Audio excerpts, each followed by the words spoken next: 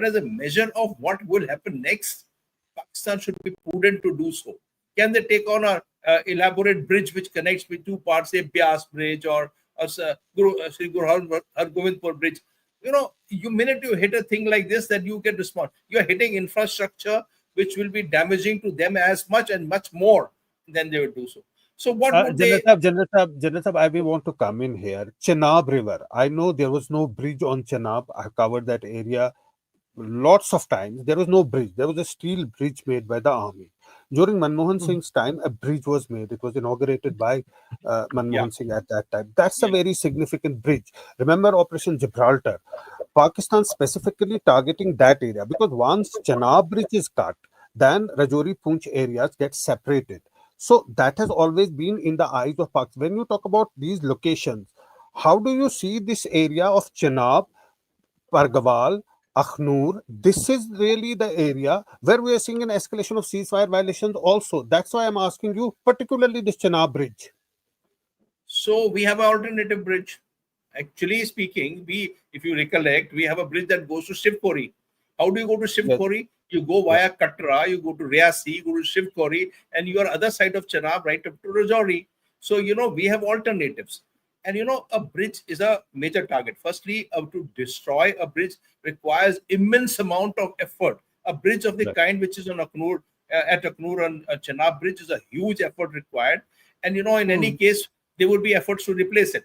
And we always do plan, as General Dogra remembers, plan for replacement bridges. So there is a kind of replacement bridge system that exists. But a bridge is it will hurt Pakistanis much more in case they target a national infrastructure. That bridge is a national infrastructure. You target a national infrastructure, they would be held to pay. Their bridges and bridges. Their country depends on only bridges across Indus River or across Chenab River. My way of thinking is that they would like to respond. They would like to choreograph a response. A choreographed response means that they would want to show that they have responded, but they have not responded in a manner that it escalates to next level of hitting. In the choreographed response, they would be thinking of military targets. We don't have any terrorist camps, so they can't hit a terrorist camp here or terrorist infrastructure like Muridke or Raiwind or Bahawalpur. They would like to hit a military target. Now, we can count military targets. We issued NOTAM for airfield, so there could be an airfield which is proximity to the borders, or a cantonment which are proximity to the border.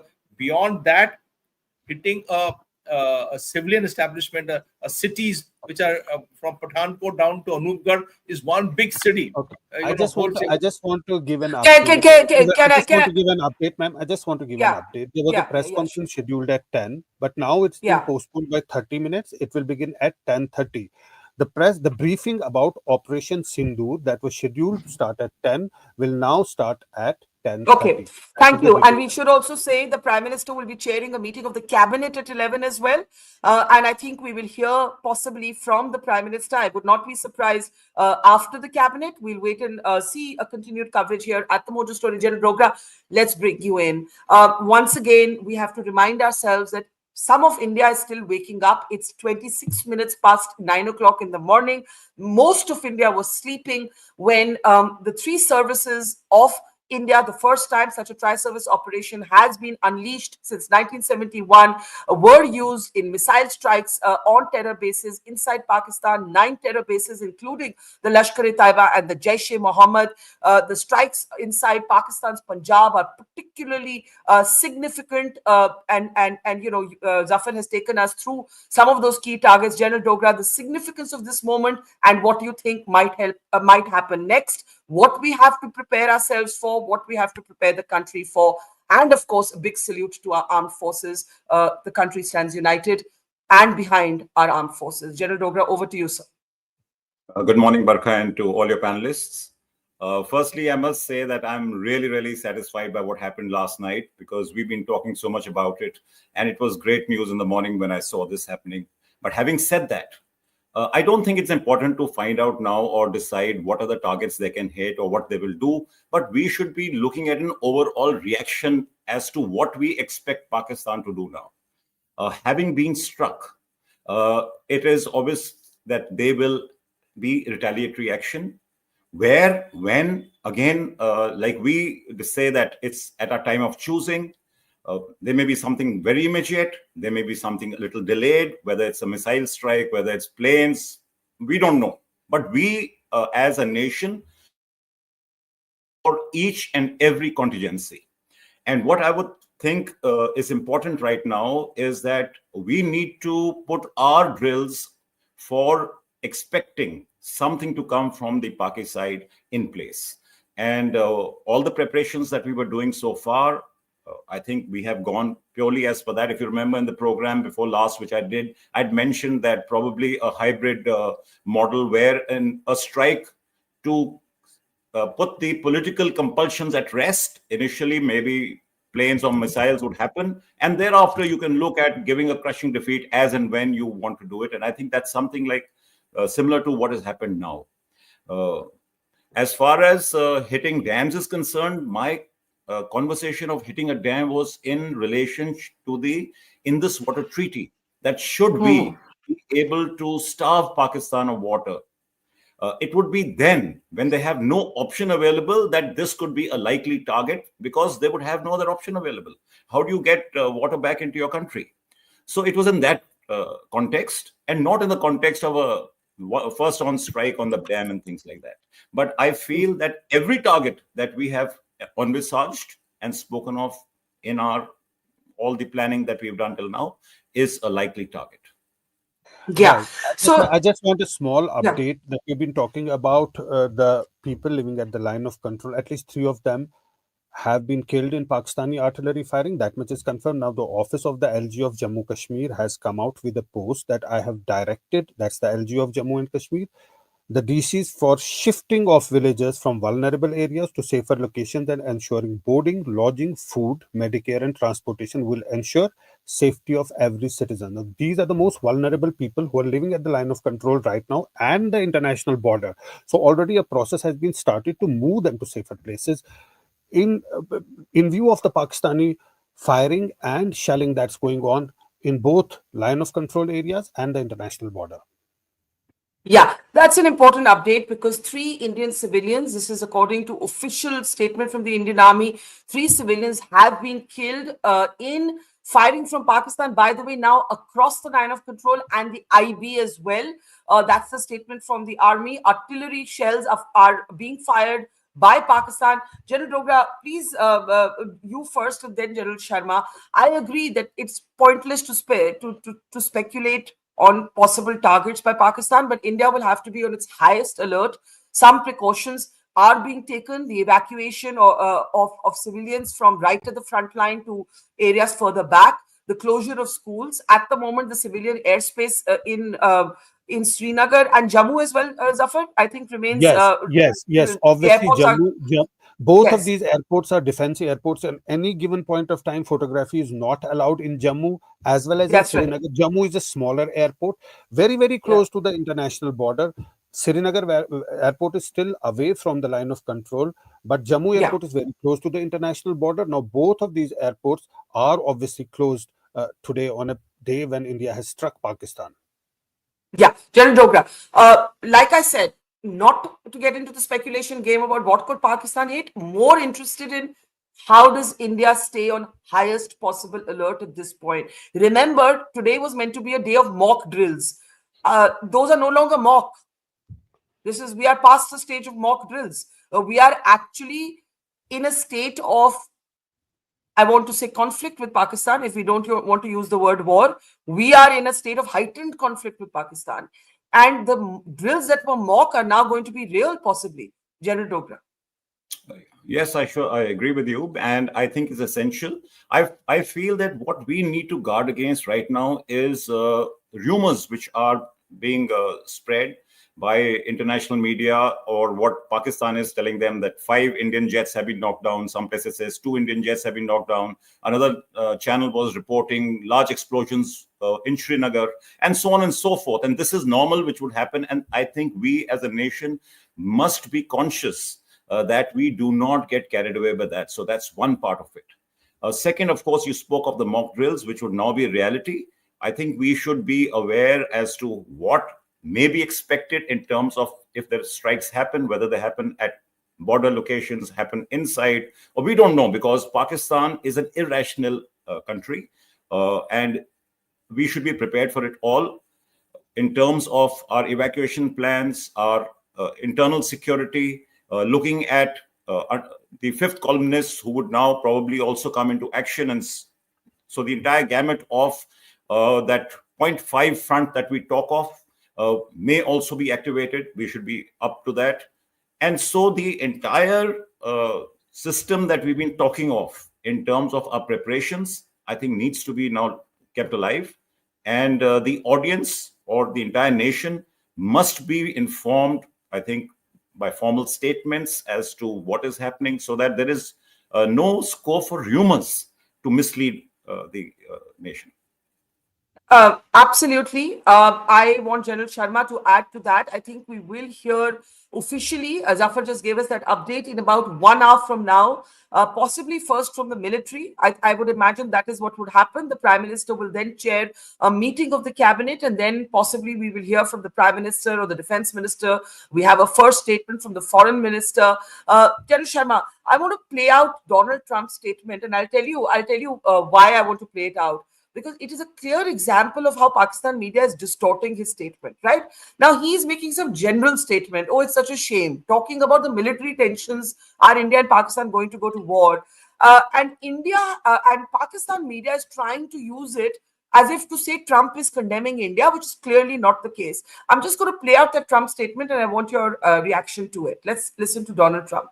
Any questions for Steve?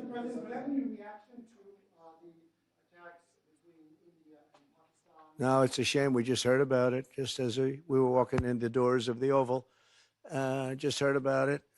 I guess people knew something was going to happen based on a little bit of the past. They've been fighting for a long time. You know, they've been fighting for many, many decades and centuries, actually, if you really think about it.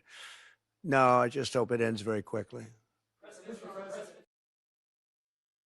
General Sharma, I mean, Trump is Trump, right? But this statement is being distorted by Pakistan media. It's being used to say the Americans have condemned it. Actually, Marco Rubio, the Secretary of State, after that has issued a statement saying that he's monitoring the situation. General Raj Shukla is with us. Good morning, sir. Jai Hind. General Shukla, General Sharma, your reactions first, and then I'll bring in General Shukla. Could we unmute General Sharma? I can't hear him. We don't mute your you mute this yourself, Don't blame us, please. Okay. Not at all, not at all, sir. Not at all. Not at all. Okay. The point is that you see, when so many days have passed, there would have been a change of attitude in the United States.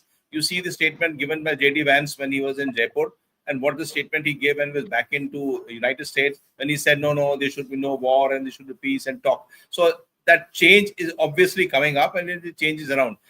President Trump's statement in an aircraft, he said, these countries have been fighting for 1,500 years.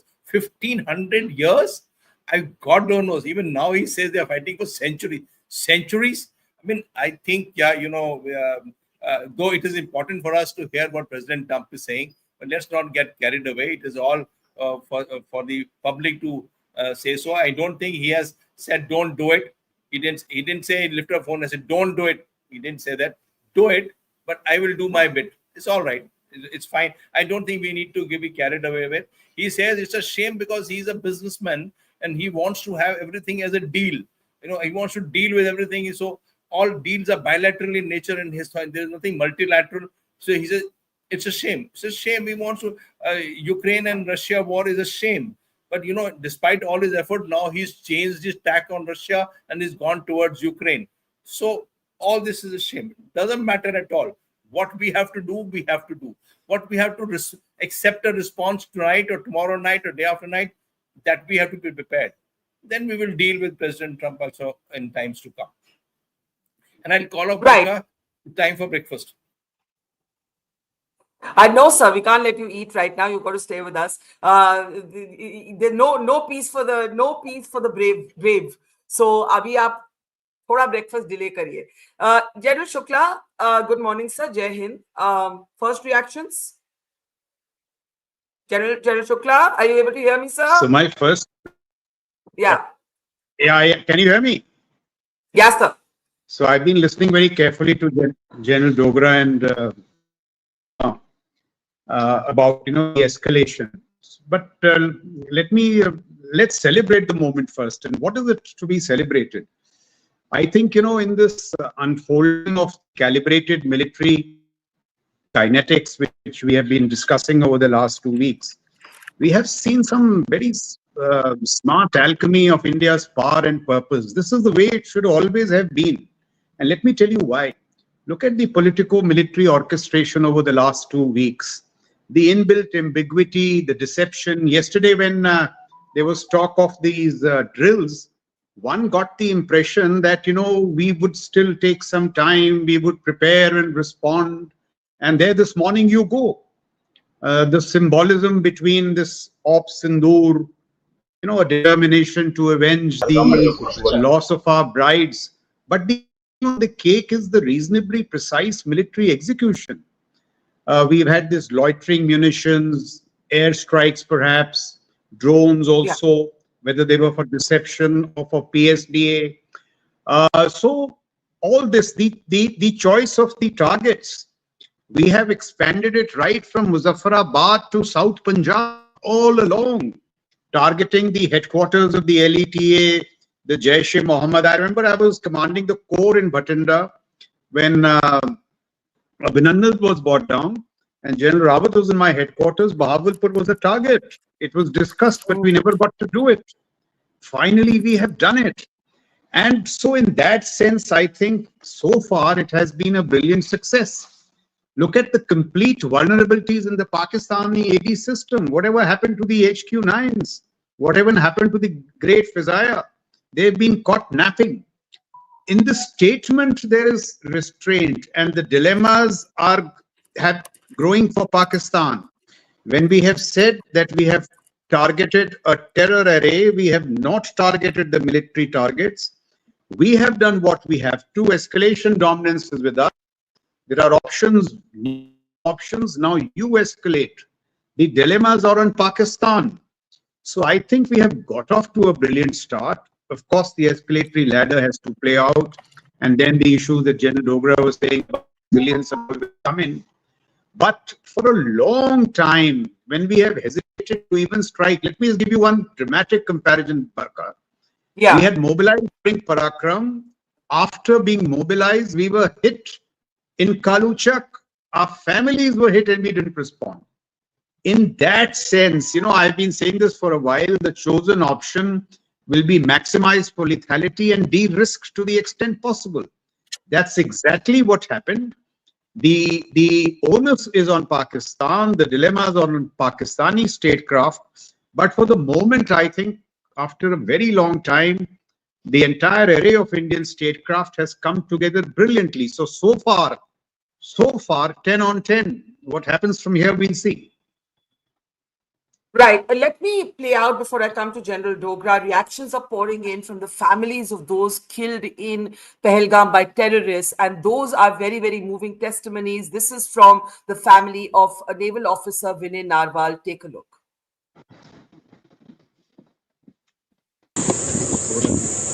ये बहुत ही अच्छी बात है कि जो उन्होंने मोदी साहब ने बदला लिया है और मैं उनके साथ हूँ, जनता उनके साथ है और हमारा सारा परिवार उनके साथ है। सेना के जवानों को मैसेज देना चाहेंगे, आगे भी वो लड़ाई लड़ रहे हैं।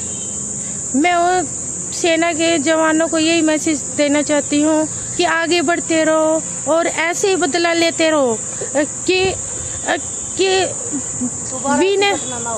ऐसी कोई घटना दोबारा न घटे, उनको मुंह तोड़ जवाब देना ऐसे ही देना चाहिए। लगता है आक्रोश था, लेकिन अब लगता है कि जो आपके अंदर आक्रोश था, जिस तरह से सब हुआ पहलगाम के अंदर, अब जब बदला लिया है तो अब क्या कहना चाहेंगे कि बाकी आक्रोश पूरा हुआ जो आपके मन में चल रहा था?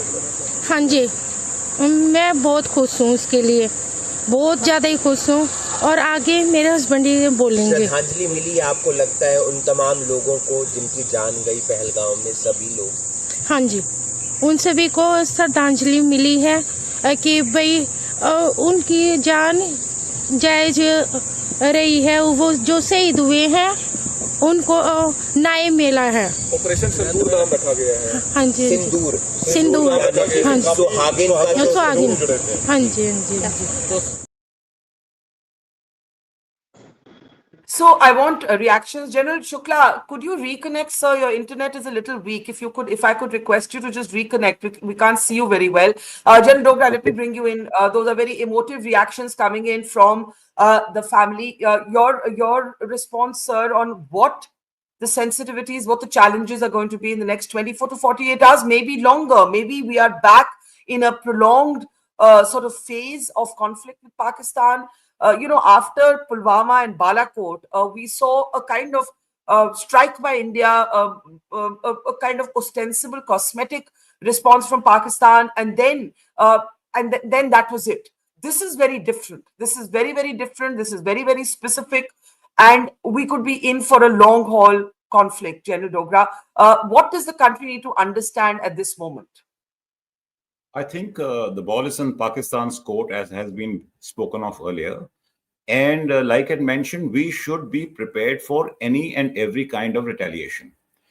And in that, when I say, apart from the drills that we are doing and stuff we've been doing all these days, we need to also look at a ground offensive, whether it is a limited one, whether it is an actual one, we don't know. But we must be prepared so that we are not caught napping. So that's as far as the military is concerned. And I'm sure it's all being done. Whilst it's not being televised or it's not being spoken about, I have full faith that all precautions as required would have been taken.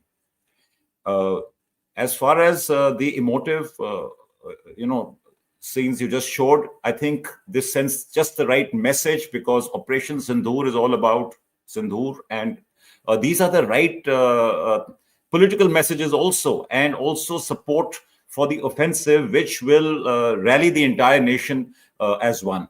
And I think it's an important message which is going through, that if any such incidents happen, there will be retaliation, which will be punitive.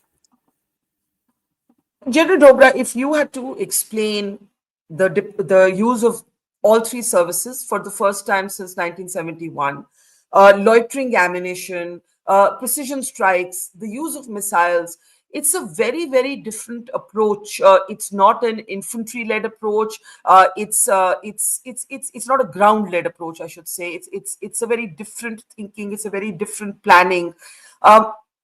Pakistan is so far hitting in the way that it always has, targeting the line of control. But it has always used asymmetric warfare, and it may continue to do that right now as well. Now, I want you to just explain to our audience, many of them are not from the military, the significance of this tri-service op, how it would have been coordinated, how different areas, for example, Bahawalpur, which is the Jaish-e-Mohammed target, and Muridke, which is the Lashkar headquarters, they're very far from each other. So it would have been a coordinated set of multiple missile strikes on these bases, perfectly coordinated between three chiefs. It took place, of course, at 1:44 a.m. as India was asleep. So I want you to explain a little bit about what we know thus far and how these strikes were conducted. See, tri-services operations actually is bringing synergy of whatever we have in terms of our arsenal. And also, we have been speaking about it in terms of the messaging which was happening around the port of Karachi. So the Navy was put into action. The Air Force has been carrying out its drills. The Army, of course, in terms of its missiles. So when you look at a tri-services operation, basically you are synchronizing and bringing together the might of three services to a single objective. And here it was the knocking of 9 objectives which were identified and hit by different means, whether they were, like you mentioned, loitering ammunition, drones, aircrafts, missiles. We are not yet clear as to what exactly happened. I've also just been watching the news. And so it seems that this coordination, of course, has gone on for a long time. It takes time to coordinate this. The time and hour of attack was decided well in advance. And everything that was happening till now was to give the impression that we will strike, but it might come later. So when you talk of precision, it's not very difficult. It's like to say that at so and so time you must be on target, and therefore you work backwards from the distance from where the strike is coming. What is the means of the strike? All those distances, time and space is calculated so that your impact can be at the time that you have chosen. And this is a normal kind of operation which would be expected in any military which has tri-service components. Thanks for that, General Dogra. General Shukla is back with us. General Shukla, I can see you fine now. Thanks, sir. I just want to read out Home Minister's statement because official statements are now coming in. Sorry, General Shukla. I hope you can hear me, General Shukla. You can hear me, sir? I can. Okay, sir. I just want to read out Home Minister Amit Shah's statement. Proud of our armed forces, Operation Sindur is Bharat's response to the brutal killing of our innocent brothers in Pahalgam. The Modi government is resolved to give a befitting response to any attack on India and its people. Bharat remains firmly committed to eradicating terrorism from its roots. Right. General Shukla, let's bring you in, sir. You said this is a moment to celebrate. So far, 10 on 10 on how the ops have been conducted. General Dogra was just explaining how the tri-services were deployed for the first time in coordinated precision strikes on terror bases inside Pakistan. For the first time since the 1971 war, it's been a tri-service op of this manner. General Shukla, the significance, the import of hitting Pakistan. I know you have studied Pakistan very closely and you will love to talk about this. Punjab के अंदर मारा है. Pakistan's Punjab dominates its politics, its military, its resources. You know, we have hit Pakistan's deep state on its home turf, Pakistan, Punjab. I want you to talk a little bit about the significance of that, sir.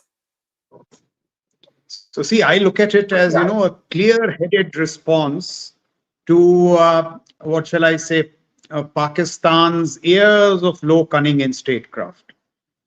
See, what did they do? Since we have a little time today, I'll just take 2 minutes. 65 or around that time, they say that, in Kashmir, we will send jihadis, there will be a local uprising, and then we will launch conventional forces, Akhnur, Cham and all that, 65. And this was a state which was, in economic terms, no match. And then they play this whole game till India discovers its conventional strength under General Sundarji in brass tacks, where we tell them that, if we wheel westwards, you are balkanized. And that's the time we have Mirza Aslam Beg doing Zarbe Mumin, which was a feeble response. But the Pakistanis got the message that the conventional strength of India cannot be matched. And they go into this low intensity conflict where they craft another game. And what is that game? That under the nuclear umbrella, they will launch a terror rampage. And this was unique to them. And much of the West and a great part of India's strategic commentariat bought into this argument. Nuclear. It was entirely a schoolboy bluff. It had no strategic rationale. Anybody who studies the nuclear paradigm knows that they are red lines, but those red lines cannot be, contrived irrationality. So this time what we are saying is that, listen, our greatest strength, which is our conventional might, will be got together quite like the 71 moment. We now have a CDS who develops these integrated options, and we must recognize that. If a CDS was not there, you would not have seen this degree of coordination in the three services. And all this, over the last 2 weeks, the forced orchestration, the preparation of the battle space in many domains, this has put the Pakistanis in a quandary. So there is much to, that is why I say this is a very great moment. And the central message to Pakistan is, listen, this terror as a tool in your statecraft is not acceptable and will not work. Now, if you have to choose the targets, we are very clear what our targets are.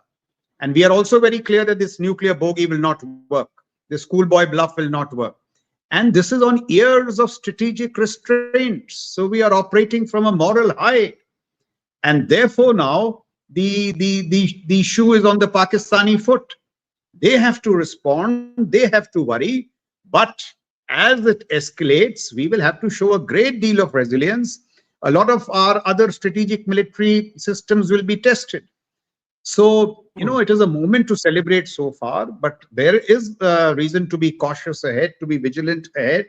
And as I keep saying, this is just the beginning.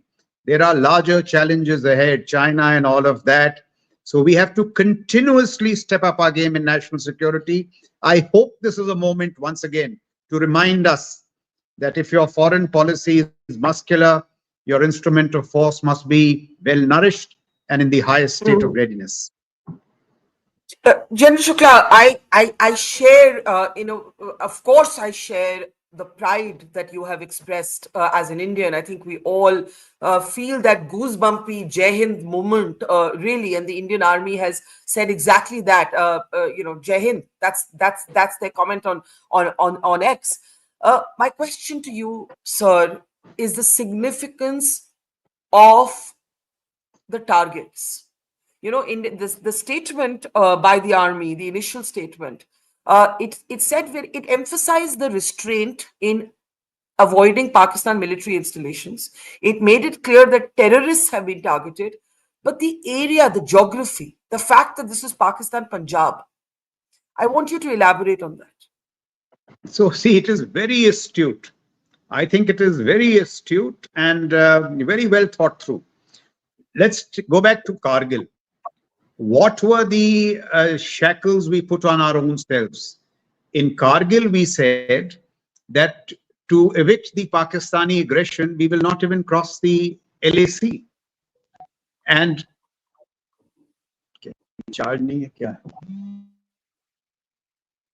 So, can you hear us? Okay, never mind. I'm sure General Shukla will reconnect. Zafar, in the meantime, I know you have some breaking news. Pakistan shelling is being targeted at civilian areas, and we are seeing the images of that on our screen. Do give us the latest update.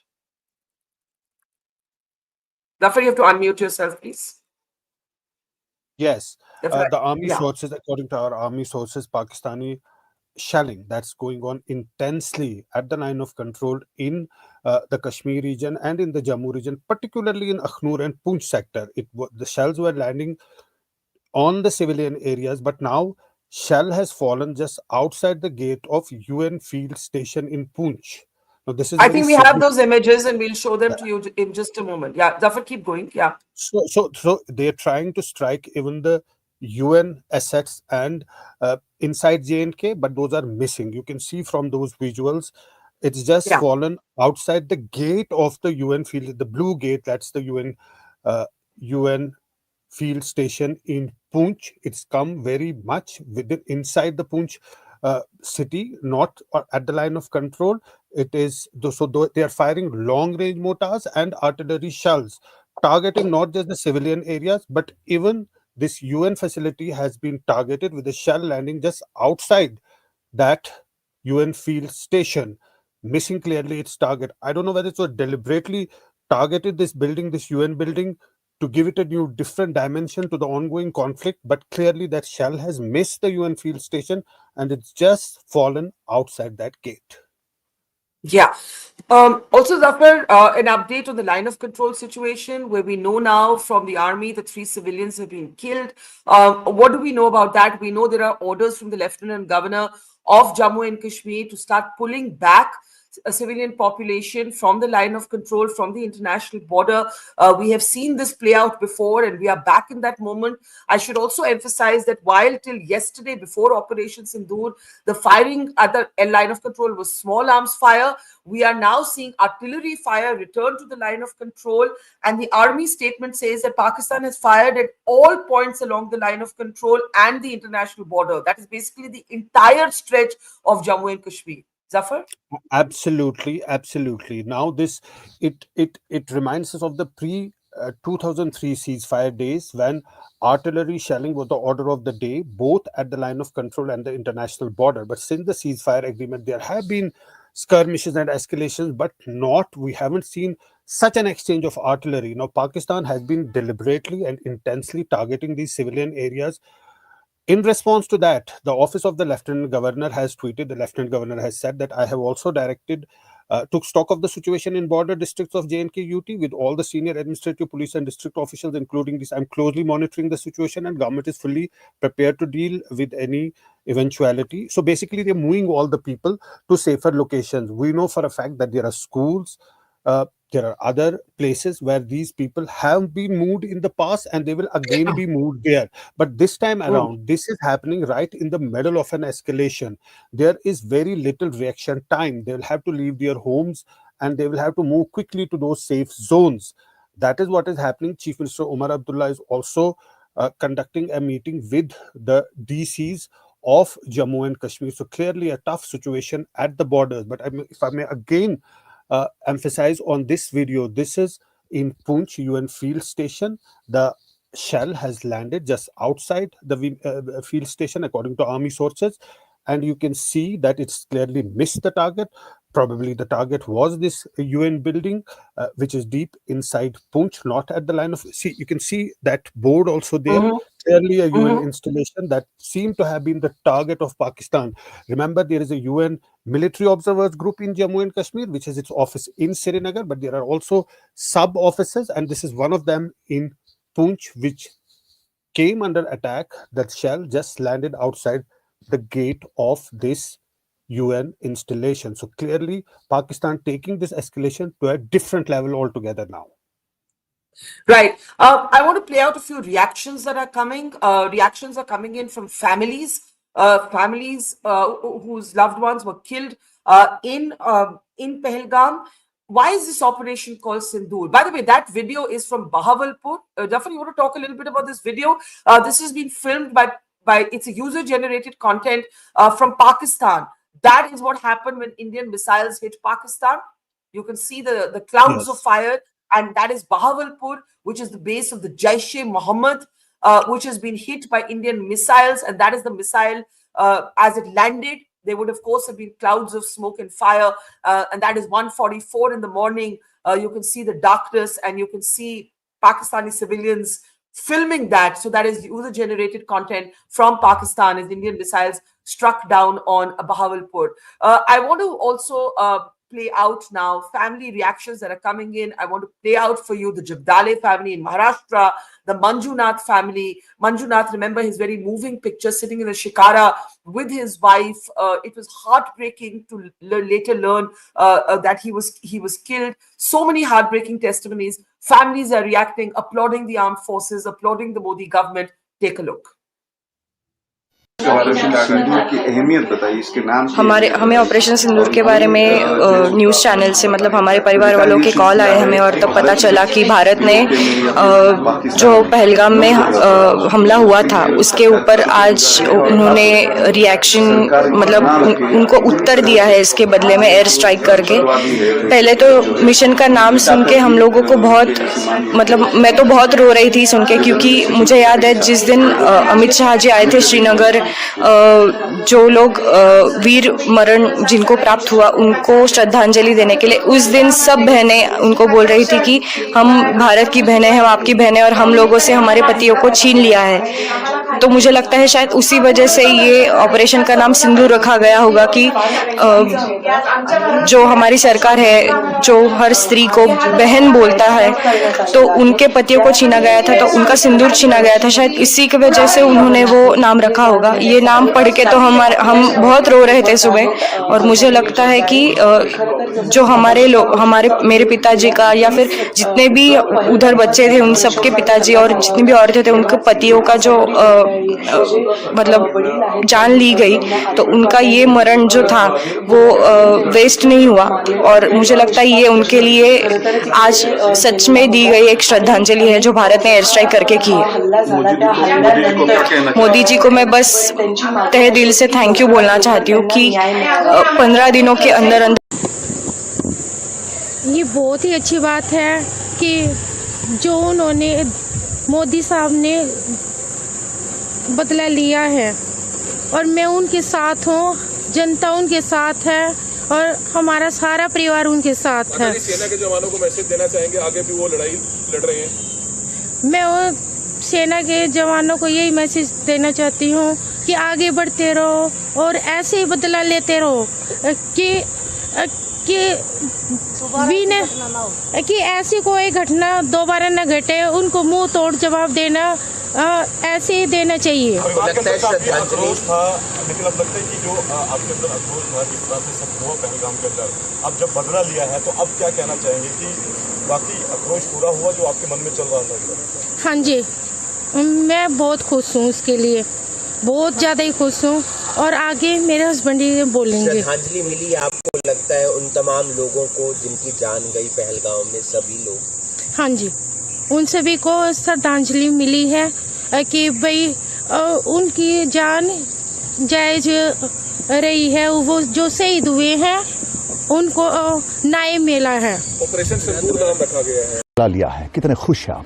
जी, मैं मतलब सबसे पहले जो है शुक्रिया अदा करना चाहता हूँ हमारी सेना का, मोदी जी का, हमारी सेंट्रल गवर्नमेंट का, स्टेट गवर्नमेंट का। मैं सबका जो है शुक्रिया अदा करना चाहता हूँ, क्योंकि उन्होंने जो है ये एक अच्छा कदम उठाया है। उन्होंने जो है ये निहत्ते मासूमों का जो कत्ल किया था उनका जो है बदला लिया है उन्होंने। ये तो हम बहुत जो है मतलब प्राउड फील करते हैं हमारी सरकार पे, हमारी सेना पे, नरेंद्र मोदी जी पे, अमित शाह जी पे, हमारी सेंट्रल की गवर्नमेंट पे और स्टेट गवर्नमेंट पे हम मतलब बहुत फख्र फील करते हैं। और हमें यकीन भी था और भरोसा भी था उन पे। अच्छा, भरोसा था जी बिल्कुल। आज आपको लगता है कि जितने भी मासूम जाने चली गई वहाँ पे उनको शांति मिली है, उनकी आत्मा को शांति मिली है, और आपके आदिल का, आपका जो भाई है आदिल, उसको भी?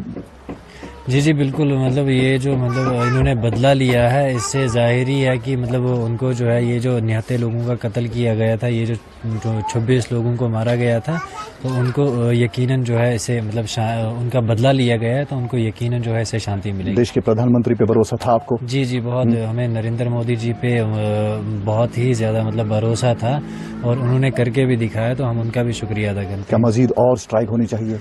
जी, ये जो आप मानते हैं कि भारत ने एक तरह से पहलगाम में जो हमारे शुभम थे या जो भी लोग वहाँ शहीद हुए थे उनका बदला लिया?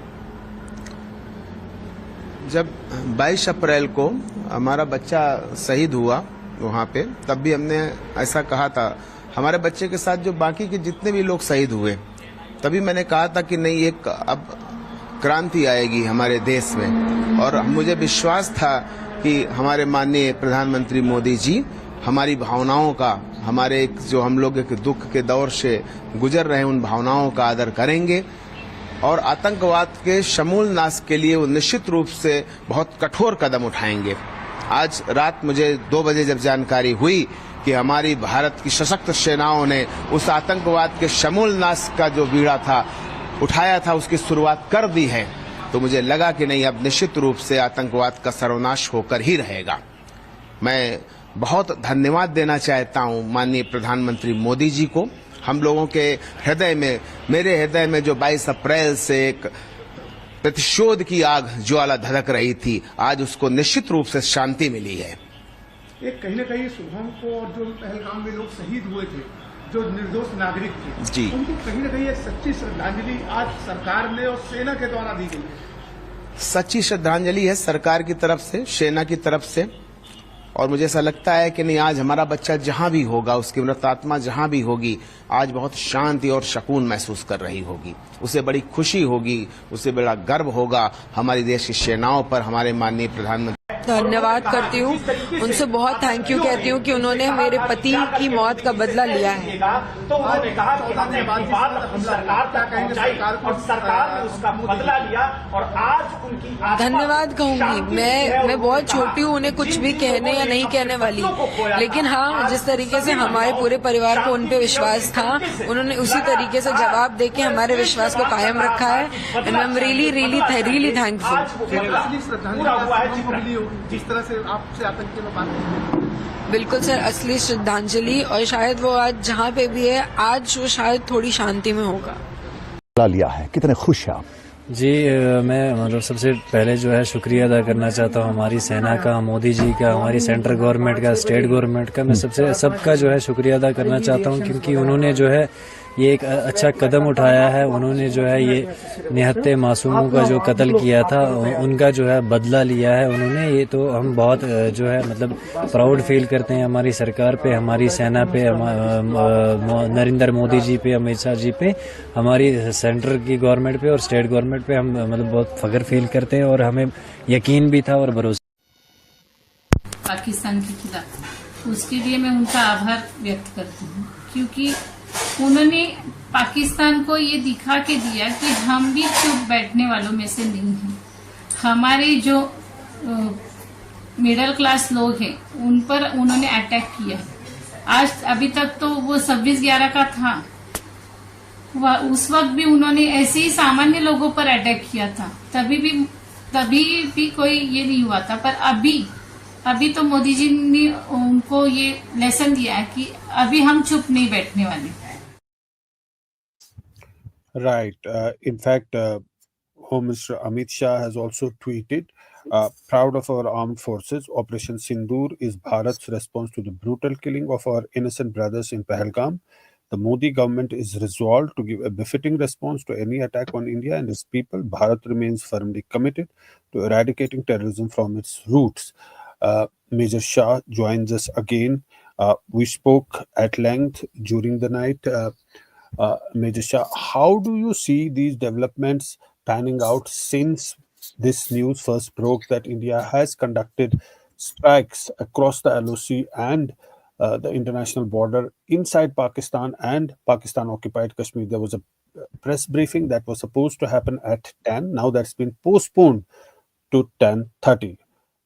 Major Shah. Right, Zafar bhai, thank you very much for doing the great work that Mojo Story has been doing. And you've been tirelessly covering it, and the entire night. In fact, I was with you in the wee hours. So firstly, I would say we have given a very, very befitting reply. In fact, very befitting reply.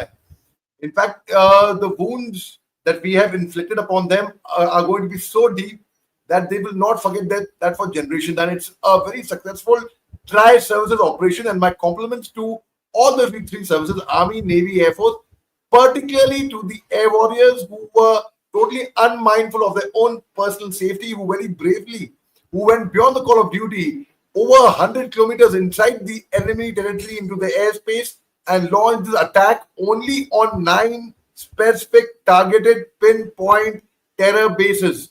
I mean, they did not want to harm any civilian. So they took the time. The time was since our Prime Minister had given a free hand to the defense force. This is a time for the entire nation to come together, leave aside your political ideology, leave aside your religion, region, caste, whichever place you belong to. We have to stand tall together as one nation, which is India, which is Bharat. That's it. We have to stand together for that. We have to fight. We are all fighting a common enemy, and we have to ensure that we all are together in this fight and the enemy gets defeat at any cost. Now, if Pakistan makes the terrible mistake, blunder, as I would say, of responding the way they responded, if they actually do anything on ground, it is definitely going to escalate. All they are doing right now is Gidar Bhapki. They are only threatening. They are saying they are going to use their nuclear power for this, and it is not that simple, Zafar bhai. It is not that simple. We are seeing Russia and Ukraine war for a long time. There was speculation about a year plus 2 years back almost that President Putin is going to open out, go nuclear, and that's going to happen. It's not that simple. It is not easy to take out nuclear weapons. Now, Pakistan is playing a propaganda. They are learning from their elder brother China, which is known as Chalbaz Chin, Shatir Chin, propagandist Chin, China. So they will spread all lies, all fake news. Whenever, now the fact is, why was Pakistan's government Twitter handle pulled back some few days back? Because Elon Musk had pulled it behind, because they were spreading lies, propaganda. So the fact is, who is going to stand with Pakistan? See, Pakistan don't have the funds. They don't have the resources to actually come forward, or the guts to come forward and do a Jawabi Karwai on India. If at all they do, it will be their own loss. They will be digging their grave. They have seen a Jawabi Karwai to their cowardly, dastardly terrorist attack in a peaceful place like Pahalgam, where it was unheard. Tourists used to come. They used to just be there. Nowhere. No one ever harmed them earlier. And the way they have done the attack, it's very evident, very clear to even a small child that the entire motive of this attack was to create hatred in the Indian society, to divide us, to make sure we are separated. But as our Prime Minister said, the biggest weapon, the biggest strength that India has got is that we all are together, our unity. United we stand, divided we fall. They didn't end up separating us or dividing us. They ended up uniting us. They failed miserably in their propaganda. You are a Kashmiri. We saw a protest march. We saw a candlelight march in Kashmir for the first time. No other state had a candlelight march. The way everyone came together, the everyone today is resonating. I've got thousands of messages. I don't know which message to check. They're all saying Jai Hind, Jai Hind. We are proud of our defense forces. In fact, Mr. Dwivedi is who was martyred, who was killed in Pahalgam. His family has said that the armed forces have given a befitting reply. Justice has been done. So the very fact is, yes, whoever is gone cannot come back, but most certainly there can be certain relief. Thandak to milegi kam se kam. So I think we are on a very, very advantage state, and the morale of entire Pakistan, not just the army, the morale of the entire nation is down in their boots. The right time to strike them, and we struck them like real hard. We took our time because we decided we'll do it our way, and they are right now paranoid. When a ship sinks, Zafar bhai, when a ship sinks, it's the stinking rats which jump out of the ship. That is exactly what happening in Pakistan. Bilawal Bhutto Zardari, he gave a hate speech on the Indus River. Later on, the very next day, he sent his family to Canada. Why? Because he was scared. Their generals, their ministers, they are sending their families abroad. One of their member of parliament was caught on camera, on tape. There's evidence of that. He was saying, "Agar hamla aur se ho jata hai, to I'll run away to United Kingdom," as if UK is waiting with open arms to welcome him. So the very fact, one of the ministers in the parliament said, "Agle 36 ghante mein, in 36 hours, India will attack Pakistan. So they got to be prepared." 36 hours, lot of specific information. 36 hours. If the intelligence was that strong, why couldn't they get intelligence when PLA was hijacking the train? And why is it that when the soldiers were suffering in that train, PLA, they had no information that PLA is going to be doing that? Unknown gunmen attacking them on motorcycles. Why can't they get information who these gunmen are? So Pakistan has asked for trouble. They are digging their own grave, and see, they will never improve, Zafar bhai. If one is expecting that Pakistan is going to come out and they'll improve, they will never improve. So last night, the whole mood of before we went to bed was, oh, tomorrow there's mock drill. What are we expected to do in mock drill? What will happen? Siren badega, and then what will do? What do we do? That was a mood. That was a flavor. And at 2 a.m., I was woken up by back-to-back phone calls. And in fact, I was with you in the VRs. And we were discussing about, wow, that India has done an airstrike on 9 specific targets. So I'll give you a small example. When you do long jump, you come back and you take a run up, and then you go ahead with full steam ahead. That's exactly what we did. We took our own sweet time. Fauj mein, during a training in the army, we are taught. Because we all 20, 21, when we come for training, we are very, very young. If you go through NDA, you are even younger, 16, 17, 18. We are taught Josh ke saath hosh. So we've got a lot of Josh in us as Indians, yes, but hosh. We played with intelligence. We played with the psyche. We played with the mind, and then we struck them hard. We gave them sleepless nights. There was speculative fire at the line of control. They would fire because they were anticipating and expecting the Indian Army surgical strike team to come forward and climb from this direction. So they would fire openly in all directions. But that did not happen. We were too intelligent for them to even guess. So it was least expected from anyone. But yes, we've hit them hard, Zafar bhai. Yes. Also, the fact that Pahalgam terror attack was carried out by TRF, which is the shadow outfit of the Lashkar. But this sort of a strike inside Pakistan is not just Lashkar specific. There have been a terror camp of Jaish also, which has been demolished in Bahawalpur, and some Hizbul Mujahideen related camp also. So it has not spared any terror group. It is not just focused on Lashkar, because Pulwama was carried out by Jaish, a parliament attack was carried out by Jaish. So it has just gone after all those terror groups who are actually fomenting and planning terror in India. Yes, absolutely. Now the fact is that we are, it was carried out by the terrorist groups, and we are very, very careful that we should not strike any civilian, any innocent. We have to punish the guilty, the perpetrators, as plain and simple as that. And we took so much of time because we had to actually do a research. We had to find out, we had to get exact pinpoint grid reference, exact pinpoint targets. We had to be very careful that no civilian, no innocent is harmed in this airstrike. And we've struck them like real hard. It's a historic moment. In fact, we have Khoon ka badla khoon we have taken. And it is a fact that, India has emerged even stronger, has emerged even victorious by what they try to do. They try to weaken us. They try to get things clear from Bangladesh by doing Hindu-Muslim. I mean, the Chief of Army Staff, General Assembly, least expected from any person who is in uniform. I'm not saying about Pakistan Army only. In anywhere in uniform, least expected. But this was absolutely uncalled for, absolutely ridiculous.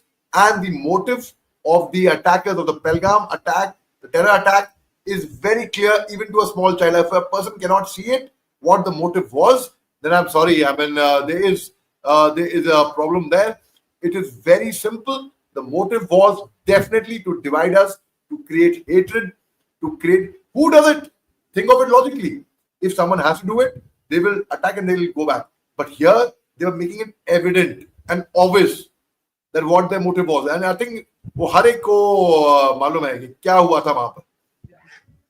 Right. And also now we've seen escalation at the line of control. For the last few days, there was just small arm fire that was exchanged at the line of control.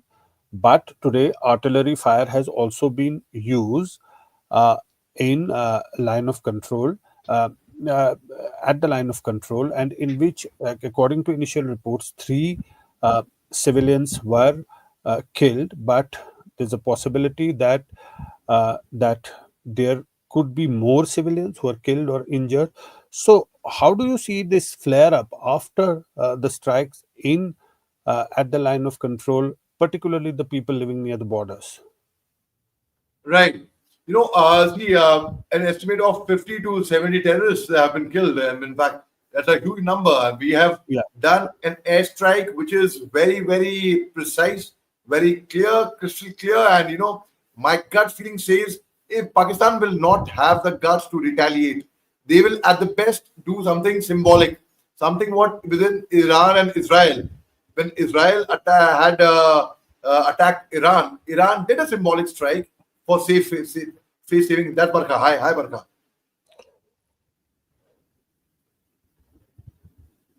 Yes, ma'am, you start.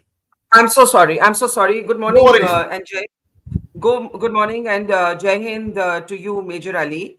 I have some breaking news at this point that I would like to share with our audience. This is from highly placed sources. We have confirmed this from multiple sources before we are sharing it. We have some more details of Operation Sindur. Now, we have been reporting all morning that there have been 9 targets inside Pakistan-Occupied Kashmir. We should correct this. It's Pakistan-Occupied Kashmir and Pakistan. You see, that is very important because these strikes have been in POJK and Pakistan, right? And including in Pakistan, Punjab.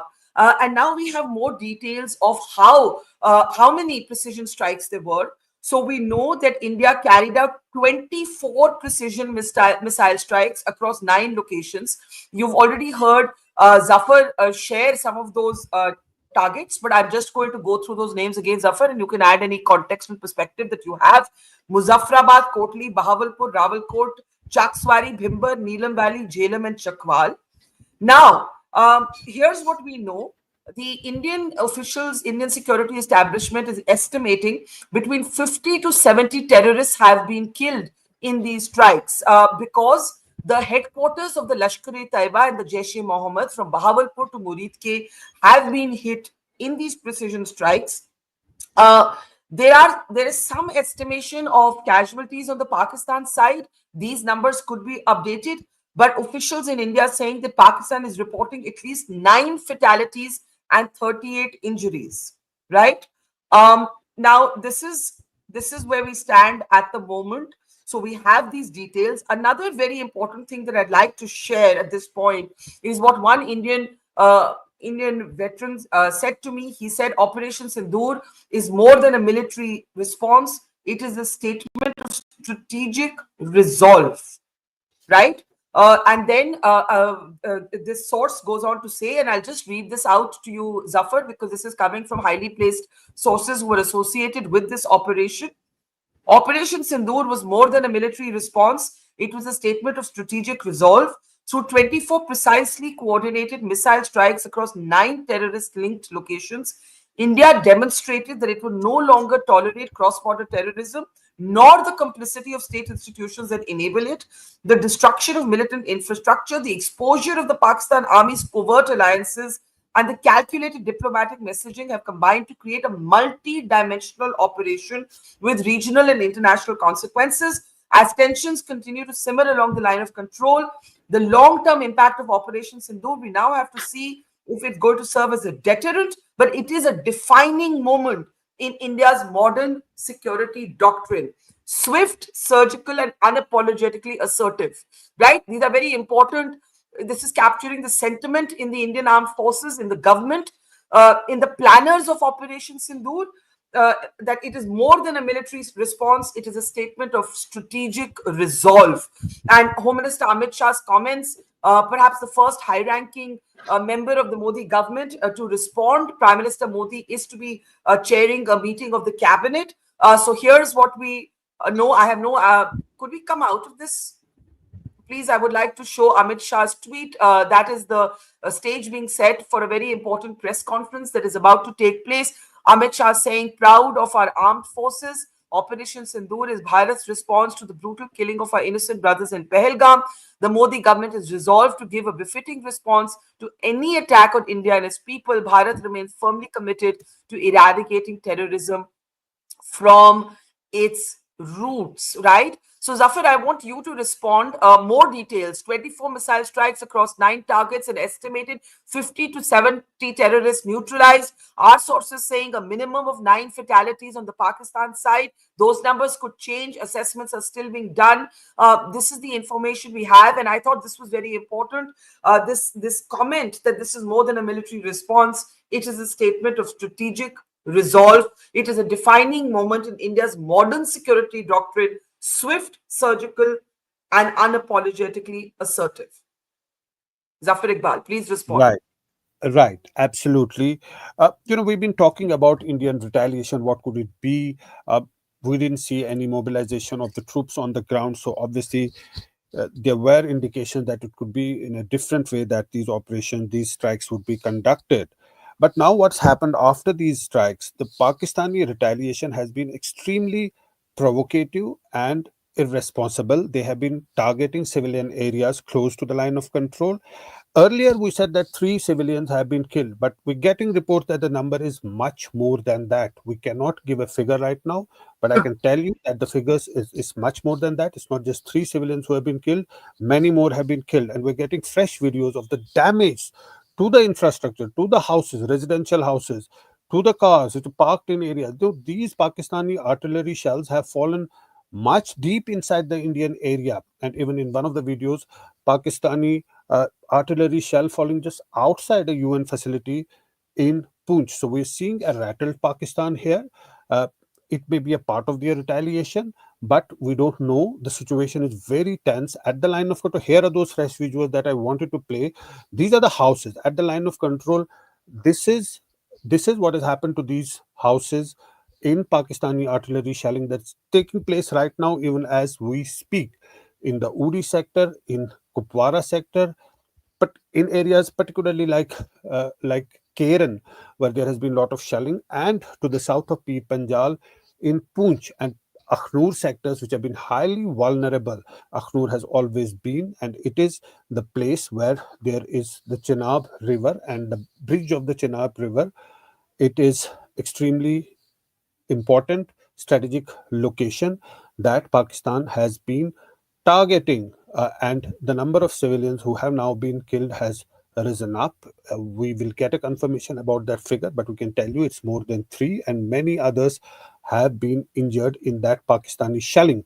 So essentially, the ceasefire agreement we've seen was holding. There was small arm fire that was taking place over the last few days, but now it's artillery shelling that's being done by Pakistan. Indian Army saying that it's giving a befitting response, but you can see those visuals. If we can again play those visuals, houses on fire. This is the line of these are the houses at the line of control. Now all these people have to quickly and swiftly move from their houses and go to safer locations. And in doing so, when they are running to safer zones, we saw some community bunkers, but they're far less and insufficient.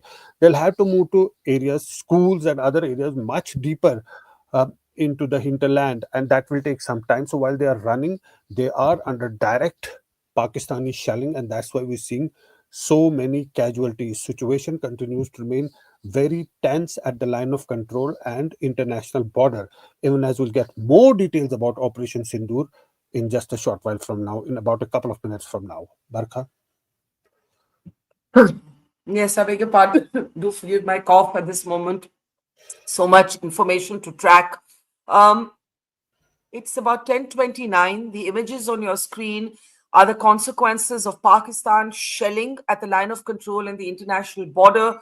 The Indian military confirming that 3 civilians have been killed. Those are the official figures. There is fear that those numbers could be higher. The army statement says that there has been shelling, artillery shelling, or what the military calls arty firing at the LC and the international border, the entire stretch of Jammu and Kashmir coming under Pakistan firing. This after India's Operation Sindoor. We have more details of that as well. Could we have, though that information, I've been talking to sources. One source says that the operation was swift, surgical, and unapologetically assertive. It marks a defining moment in India's modern security doctrine. That is what sources are saying to us. We also have more details. An estimated 50 to 70 terrorists have been killed in these in the strikes, these missile strikes on terror targets, not just in POJK, but at the very heart of Pakistan, Punjab, at the Lashkar and Jaish headquarters from Bahawalpur to Muridke. This is extremely critical. I cannot emphasize the importance of this enough. It is, as one army officer said, like hitting Pakistan's deep state on its own home turf. Remember, Pakistan's Punjab dominates its military. Most of Pakistan's army is drawn from Pakistan's Punjab. It dominates its politics. The Prime Minister of Pakistan is from Punjab. And so therefore, the fact that India has targeted terror camps inside Pakistan, Punjab, that cannot be emphasized enough. We also have information of how many missile strikes there were. There were 24 precision missile strikes across 9 targets in Pakistan and Pakistan-occupied Jammu and Kashmir. Home Minister Amit Shah has spoken to Jammu and Kashmir Chief Minister Omar Abdullah. The Home Minister is also constantly in touch with the Jammu and Kashmir Lieutenant Governor and the Director General of the BSF. Why? Because let's explain this to our audience. The army is in charge of the line of control. The BSF, the Border Security Force, is in charge of the international border. In Jammu and Kashmir, there is both the line of control and the international border. The international border is at more of the plain spaces, the places in the plains like Akhnur. The line of control where we were recently is, for example, in places like Uri, where, if you remember, in 2016, a terror attack on an army camp led to the surgical strikes. A quick comment from Major Ali as we're waiting for the first official military briefing. Sir, do go ahead. Right, Barkha. Barkha, as you said earlier, that, we have done a surgical strike on them in 2016. We did an air strike on them. The entire nation was waiting that, okay, when would we have a military action? I remember very clearly a few days back at night with you, you mentioned that there has been a meeting, and I have no doubt in my mind that a military action definitely is going to take place. We only had to be patient and just watch when we would strike it the way we wanted it. Now, the very fact is, India has given a very, very befitting reply. It's a defining moment in India's modern security doctrine. In fact, that's the sources that we are displaying on your screen as well. That's the sources that we are telling us. Pakistan is rattled at the moment. Their morale is low. They have threatened of going nuclear. Barkha, we all know that, one can't be kidding. It's going nuclear isn't easy. Russia-Ukraine war has been on for so long. We speculated that would it actually go nuclear, but it wasn't easy at all. So most certainly this is a very, very difficult time, and we have been very principled, very cultured that way, to have only pinpointed on their terror targets. We took a lot of care. We did not aim for any civil areas, particularly or only on them, because we are the perpetrators, the terrorists. And as our Prime Minister said, एक भी सजा जरूर मिलेगी, आतंकवादियों की बची कुची जमीन को भी हम मिट्टी में मिला देंगे, बची कुची जमीन आतंकवादियों की.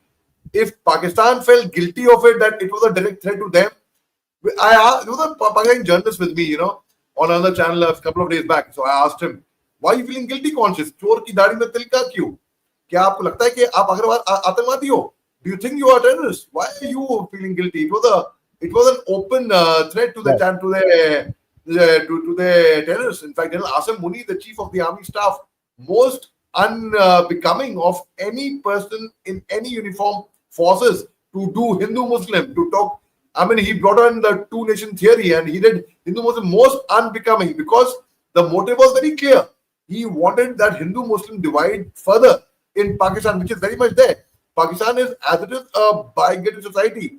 Danish Kaneria, one of the cricketers, in fact, he had said how he was treated in Pakistan in the cricket team.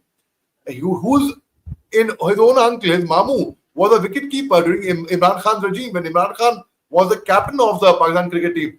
Now he must be trying to do something, some stunts connected to Bangladesh. I don't know what he tried to do a put in India. But let me tell you, the entire nation joined together. They united rather. And we have one common enemy.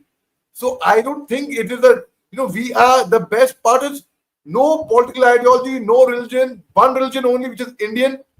That's it. One common enemy. Let's destroy them. Let's get them to the dust. Let's get them to राख पे मिला दें उनको दुश्मन को. So yeah. You have covered Kargil conflict in 1999, and you, in fact, very aggressively. In fact, you interview your famous interview with Captain Vikram Batra. Ye dil mange more, Paramveer Chakra, ye dil mange more. That is remembered till today. So now the fact is, I think our defense forces have done a remarkable job, commendable job. It is an example set. The benchmark has been set by Indian defense forces for the world to see if anyone be a peaceful nation. Firstly, as a soldier, I'm so sorry to interrupt you. We're just getting breaking news that the military briefing is about to start. And we believe, Zafar, that 2 women officers of the military will be leading this military briefing, very symbolic. I want to say a little bit of the symbolism, because it has a lot to do with the messaging. The operation actually has a feminine word in it. It is Operation Sindoor. And that is why I'm connecting it to the fact that women officers of the military are going to be leading this briefing. Why Operation Sindoor? Operation Sindoor because in Pahalgam, the terrorists made women watch their husbands or their sons get killed at point blank. But most of the women there, many of the women were new brides who were widowed in a matter of moments. We know Himanshi Narwal, for example, the wife of Lieutenant Vinay Narwal of the Navy, was married literally 5 days before her husband was killed, and that iconic photograph of her sitting with her husband's body beside her became the defining image of the Pahalgam terror attack. So this name, military veterans on the program were saying this must have come from the Prime Minister. That's what General Rakesh Sharma said, because the army tends to, he was joking, half joking, when he said, we tend to name all of our ops as Thunderbolt or Thunder or Thunderstorm. This must have been a political thought, perhaps from the Prime Minister himself. Secondly, of course, there is a religious and cultural symbolism to the word Sindoor. It is very clearly Hindu culture that is being emphasized here, and there is a reason for that, because the tourists who were killed in Pahalgam were targeted for their religion. You are seeing those 2 women officers take their seats. Foreign Secretary Vikram Misri is sitting in the middle, flanked by two military female officers, Colonel Sufaya Qureshi and Wing Commander Vyomika Singh, who are about to brief the media. Let's cut across now. Let's go full frame, guys.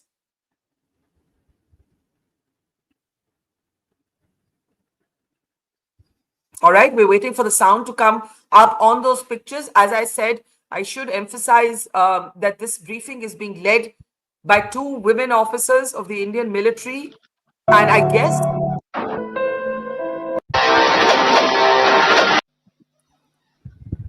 Briefing में शामिल होने के लिए आप सभी का धन्यवाद। जैसा कि आप सभी जानते हैं, 22 अप्रैल 2025 को लश्कर-ए-तैयबा से संबंधित पाकिस्तानी और पाकिस्तान प्रशिक्षित आतंकवादियों ने भारत में जम्मू और कश्मीर के पहलगाम में भारतीय पर्यटकों पर बर्बरतापूर्ण हमला किया। 25 भारतीयों और एक नेपाली नागरिक को कायरतापूर्ण मौत के घाट उतार दिया गया। मुंबई के 26 नवंबर 2008 के हमलों के बाद यह भारत में हुई किसी आतंकवादी हमले में मारे गए आम नागरिकों की संख्या की दृष्टि से सबसे गंभीर घटना है। पहलगाम का हमला अत्यधिक बर्बरतापूर्ण था, जिसमें वहां मौजूद लोगों को करीब से और उनके परिवारों के सामने सिर पर गोली मारी गई। हत्या के इस तरीके से परिवार के सदस्यों को जानबूझकर आघात पहुंचाया गया। साथ ही उन्हें यह नसीहत भी दी गई कि वे वापस जाकर इस संदेश को पहुंचा दें। यह हमला स्पष्ट रूप से जम्मू और कश्मीर में बहाल हो रही सामान्य स्थिति को बाधित करने के उद्देश्य से किया गया था।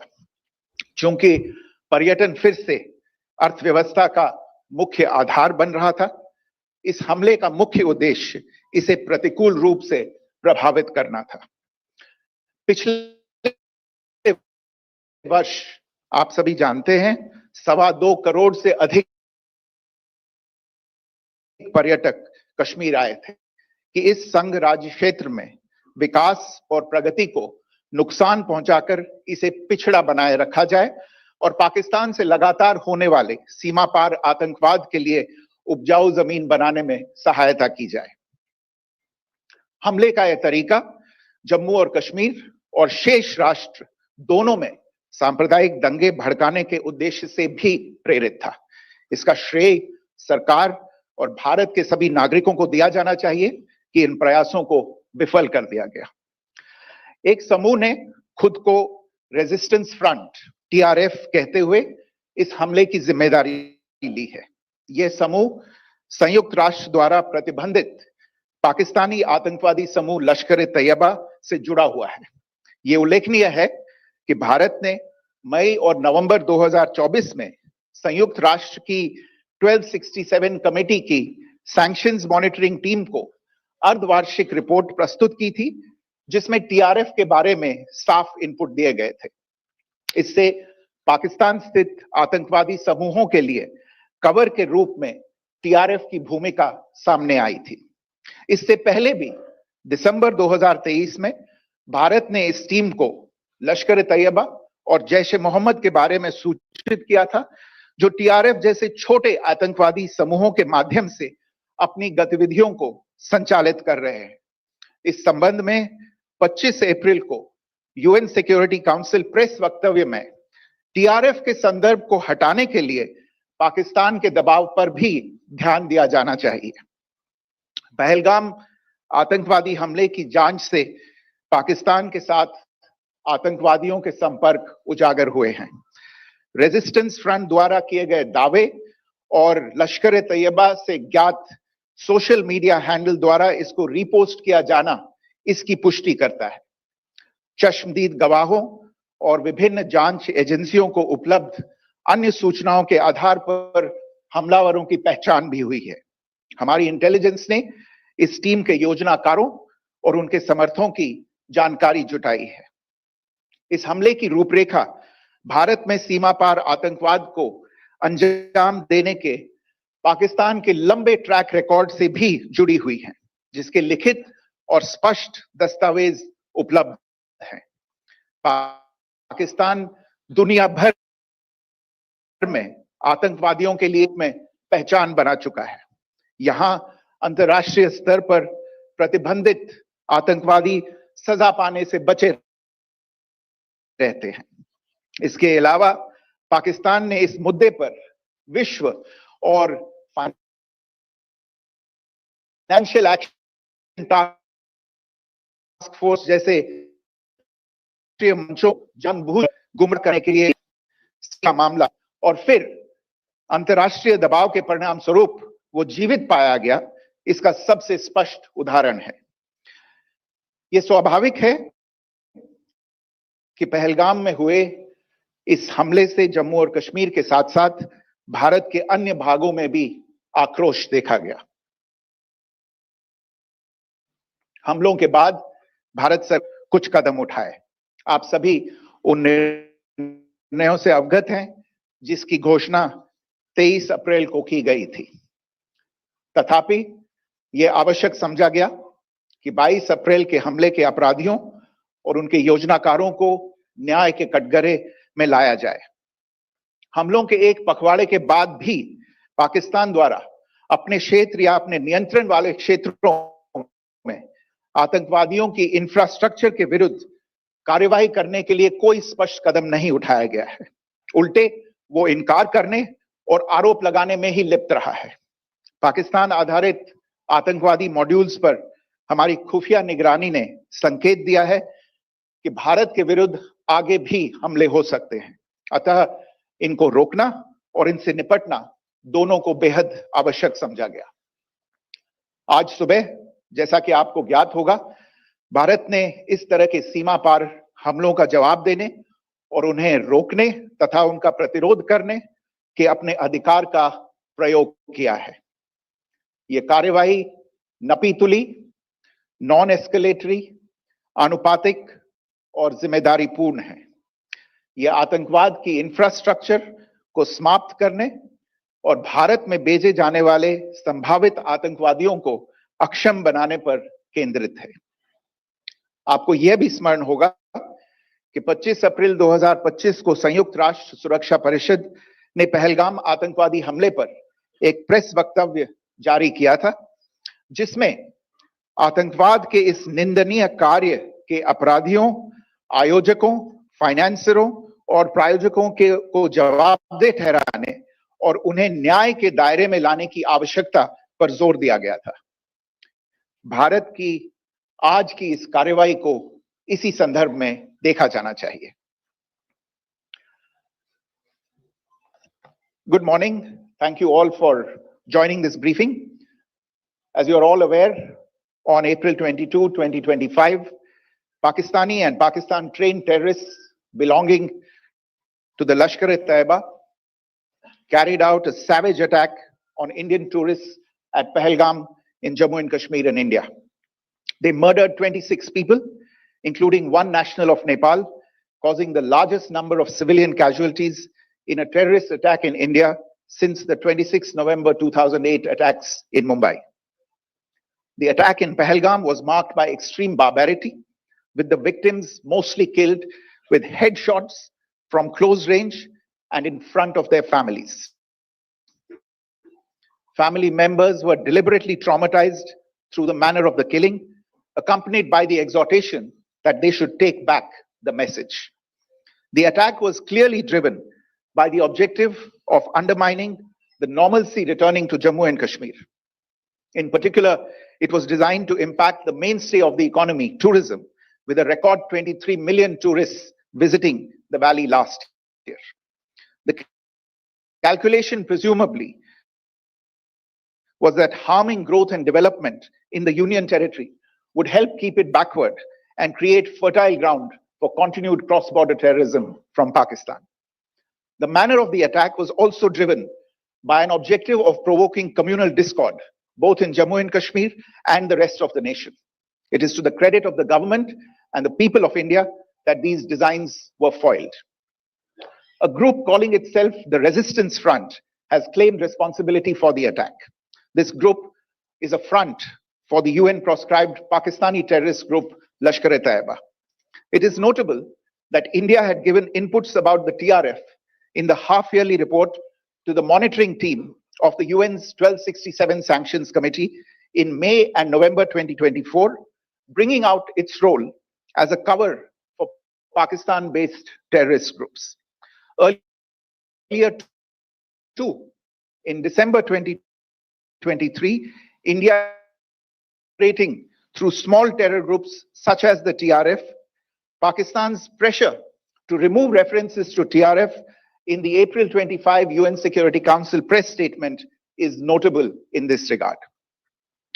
Investigations into the Pahalgam terror attack have brought out the communication notes of terrorists in and to Pakistan, the claims made by the resistance front, and their reposting by known social media handles of the Lashkar-e-Taiba speak for themselves.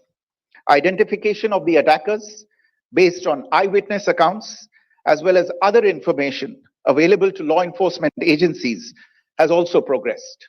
Our intelligence has developed an accurate picture of the planners and backers of this team. The features of this attack also tie in with Pakistan's long track record of perpetrating cross-border terror in India, which is well documented as a haven for terrorists from around the world, with internationally proscribed terrorists enjoying impunity there. The world and international forums such as the Financial Action Task Force on this issue. The Sajid Mir case, in which this terrorist was declared dead and then, in response to international pressure, brought back to life, found alive and arrested, is the most glaring example. The latest attack in Pahalgam has understandably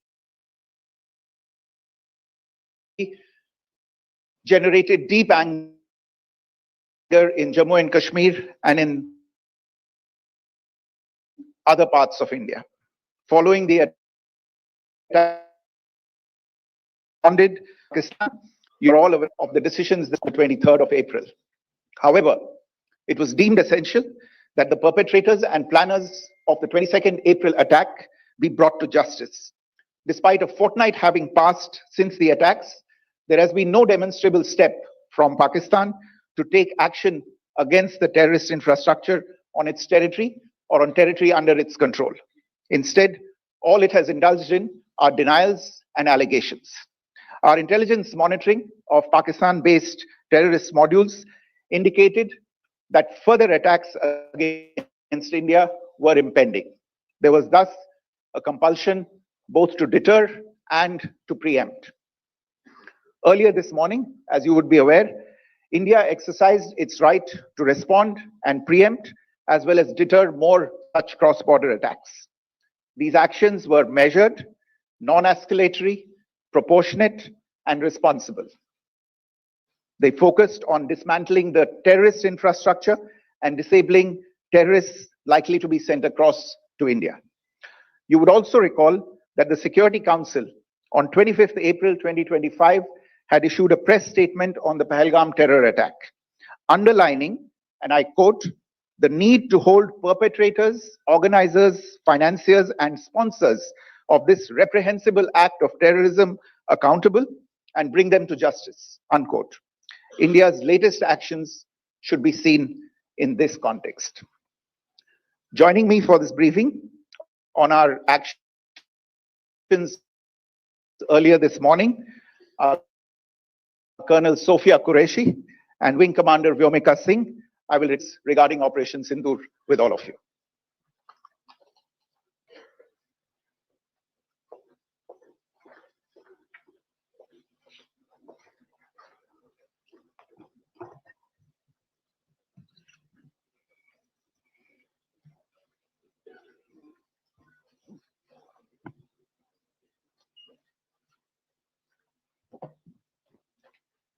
सुप्रभात देवियों और सज्जनों, मैं colonel Sophia Qureshi और मेरे साथ wing commander Vyomika Singh आज आपको 6 से 7 मई 2025 की रात 1:05 से 1:30 बजे के बीच भारतीय सशस्त्र बलों द्वारा अंजाम दिए गए ऑपरेशन सिंदूर के बारे में जानकारी जानकारी देंगे।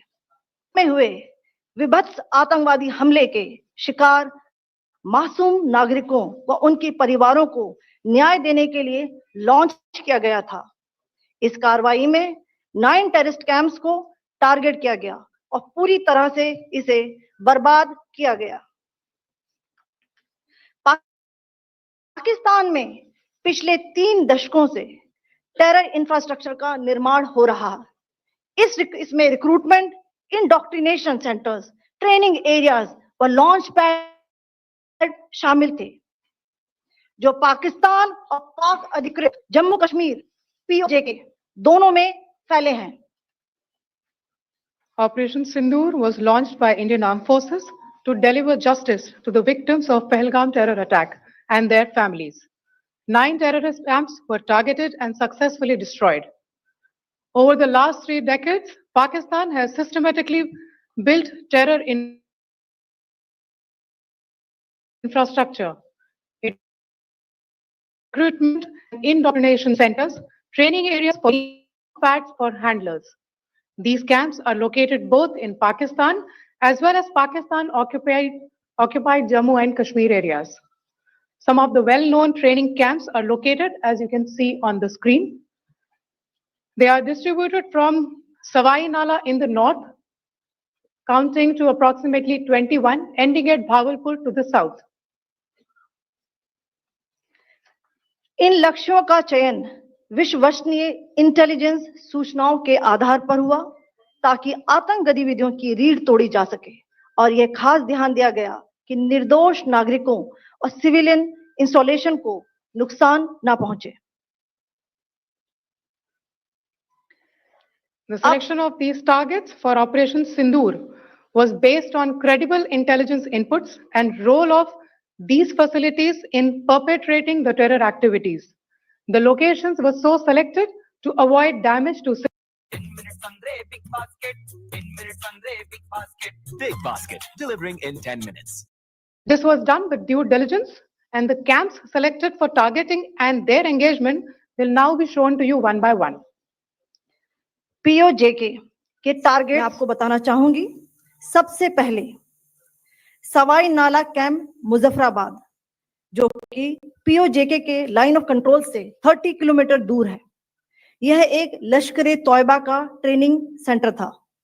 20 अक्टूबर 2024 सोनमर्ग, 24 अक्टूबर 24 गुलमर्ग, 22 अप्रैल 2025 पहलगाम, इन हमलों के आतंकियों ने यहीं से प्रशिक्षण लिया था। सैयदना बिलाल कैंप मुजफ्फराबाद, यह एक जैश-ए-मोहम्मद का स्टेजिंग एरिया है। यह हथियार, विस्फोटक और जंगल सर्वाइवल ट्रेनिंग का केंद्र भी था। गुलपुर कैंप कोटली, यह LOC से 30 किलोमीटर दूर था।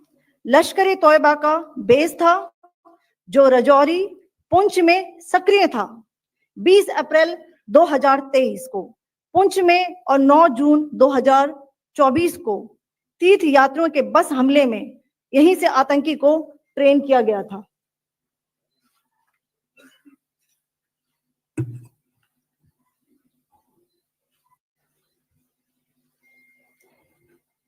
बरनाला कैंप भिंबर, ये LOC से 9 किलोमीटर दूर है। यहां पर हथियार हैंडलिंग, IED व जंगल सर्वाइवल का प्रशिक्षण केंद्र था। अब्बास कैंप कोटली,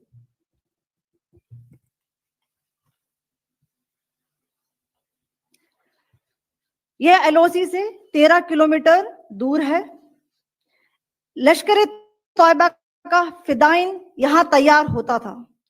इसकी कैपेसिटी 15 टेररिस्ट को ट्रेन करने की थी।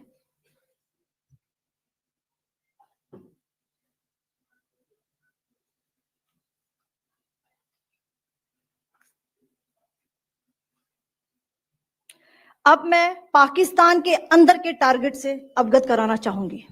पहला, सर्जल कैंप सियालकोट,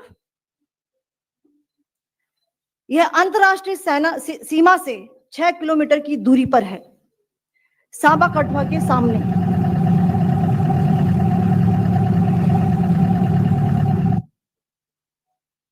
मार्च 2025 में जम्मू एंड कश्मीर पुलिस के 4 जवानों को की जो हत्या की गई थी, उन आतंकवादियों को इसी जगह पर ट्रेन किया गया था। दूसरा, महमूना जाया कैंप सियालकोट, यह 18 से 12 किलोमीटर आईबी से दूर था। हिजबुल मुजाहिदीन का बहुत बड़ा कैंप था। ये कठुआ जम्मू क्षेत्र में आतंक फैलाने का नियंत्रण केंद्र था। पठानकोट एयरफोर्स बेस पर किया गया हमला भी इसी कैंप से प्लान और डायरेक्ट किया गया था। मरकज ताइबा मुरीद के, यह आईबी से 18 से 25 किलोमीटर दूरी पर है। 2008 के मुंबई हमले के आतंकी भी यहीं से प्रशिक्षित हुए थे। अजमल कसब व डेविड हेडली भी यहां ट्रेन हुए थे।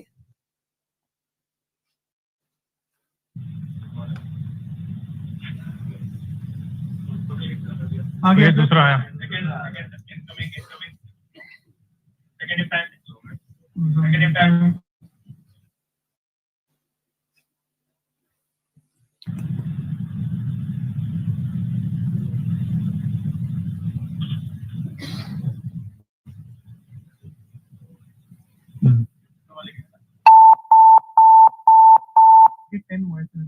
टारगेट 10 हुआ, एंक्लोजर सेम ही है। 7 it is hit the target. हां हां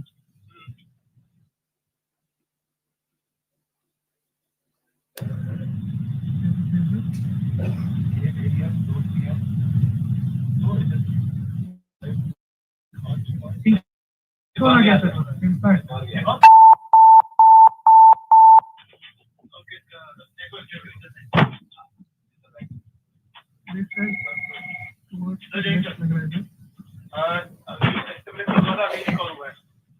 अभी right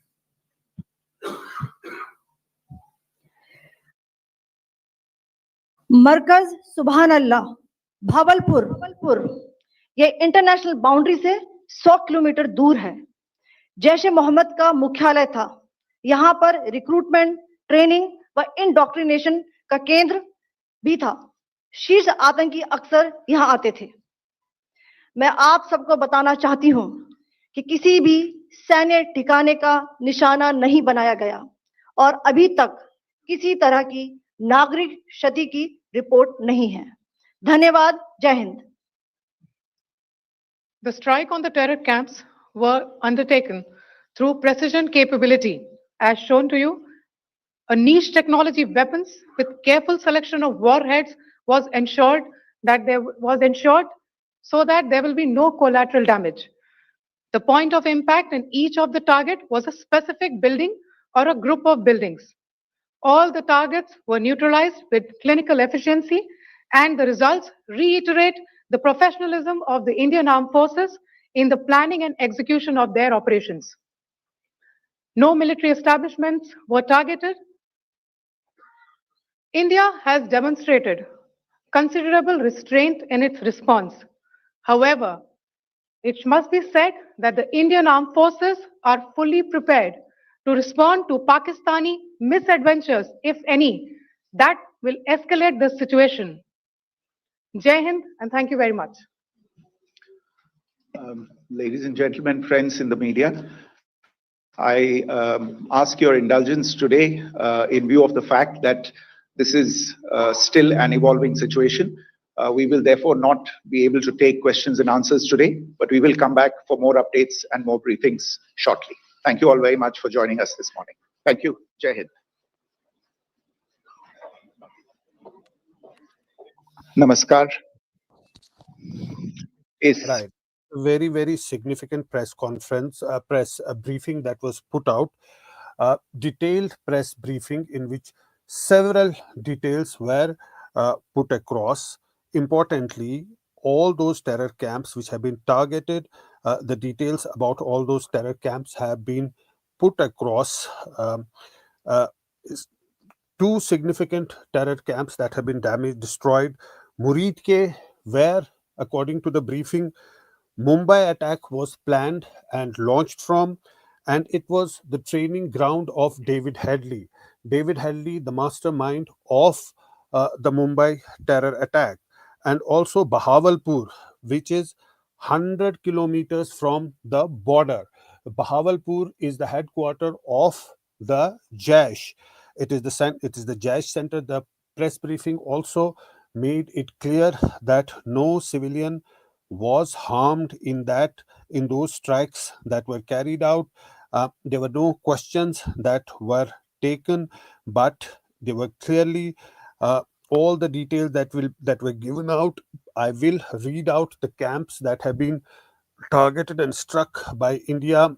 They are Savai Nala, they are Sayyidina Bilal, they are Maskar-e-Aqsa, they are Chela Bandi, they are Abdullah bin Masood, they are Dulai, they are Gari Habibullah, they are Batrasi, they are Balakot, they are Ogi, they are Boi, Sensa, Gulpur, Kotli, Burali, Dungi, Barnala, Mahmuna Joya, Sarjal, Muridke, and Bahawalpur.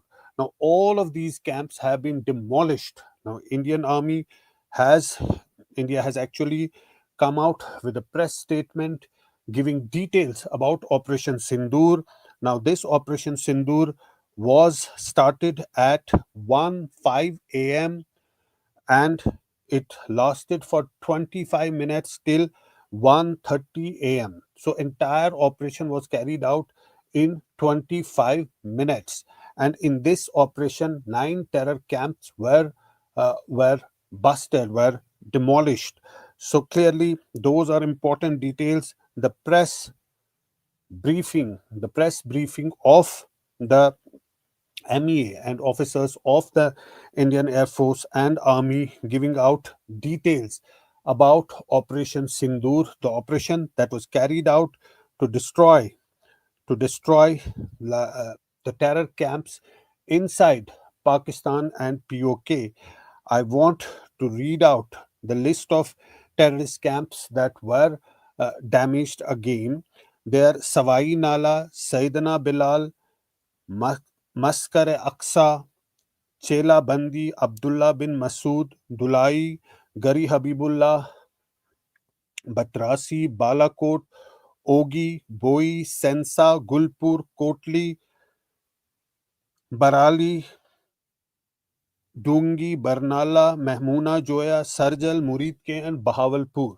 Now, those are all the camps that have been destroyed. They are all terror camps. Now, in that press briefing, all those details have been given out. Now, Muridke has been the headquarter of Lashkar-e-Taiba, and it is where the planning for the Mumbai terror attack was carried out, and it is where it was the training ground of David Hadley. Remember, it's one of the masterminds of Mumbai terror attack. This is in Pakistani Punjab, and then there is Bahawalpur. Then there is Bahawalpur. Then there is Bahawalpur. So these are important details. These are important. This is very, very significant. Now, video and visuals have also been shown, the way that these camps were destroyed. I again want to recap that these terror camps that have been destroyed, a list was put out during that press conference, and that list is, I will read it out again. These are the terror camps in POJK and Pakistan which have been demolished. They are Savai Nala, Sayyidina Bilal, Maskar-e-Aqsa, Abdullah bin Masood, Dulai, Gari Habibullah, Batrasi, Balakot, Ogi, Boi, Sensa, Gulpur, Kotli, Barali, Dungi, Barnala, Mahmuna Joya, Sarjal, Muridke, Bahawalpur. So these are the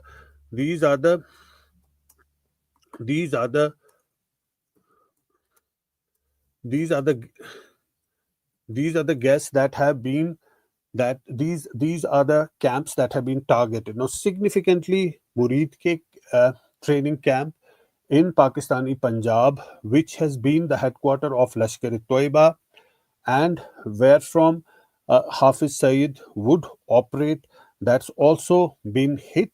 And in that press conference, it was clearly told that David Hadley, was trained in Markaz-e-Toiba, Muridke. Now, that is the terror camp that has been demolished, and also the headquarter of Jaish-e-Mohammed, which is in Bahawalpur, that has been destroyed.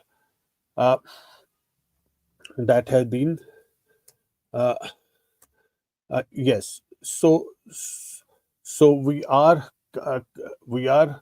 having a continuous coverage, a focus on this story, and we are giving you details now.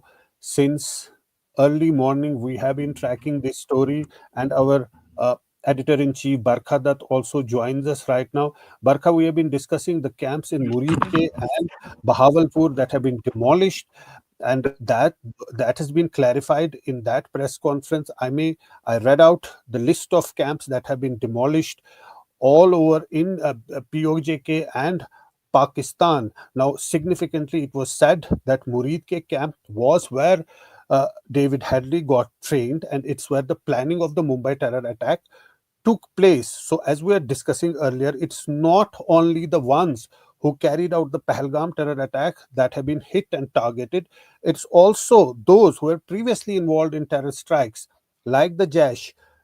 Its headquarters in Bahawalpur has been damaged, and Hizbul Mujahideen also. So all those terror camps have been demolished. India clearly, irrespective of the outfits they belong to, they have destroyed all those terror camps. 24 missiles, we're told, were fired, and all those terror camps, the details of all those terror camps have now been given out in that press briefing. Barkha, you may want to join in here. Yes, thanks, Zafar, and welcome to the program, Ambassador Manjeev Puri. Good morning to all of our viewers. It is a seminal moment, as one official described it, in India's modern military doctrine. The Operation Sindoor, named very significantly, and we'll talk a little bit about that in a while, has been unleashed against Pakistan in a tri-service operation for the first time since the 1971 war. The details were just placed before the country by the Foreign Secretary, and significantly 2 women officers of the military, of the Army and the Air Force. Before I get Ambassador Puri in, I just want to talk about everything that we know thus far.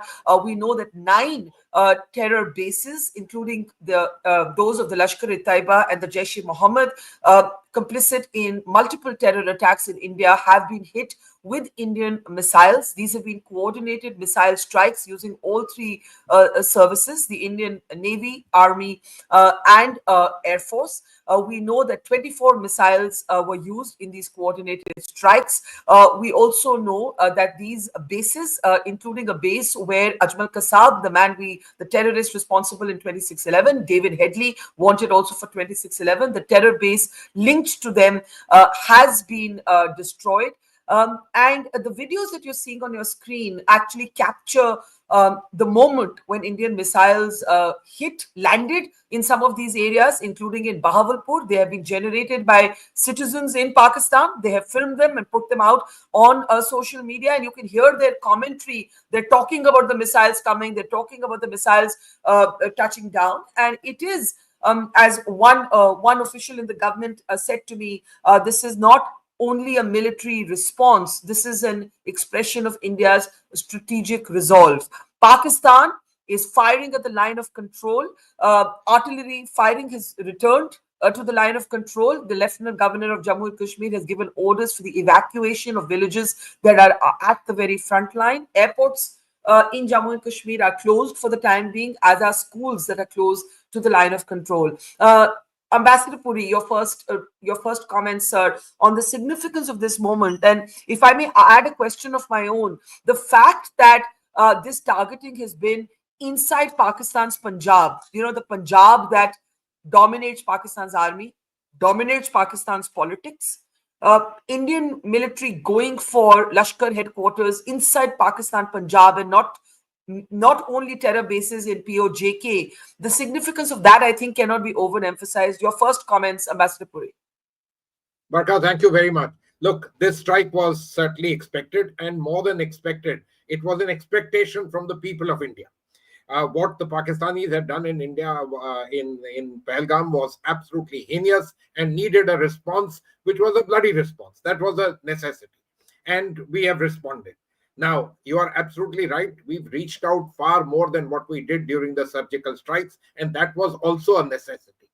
Because, Pakistan had to be told in very uncertain terms that you just can't do this. And we reached out in particular in Muridke as well as Bahawalpur to the places where the trainings happened. Now, I have little doubt that in the interregnum, they would have evacuated all the people who matter and so on and so forth. But that doesn't matter. It's the signaling. And the signaling is important, that we can reach out. We will reach out where you are, and we will hit you, and we will hit you hard. That's important. Now, this was important for the Indian public. This was also important for Pakistan to learn that, look, you can't get away with these things, and the response will be hard. And the international community also has noted that, look, India has a right to respond. They have responded.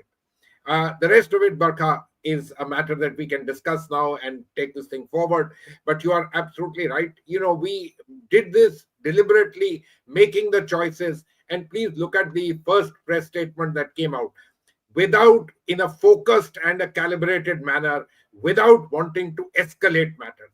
These are important words, very well chosen, and extremely carried out with a degree of precision, all of which is important in this context. The Pakistanis are retaliating the way we know that they always do, which is firing on the line of exchange. It allows them to say something to their public. But the fact is that what they really do and the way they retaliate is this heinous manner, in the same way in which they carried out the attack in Pahalgam. And I may want to read out the list of the terror camps that have been demolished. These are camps: Sawai Nala, Sayyidina Bilal, Maskar-e-Aqsa, Chela Bandi, Abdullah bin Masood, Dulai, Gari Habibullah, Batrasi, Balakot. Now there are two Balakots. One Balakot is also the Balakot that was struck earlier, and there is another Balakot. Ogji, Boi, Sensa, Gulpur, Kotli, Barali, Dungi, Barnala, Mahmuna Joya, Sarjal, Muridke, Bahawalpur. Now these are specific names of the camps. Earlier when we were talking of the area where the camps are located. But now this is the name of the camps actually. These are very, very specific details. The camps that have been targeted. Now this is 21 camps that have been targeted. According to this list, 21 camps have been targeted. Specific names, and significantly, Muridke and Bahawalpur. Both of these camps are the headquarters of Lashkar and Jaish. Both have been demolished, besides other camps, which also include terror camps belonging to the Hizbul Mujahideen.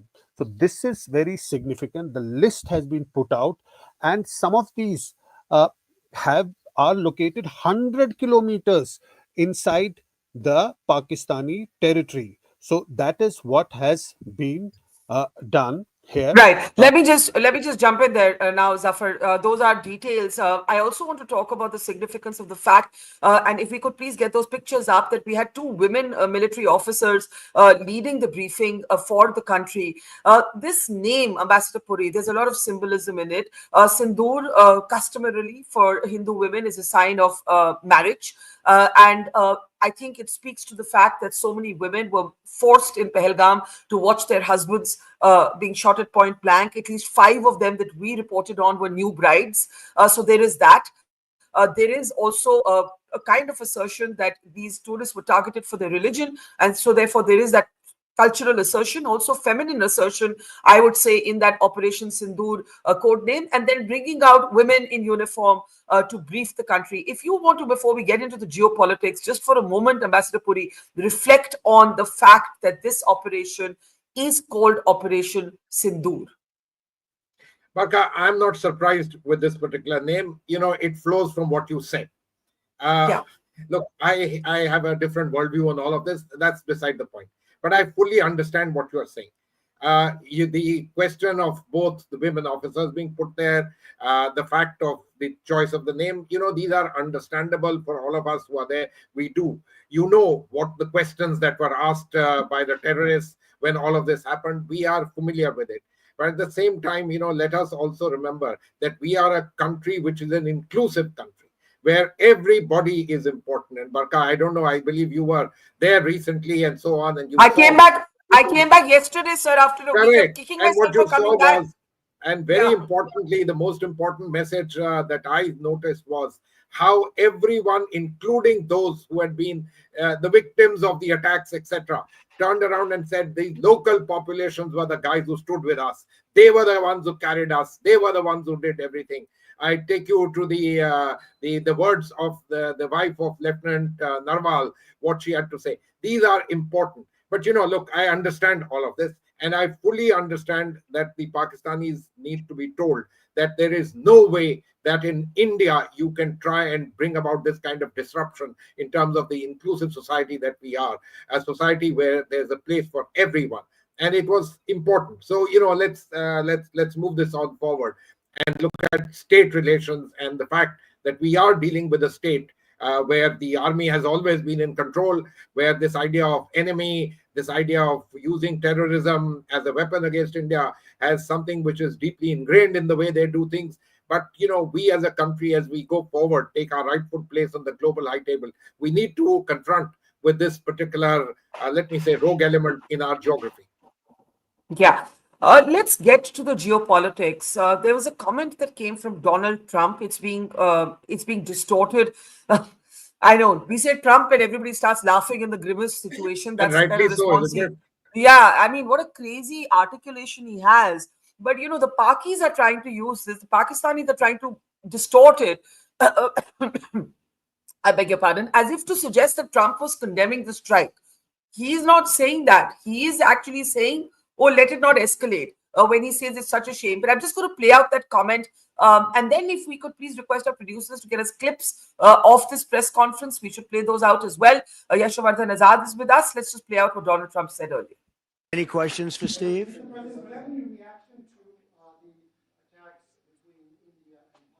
No, it's a shame. We just heard about it just as we were walking in the doors of the Oval. Just heard about it. I guess people knew something was going to happen based on a little bit of the past. They've been fighting for a long time. They've been fighting for many, many decades and centuries, actually, if you really think about it. No, I just hope it ends very quickly.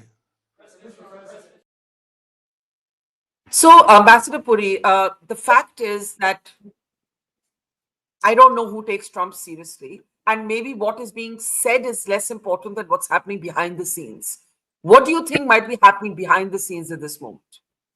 Barkha, look, his comments, and especially this business of reasserting centuries, let's leave that aside, because what can I say about it? That's the way the gentleman is built. However, I think the most important point we need to understand is what he said right at the beginning. I'm friends with both. And the fact that, you should de-escalate. Look, remember our first statement, which was put out in the middle of the night, spoke specifically of the fact that we are not escalating. Remember this particular aspect. So, whatever we say, the fact of the matter is the world is quite cognizant of what is happening. And the United States, particularly, which is a country of great importance to us, not only to Pakistan, is cognizant of this fact. So there would be pressures that, you keep these things within limits, don't let it escalate, and so on and so forth. But we have to be cognizant of this. The fact that Trump said nothing about the Pakistanis being right, or that the Indians being wrong, not at all, in fact, the Americans have recognized through statements by J.D. Vance and others that, we have a right to reply. We have a right to respond and respond strongly. but they've always been speaking in terms of appropriate responses. The fact of de-escalation, you can understand. The world doesn't want two major players, nuclear armed countries, to go anywhere further on this point. So let us remember that we had to take action. We've taken action, but global efforts will be to try and keep all of this contained. This is something you have to understand, because the world has other issues, far bigger and bigger ones to tackle. And they know that our situation can go out of hand, and they don't want that to happen. Okay, I want to welcome Ambassador Manju Seth to the program. I also want to welcome Yashovardhan Azad. I'm going to get quick first comments, and then we're going to play out the key highlights from that military and diplomatic briefing that has just taken place.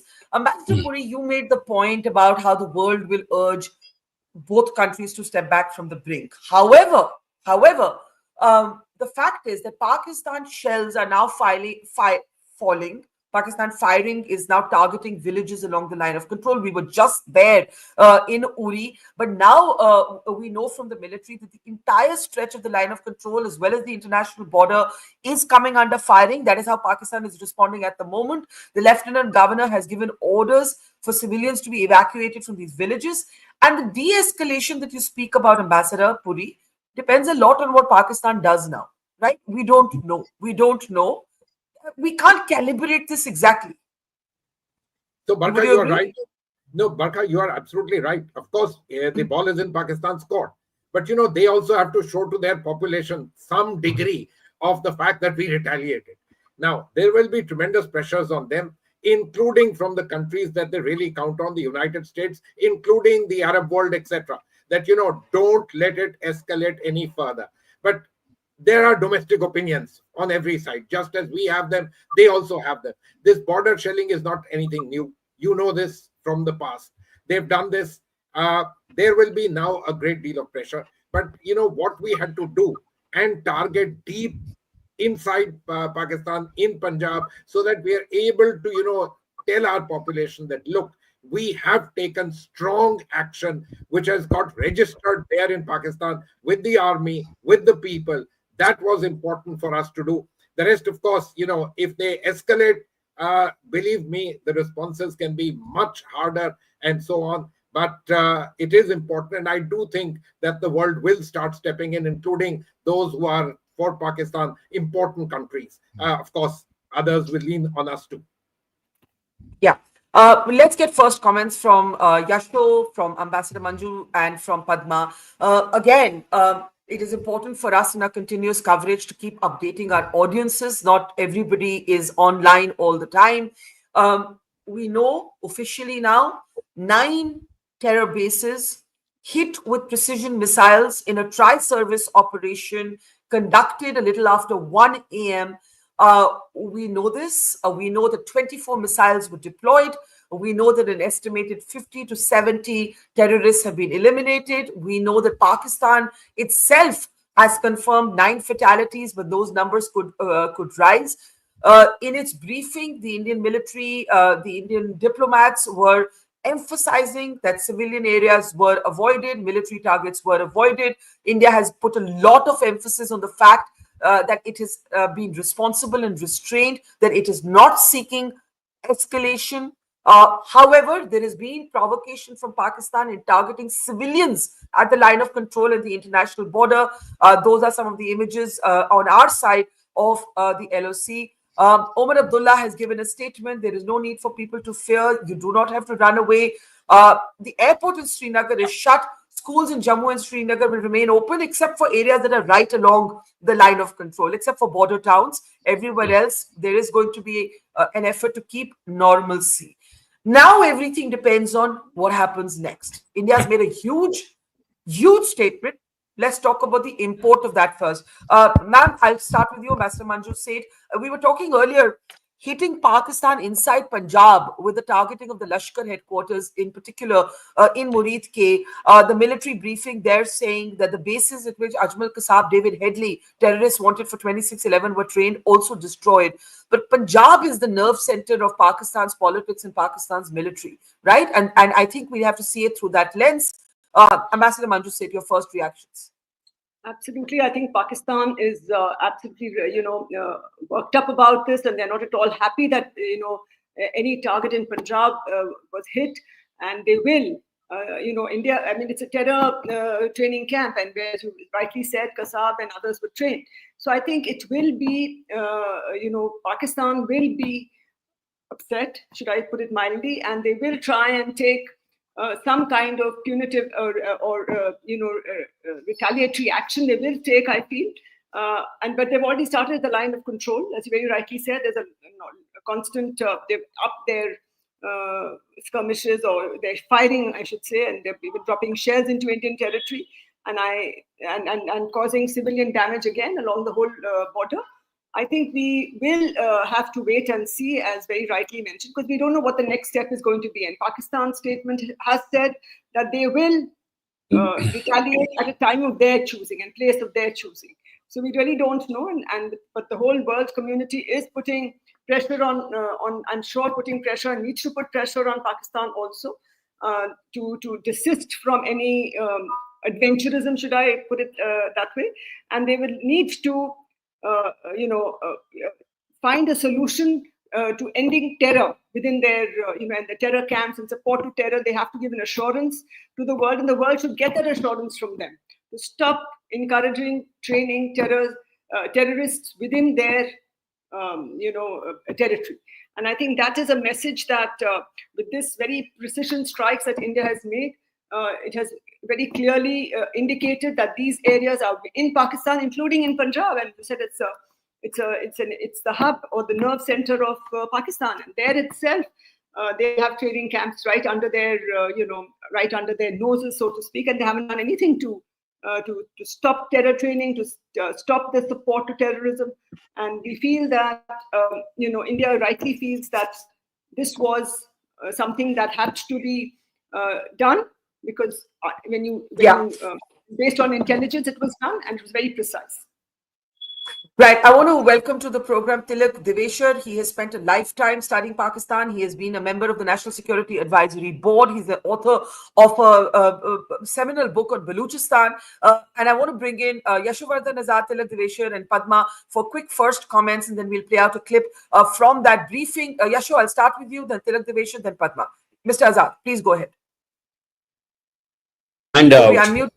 Yeah, go ahead. Yeah. Three things stand out about this strike, and which makes it very, very noticeable. First thing is an excellent, briefing which was given by the Foreign Secretary. With the first point which he mentioned is that it's non-escalatory, it's proportionate, it's absolutely precise. Second is that it has been timed very well. Even the UN Security Council had said these perpetrators should be brought to book. In accordance with that, this action has been taken. And this action, the reason why we have hit Punjab is because these are the terror capitals of both Lashkar-e-Taiba and in Bahawalpur of Jaish-e-Mohammed, from where these two despicable Maulanas are preaching terror. So that gives India a very, very firm standing, and the precision strikes back India's case for taking action against the perpetrators, because, mind you, the deputy chief of the LET is involved in this operation, and that Maulana is hiding and is not available now. Third most important thing is this is the first time where there are graphic details available right on your screen as to which are the targets, how they have been hit. Yes, sir. And there are videos. The videos you're seeing on your screen are of Bahawalpur, where missiles from India fell. And, after Balakot, a lot of people, skeptics or Pakistanis said, where are the videos? There are more videos than I can count this time as the missiles come raining down in Pakistan. Go ahead, Yasho. Absolutely. Yeah. So that is why when you see the picture of Subhanallah Mosque, from where the Maulana of Jaish-e-Mohammed preaches terror, it has been destroyed. So these three account for India's actions, which would be very, very well taken. Now, only three countries are important here: Russia, America, and China. The European nations will always advise restraint. They have nothing else to say. The UN, United Nations, has been absolutely ineffective. China will not interfere in this, but of course supply those missiles and planes. Turkey is perhaps going to do the same. Russia and America will maintain a respectful distance and advise restraint from outside. So I think this is the best thing which has happened, and all the terror camps and the bases have been struck. Now, the problem about the response is, what will Pakistan say? That will react against the strike on terror camps? No. So they will say that, civilian targets have been used and do some bombing here and there, because we have not attacked a single military target, which is absolutely amazing, and no civilian places. So that will leave them in quandary, and I said they'll give a considered response here and there. Right. I want to bring in Mr. Tilak Devesha now. Sir, we've been talking through this crisis, and now the much anticipated kinetic action has come. And I want to share with you what one official associated with the operation said to me. He said, do not look at this as only a military response. Look at it as a measure of a new strategic resolve. In fact, the words used were that it is a defining moment in India's modern security doctrine, and India has been swift, surgical, and unapologetically assertive. But at the same time, India has emphasized that it has avoided civilian and military installations. It has been restrained. It has been responsible. It is not seeking escalation. How do you look at the import of this moment, Tilak Devesha? No, I think it's very important and very significant, because all this while Pakistan has been carrying out terrorist actions in India on the under the nuclear overhang that it'll lead to an escalatory ladder and go up the to the nuclear level. They have also tried to create space between terrorism and conventional response. That India will not respond conventionally, it will not grow across the IB, it will not go into POK. Now, Uri and Balakot did establish deterrence, but that deterrence broke down as a result of Pahalgam. Now, India's action has been so decisive that it has hit 9 targets, not only in POK, but in Pakistan's heartland, which is in Punjab, which is Muridke and Bahawalpur, which is the snake pits where this terrorism, is incubating. I think that's a very important thing, or the doctrinal change that has come in India's security doctrine. Second, India is also not concerned and telling the international community, we are not going to play dossier ever again. That in the past, we have given so many dossiers, so much of proof, and it just goes into the waste paper basket. Nobody looks at it. So we know that the heads of these terror organizations, whether it's Lashkar or whether it's the Jaish, exist in Pakistan. You have not been able to prevent terrorists coming into India and hitting us, and we are going to take you out. So that, I think, is a very decisive change in India's attitude. And third, one thing which is important, which we need to pay, and I think Pakistan is going to use that narrative in the days to come. If you look at the statement by the DG ISPR, they are saying that all these places, mosques were hit. Both in Muridke and in Bahawalpur and in other places, these cowards have put up mosques and medical facilities, etc., before the training camps or around the training camps. So just to show that India is deliberately targeting places of worship. We need to dispel that very, very quickly and very, very carefully to say that India has not targeted mosques. It has targeted training facilities based on specific intelligence and using precision bombs. So we are not, don't try and give this a communal angle, because there is no communal angle to it. And lastly, I think the name of the operation Sindur is so fantastic. It conveys so much to people who are aware of the Indian civilization and the Indian ethos of what the Sindur means and what was done to those unfortunate women whose husbands were killed in front of their eyes. And to call this retribution Sindur, I think, was an amazing psychological thing that India has done. Yeah, I think the significance of the name we were just talking about, and I'm glad you flagged that, and I actually joined the dots between the cultural assertion in the name, the fact that people were targeted for their religion in Pahalgam, and then you join the dots all the way to the fact that 2 women led the military briefing on the ops. So you can see all the dots joining there. Padma, a quick response there, and then General Neeraj Bali is with us as well. Padma Rao, go ahead. Yeah, I completely agree. I'm glad to see this medial messaging that we were talking about earlier on your show, a kind of visual psyops, if you like, by having these two officers speak about the attacks. And one, not only were there two women, but one from the Muslim community and one who may have been, have been a Sikh or a Hindu. That aside, I think that, and also I think Yasho was referring to the European media. He's absolutely right. I have been reporting for the European media. I'm doing some live takes for them, and I've been monitoring what they're saying, and they're mostly focusing on press releases from Pakistan, which is to be expected. And they're mostly, highlighting Pakistan's claim that 26 civilians were killed in these attacks. Now, civilians, the people who are in those mosques, with one man's civilian is another man's terrorist. They were our terrorists. So, this is the kind of propaganda that they're just sort of swallowing in the Western media, mostly. Now, I can only hope, and I think most of India can only hope, that among these so-called civilians who were killed were Masood Azhar himself and Hafiz Saeed himself. Unlikely though, because normally Pakistan has a propensity to remove them from the line of, destruction, if you like. Yeah, I'm sure. Which I'm has sure happened Pakistan before. hid them away in Yeah. some bunkers somewhere. So maybe they've been whisked away, but I still think it's a very strong message for us to have given, and I'm sure there will be more coming. Let's bring in General Neeraj Bali, and then I actually, General Bali, will you hang on for a second? Yashwardhan Azad was and both Tilak Devesh were referring to Pakistan's claim that mosques have been targeted, which is obviously BS. Basically, there is a video of one terror spouting so-called religious leader. Remember, these are Yasho. You want to give context before I play that video? I'm going to play that video where a terror center.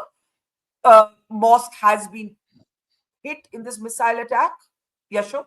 About the Subhanallah Mosque in Bahawalpur, from where that Jaish-e-Mohammed Maulana, he preaches terror, he launches terror, he organizes everything from that mosque. And that's why that has been hit. Padma was absolutely right in that case. So let's take a look at these images that have surfaced of the Subhanallah Mosque in Bahawalpur, a Jaish-e-Mohammed sort of base. Take a look. ये नुकसान ये 9 number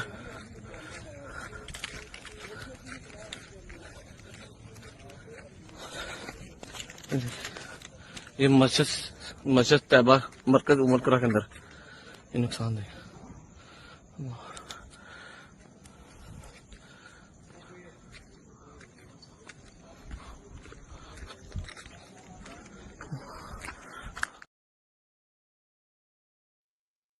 Right. So, you have citizens capturing this, but I think what Tilak Deveshwar is trying to say is Pakistan is trying to convert this into a narrative as if places of worship were targeted. Places of worship have not been targeted. Civilians have not been targeted.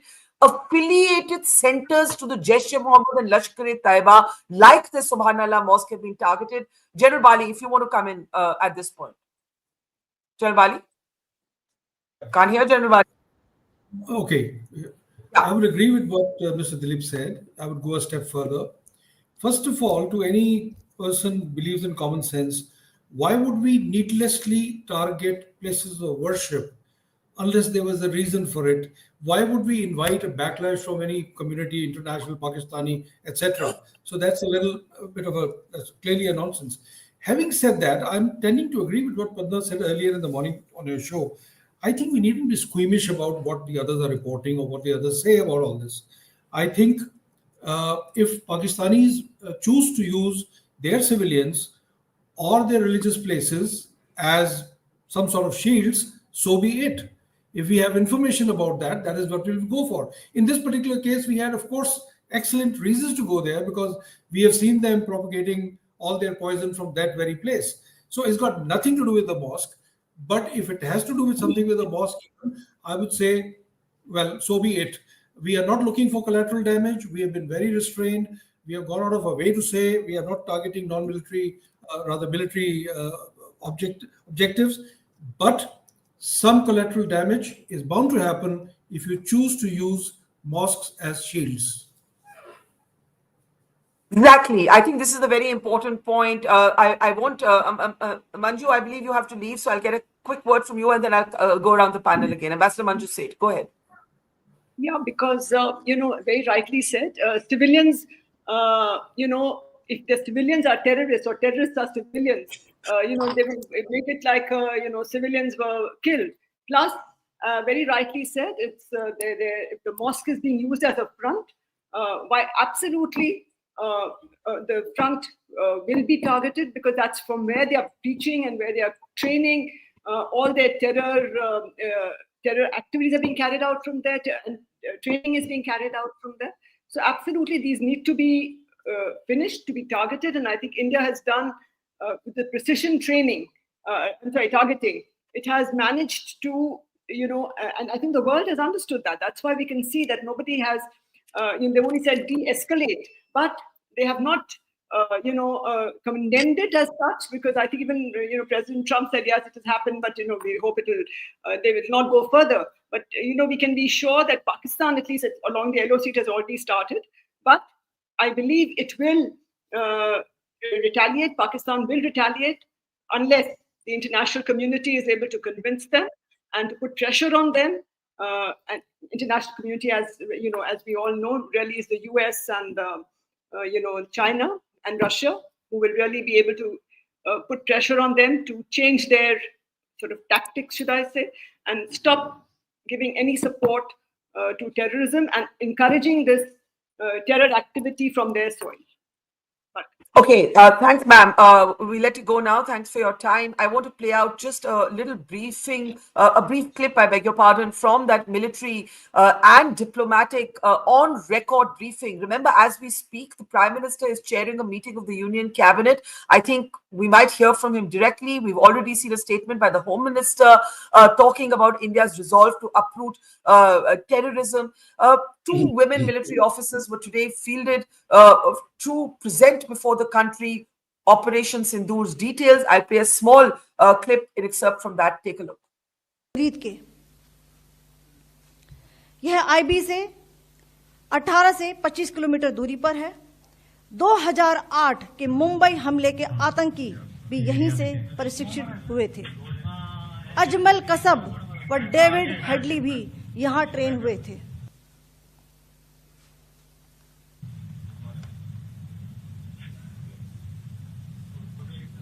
आगे दूसरा आया।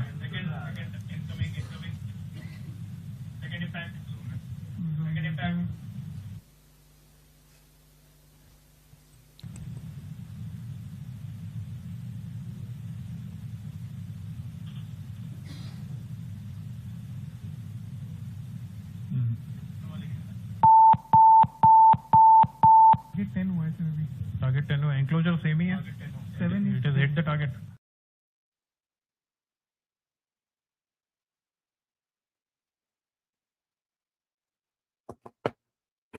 So that's the dramatic excerpt there from that press conference. It's long. We just played out a portion. General Bali, you hadn't spoken thus far. I'll start with you and then come to Tilak Devesh. General Bali. I can't hear, sir. Sir, I can't hear you. I'm sorry. Okay. So now this press briefing really fills my heart with pride. This is who we are. This is who we should be. Restrained, calm, professional, matter of fact, no chest thumping, no threats, simply expanding on what we have done. And of course, giving some polite reminders that we are ready to respond. So this is as far as that is concerned. I just want to go back to the previous point being made about international community stepping in, etc. I don't think we should look westwards or eastwards. I do not think we should look for that kind of tokenism, which is exactly what will happen. Every country which has spoken on record so far has only talked about restraint, including China, by the way. Just restrain. Both sides should restrain. The UN has said they've mouthed the same thing over and over again. I don't think Pakistanis are the kind of rational people who will listen to any of this, nor should we expect, nor should we even desire. We should just be ready for the response. The country that has spoken out quite clearly, and I was happy to read that, Israeli Ambassador Reuven Azaz, who said at 7:33 this morning, he tweeted, he said, we completely support India's action, and the terrorists should know that there is no place to hide after they do such heinous crimes. I think there is one country which has just come out in the open. But I don't think we should worry about Pakistan being restrained. Let's be ready. In my humble opinion, there is going to be an asymmetric response, not a conventional one, but there is no saying rationality. So let's protect our borders as well completely. Right. Talking about the borders, they have come under attack from Pakistan. LOC and international border are both aflame. I want to welcome Ambassador Yash Sinha to the program. Yashovardhan Azad, let me get a quick comment from you before we let you go and keep our conversation going. Yasho? Barkha, there's a thing called the escalatory dominance. General Bali would know about this. What I want to say is that any kind of escalation which Pakistan does, I mean, when PM had his meeting with the three forces chiefs, they were already prepared for this. But the issue is that since we have not hit any military target or civilian target, they will certainly be in a quandary. So one thing I expect, of course, the increase in the amount of shelling on the LOC, which is happening. But let me tell you, the shelling back which takes place by the BSF or the army creates more havoc from the other side. So there'll be equal pressure on the other side to remove the villages, and it's going to be very, very costly to Pakistan. And the third thing which I want to say, ending, is, this kind of nuclear blackmail has been going for too long. So you see some of these nations, when they say that we advise restraint because there are two nuclear powers, I think we should not be squeamish about it. And we have done exactly the right thing. And this kind of a resolve should be there, that any kind, there's another thing, they were already preparing for another attack from the intelligence sources. To prevent that, to deter that, this message should also be added to another message, that any kind of a terrorist strike of this kind will be again met with the same kind of retaliation. That's all I have to say. Thanks, Yasho. I think we're all looking at a possibility. Sorry, yes, General Bali. Yasho's, as always, eminently suitable and sensible remarks. I just want to add to that. You see, escalatory dominance, if it comes to escalatory dominance, which we refer to in terms of conventional warfare, we have a clear edge. Pakistan knows it. And what evidence do we have? If they didn't understand that, if they didn't recognize that, they would have come to a conventional war a long time ago. All that they have done with us, even in Kargil, even beyond that, has been asymmetry, which is typically a tactic adopted by definition by the weaker side to do something different, which the stronger side has to retaliate in a different way. So I think Pakistan is well aware of that. So my thinking is, and my hope is, that they will not go towards a conventional war, because they do understand that we do have a clear conventional edge in that regard. I will just add one last point. Having said that, strategically, we need to look in more directions than we have done earlier if it comes to a war. Of course, China has intervened physically into a previous conflict, but even if they mobilize, it's going to put a constraint on us. I'm not going to name more countries, but we have more neighbors now, and we got to think of that if it comes to a war. Yeah. Let's bring in Ambassador Puri, Tilak Deveshwar, and then Ambassador Yash Sinha and Padma in that order. Ambassador Puri, over to you, sir. Sir, you might be muted at your end. I'm not sure. Not at my end. Can hear you now, sir. Yeah. Barkha, thank you very much. Look, we have done the right thing. Of that, there should be no doubt. We've also done the right thing in terms of being able to reach right into Pakistan, into Punjab, etc. That this is not going to dismantle their terror infrastructure. The fact that they will continue to do all this, that is something we should be man enough to be able to understand. But what we had to do, we've done. We've signaled it also very well. Talking about the international community, Barkha, let us understand something. There are two other countries which are players in this game: Saudi Arabia and the United Arab Emirates. They are very important for Pakistan, but also important for us, and in terms of what they mean and what they do. Now, the Pakistanis are trying to play a game. I don't think it will cut ice with those countries.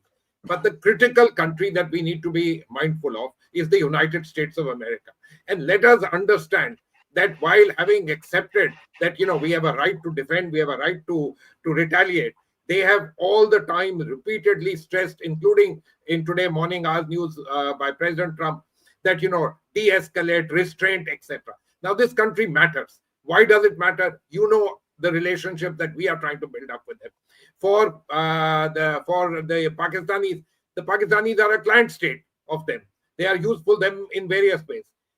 I want to make one other point to you before I close and I leave. There is this issue of China. Obviously, the Chinese will make noises of restraint, but stand behind the Pakistanis in various ways. Let's be a little mindful that somehow in this game of playing this international card, and these are important, let's not underestimate their importance. We don't have the US and the China on the same page, in a sense, trying to restrain us. Remember this particular point. Thank you, Barkha. Thanks, Ambassador Puri. It's over to Tilak Deveshwar, Ambassador Yasina, General Bali, and Padma Rana. Tilak Deveshwar, you have spent a lifetime looking at Pakistan. Asim Munir has been weakened by what's happening in Balochistan. He's been weakened by Imran Khan's popularity. He probably is going to attempt in a desperate sort of way to use this moment to say country rally behind me and so on. We saw the entire Pakistani cabinet at the ISI headquarters yesterday showing who's the boss in Pakistan. As India manages the escalatory ladder, what is it that India should be looking out for? Will Pakistan's response continue to be asymmetric, as Ambassador Puri or General Bali believe? And in that case, they will continue perhaps to use terrorism as an instrument of response? Or will they also need a kind of face saver to take to their people? Interesting question.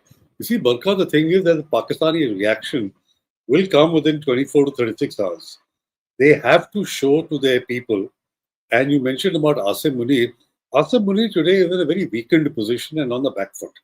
He had thought that the Pahalgam attack and the address that he gave to the Overseas Convention would position him as the strong man in Pakistan, and when time comes for his extension, he will get another extension in November. He did not, and Pakistan did not expect the kind of non-kinetic response that India gave, especially withholding the Indus Water Treaty in abeyance, which has impacted them and which will impact them even more in the days to come. So what does he do faced with these massive attacks that India has done? You see, India has no terror training camps that Pakistan can target. Carrying out terrorist strikes in India or in other parts of Jammu and Kashmir or other parts of India will show that Pakistan is terror central, that it is responding through terrorism, what India has been saying all along, and whatever proof you require. So what do? What targets can they have? If they target a civilian area or if they target a military installation, it goes up the escalatory ladder because India is well prepared for that. That will go up to the next level and India will hit them with all that it has. So the options for Pakistan are limited unless they are stupid enough to try and take out a dam, for example, just to show. But Asim Munir needs to tell his people that, look, India attacked us. So the fact of the matter is that it began because of the Pahalgam attacks. India didn't attack out of the blue. Yeah. But he has to show some achievement, something that he has done, which rallies the country behind him, and they forget for the moment the problems that they have in Balochistan and the problems they have in Khyber Pakhtunkhwa. So I've been wondering that what will Pakistan do? Because something they have to do within the next 24 to 36 hours. But Tilak sir, if God, I hope they're not crazy enough to attack a dam to make some point about, the Indus waters and our suspension of it. And I'm sure Ambassador Yasina will come in on this. But if they are stupid enough to attack a dam, that pulls us into escalation. Then it doesn't end here. No, first of all, it wipes them out because all the water is going to flow into Pakistan. I mean, even though they are stupid. That's right. That's right. Will they not understand that water is not going to flow back to India? It's going to flow into Punjab, So it's going to be absolutely counterproductive. But it leads back to the point, or what they did after Balakot. After Balakot, they came and delivered a package on a forested area, didn't hit anything, just to prove a point. Do they do that again? And then the whole thing just gets diffused. Or does Munir now say, कि नहीं, मैंने तो कुछ दिखा के करना है? Especially if, Muridke and Bahawalpur have been hit and they have suffered huge losses of their jihadis, the pressure on him to do something will be enormous. And that will be the thing to watch out for India. What is it that they will do? Ambassador, yes, Sinha, perfect cue to go to you and then to Padma and then to General Bali back again. Ambassador Sinha.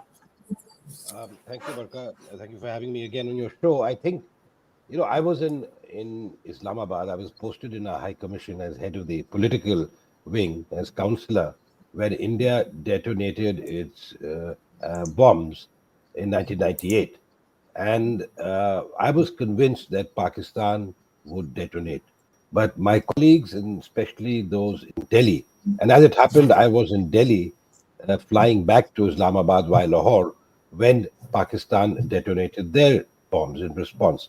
And I was arguing that knowing the Pakistani psyche, the Punjabi psyche, they're definitely going to retaliate. You recall there were enough blandishments and inducements given by the US and others for Pakistan not to detonate.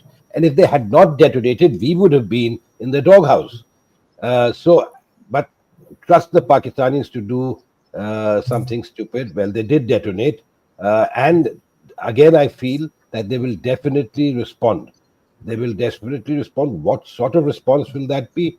I leave it to better minds, but I feel they will definitely launch an attack. Now, what sort of attack that will be? Would it be a drone attack, a missile attack, or will they use aircrafts? Will they fire missiles from their side of the border or the LOC? I don't know.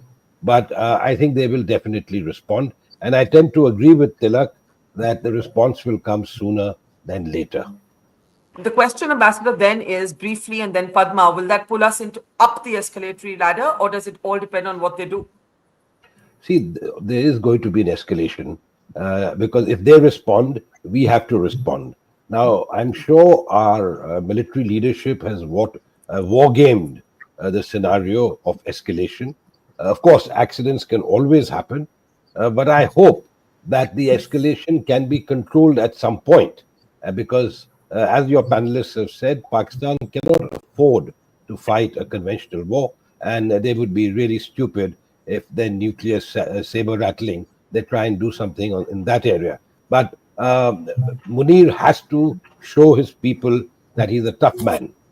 And he's a tough man, and he has responded to India. I mean, there are ridiculous stories. Seeing the Pakistani media briefly, people saying that 5 Rafales have been shot, etc. They live in a make-believe world.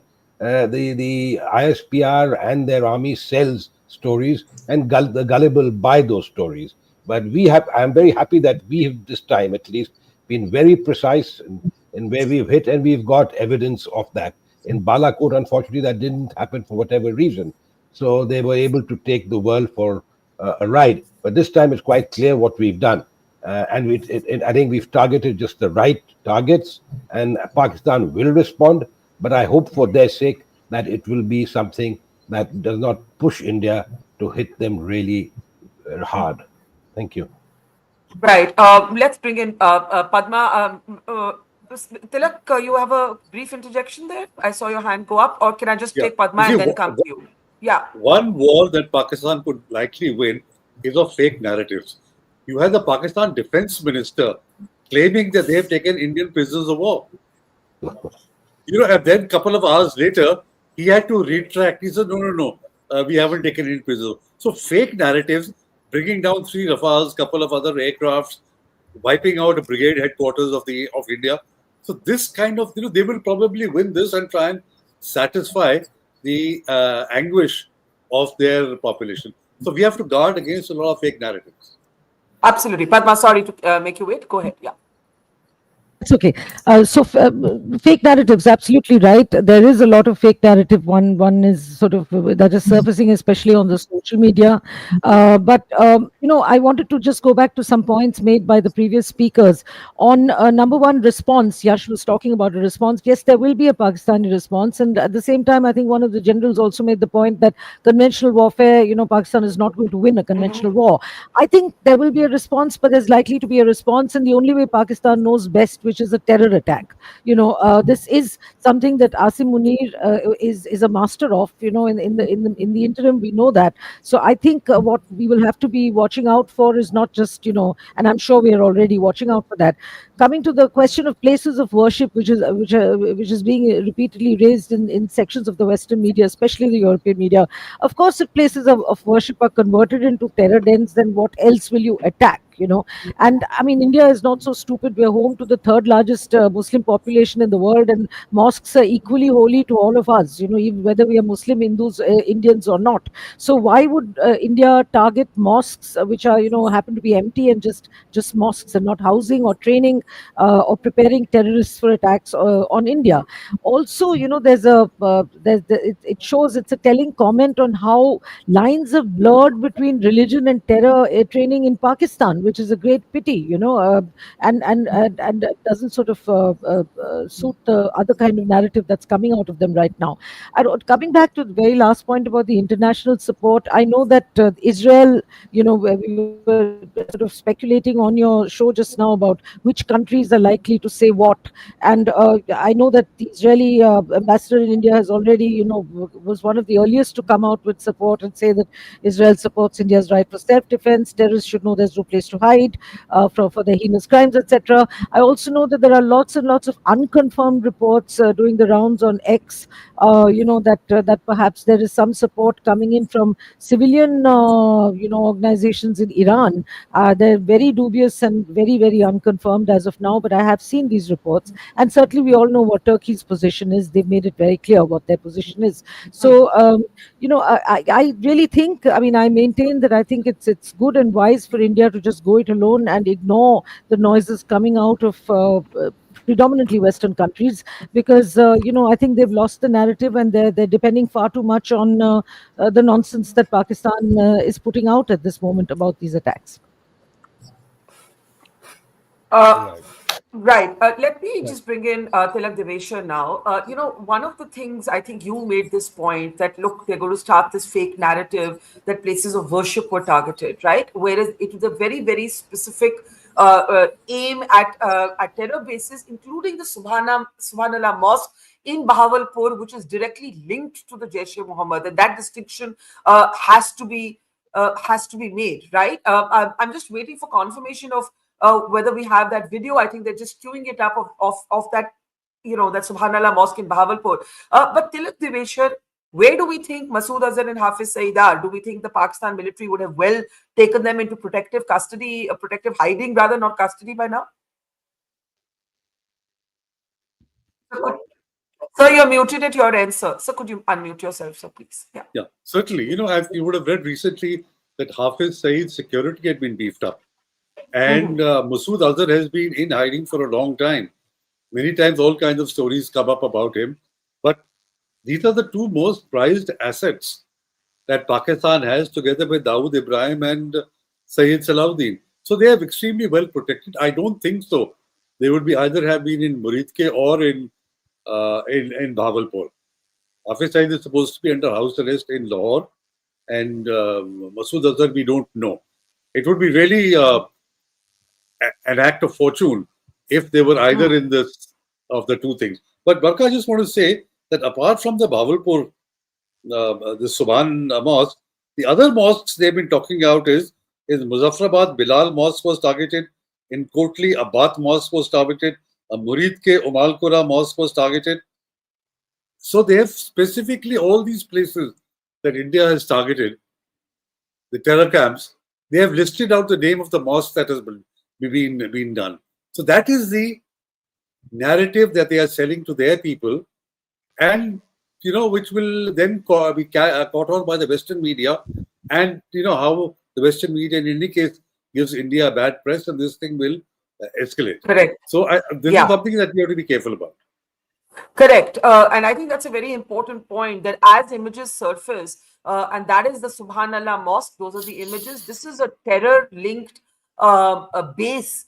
And, if the Western media can understand Israel's narrative, agree, disagree with it, the Western media in large part endorses it, that there are shields that are used to add respectability to terror, then that is something, as Tilak Deveshwar says, Ambassador Yash Sinha, that India has to do a finer job of putting out there, because otherwise, as Tilak Deveshwar says, the narrative will become, oh, India targeted mosques as an avenging for Pahalgam, which is of course bullshit. Ambassador Yash Sinha. Sir, could you unmute yourself? I completely agree. I think we need to do. We need to tell our story more effectively. And can you hear me? Yeah. Yeah. So I think we need to tell our story more effectively. And I just want to add one thing.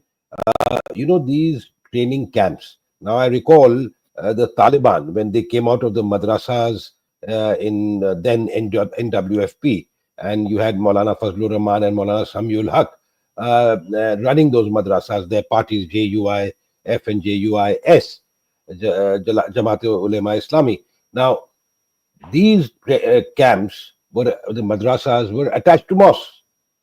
Now, it could very well be that there may be a mosque in the vicinity, but certainly the mosque wasn't targeted. The terror camp was targeted, and if that, I'm sure the mosque perhaps was not damaged even, but the Pakistanis are very good at sort of coming up with a fake narrative. So we need to be very clear. If there was a mosque in the vicinity, was it attached to that camp, that training madrasa, whatever it was? We need to be very clear. And I'm sure we have that intelligence. So I think we need to put it out quickly and effectively. I agree that the Western media is not going to buy our story because they already have a preset notion as far as India is concerned, what India does. Yeah. So let's look ahead at what we see coming. General Bali, to build up on your sense of asymmetric warfare, not conventional war, but also join the dots with Tilak Deveshwar's analysis that Asim Munir, the desperado that he is, needs to show something to his people. A terror attack doesn't show that because they can't own it. So what are they going to do to show, what does Munir have as a face saver, as an exit route?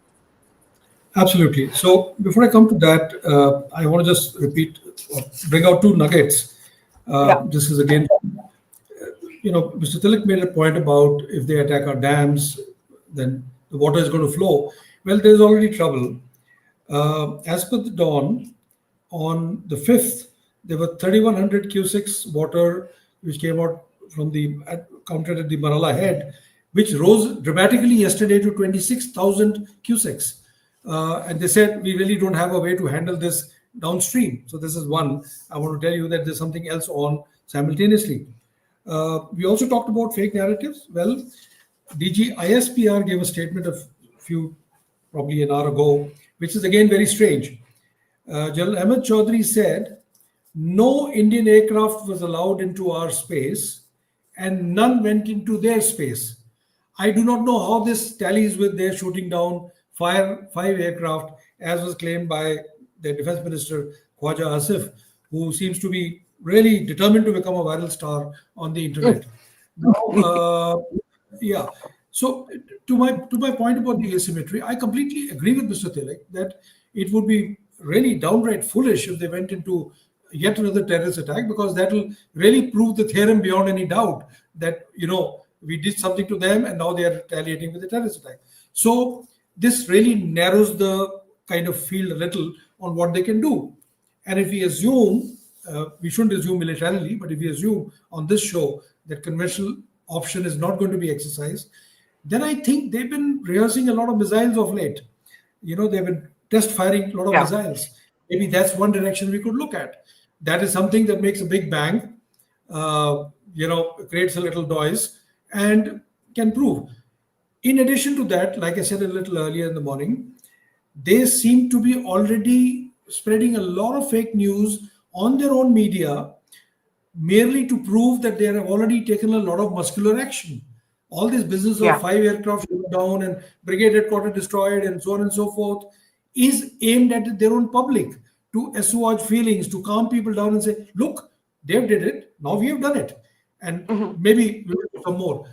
I think probably a missile attack somewhere, God knows where, is one grim possibility. Okay. Let me get Ambassador Sinha and General and I beg your pardon, Tilak Diveshi to respond to that. Ambassador Sinha, please do respond. I'm just going to hop off for a moment to get some more updated information. I'll reconnect in the meantime. Zafar is here. Keep the conversation going, and I'll rejoin in exactly 5 minutes. Ambassador Sinha, it's over to you, sir. Thank you. What I didn't say, but in my last intervention, is that a terrorist attack may or may not happen, or may happen in addition to another kinetic response. And so a missile test or a drone attack is probably more likely. I don't know whether the Turkish drones that they have are operational or not, but they certainly do have drones in their armory. Whether that be effective or not is a different matter. But to show their people that they have taken that they have made a forceful response to India's attack and sell a story, brigade headquarters destroyed. This time they might even say Div headquarters destroyed. Who knows? So the Pakistanis are very good at manufacturing lies. I mean, that whole country is built on lies. I mean, so I think it's par for the course as far as they're concerned. But I quite agree with you that there will be some sort of attack like that. And also the fact that Pakistan has been conducting those missile tests in the last few days, a series of missile tests, and this entire series has been called as Indus, the missile tests that Pakistan has been conducting. And there are now reports that Prime Minister Modi has postponed his upcoming visit to Croatia, Norway, and Netherlands. So things are being watched very carefully in India. Now, we were talking about the details that are coming out from Pakistan. I was struck by one particular detail. The ISPR, its military wing, information wing, the general that gave out a statement also said something very strange. He said that one of their hydropower projects was also targeted. Now, this is very important because could they be making a case to strike at dams on the Indus? Could that be one possibility? Because India has made it clear that it's only targeted the terror infrastructure. How come is he talking about a hydropower project in the Neelam Valley? I think there's something that they may be putting out in their plan. Yes, sir. The Neelam Valley has the Kishanganga. If the Kishanganga project is on the Kishanganga, which is on the Neelam Valley. So I doubt, as Tilak had mentioned, that if there is an attack on the dams, even though this is lean season, we are still capable of storing water for 1 or 2 days. We were doing some desilting in Salal and Baglihar, and what General Bali just mentioned about the Marada Heidelworks and the water release, etc. It could be a consequence of India releasing the water yesterday, because for 2 days or a day now, they were desilted. But this is just demonstration effect. Normally, desilting happens in the monsoon, but India is doing it to prove that it is India can do that, and it will be foolish on their part if they hit a dam. But if they do, then there will be cost to pay, because Tarbela and Mangla dams are very much within our sights, and then the whole of Pakistan will be flooded. Right. General Bali, the fact is that Pakistan is claiming that they have already done that retaliation. Do you think that this is the end of it? Because if they are still to say that they were going to retaliate, then there would be a pause and then they would come up with some sort of a retaliation. But they're already claiming that they have done that retaliation. How do we see the Pakistani response here on? Will that be a face saver for Pakistan? Because they're going to the town, they're saying that we have done the retaliation, as you were saying, that none of the aircraft was allowed to move into our space and none of it was allowed to go out, and we brought down jets and all that. Could this be a face saver that Pakistan is looking at? I still think there's going to be retaliation. The last briefing that the DG ISPR gave, he admitted that 26 civilians have died and 46 are injured. You don't build up this kind of a hype and narrative if you're not wanting to retaliate thereafter. I think what they've done is to kind of tamp down the expectations or the, for a muscular action within the country for a bit. But I would expect that there would be an action sooner or later. There is an unconfirmed report floating around on various news media, including Business Standard, that their defense minister said that if India doesn't take any further action beyond this, then we are Yes. willing to hold back our forces. I am not putting much credence to that report because I it's also not saw that developing. report. I also saw that report, probably given to RT. I saw Yeah. that report again on the social media. We don't know whether it's a confirmed report or not. And what It's does there it are a bunch say? of it's a bunch of Indian media outlet, but I don't. We shouldn't put credence on that because I've definitely not seen it in any of the Pakistani papers that I've seen. So that may be just a red herring thrown by, or maybe perception management by us. So I think it's logical to expect and to be prepared for an asymmetric action by Pakistan. Tilak, do you want Also, to come? you can't trust whatever the defense minister says. I think he's the biggest loose cannon in the subcontinent. The kinds of things that he has admitted to and said on television and said openly and thereafter retracted. I think one of the reasons for this is that he's from Sialkot. And the first place that is going to get hit by India is Sialkot. So I think he's probably worried about his house and his lands. So he's trying to create as much of hype as possible. But I mean, with cartoons like this, there is some sense of humor in Indo-Pak relations still. Right. No, the amazing part is that the interview that he gave to Yalda Hakim of Sky News, where he openly admit that we've been doing dirty work for 30 years. Yalda Hakim has become a viral star because of that video, because she's now put up videos explaining that and saying, people say your jaw should have dropped when you heard this, and she said my jaw did internally drop when our defense minister said that for 30 years we've been supporting terrorism, and now she's gone on to confront the Pakistani spokesperson this morning after the attack, who said pretty much the same thing. We don't have terrorist camps. So she said, but your defense minister said that you've been doing it. Pervez Musharraf said that he's been doing it. Bilawal Bhutto said, yes, we have a history. Now, what is it? What should we believe? So you're absolutely right. Even in these very, very tense times, there is some comic relief, and we should be thankful to the Pakistani defense minister for providing it from time to time. Well, one of the points I'd like to just mention is about Pakistan's war-fighting capability. So I had put this out on X. 14% of Pakistan's POL, petrol and diesel, is smuggled from Iran. 14%. 2,500 to 3,000 trucks bring in oil, petrol and diesel from Iran every day. About 5 to 6 million liters are coming in from Iran. Now, if these supplies are disrupted, especially after the first pay threat that President Trump said that anybody buying oil from Iran will be subject to secondary sanctions, any disruption of this, can you imagine the impact this will have on Pakistan's war-fighting capability as the fuel supplies are concerned? As it is, their oil supplies are probably adequate for a week. Some say 4 days, some say a week. If you cut this 14% down also, I think their tanks are going to stop in their tracks. Chiragji, I believe that oil is also not coming through legitimate channel. It's just being smuggled into Pakistan. So what? So what? Yeah. Who's at the border? Who's guarding the border? The Pakistan Army. The Southern Army commander is probably the richest post in the Pakistan Army because of the money he makes from this kind of smuggling from, from Iran. And nobody's going to look at the niceties that whether it is smuggling or whether it is legitimate trade. The fact of the matter is it is being allowed to come, and all government officials, especially the army and the ISI, are party to this. Yes, absolutely. It's the Pakistani army which is guarding the border. So if it's being smuggled, it's with the complicit Absolutely correct. And this is something that we need to push. This is the kind of narrative we need to push. And so, President Trump gets to hear of it and says, hey, what's going on? Right. And now that, this strike has been conducted inside Pakistan, inside POK, and the briefing has come about, we're seeing no let up in escalation at the line of control. It's still happening. It's spreading to other areas.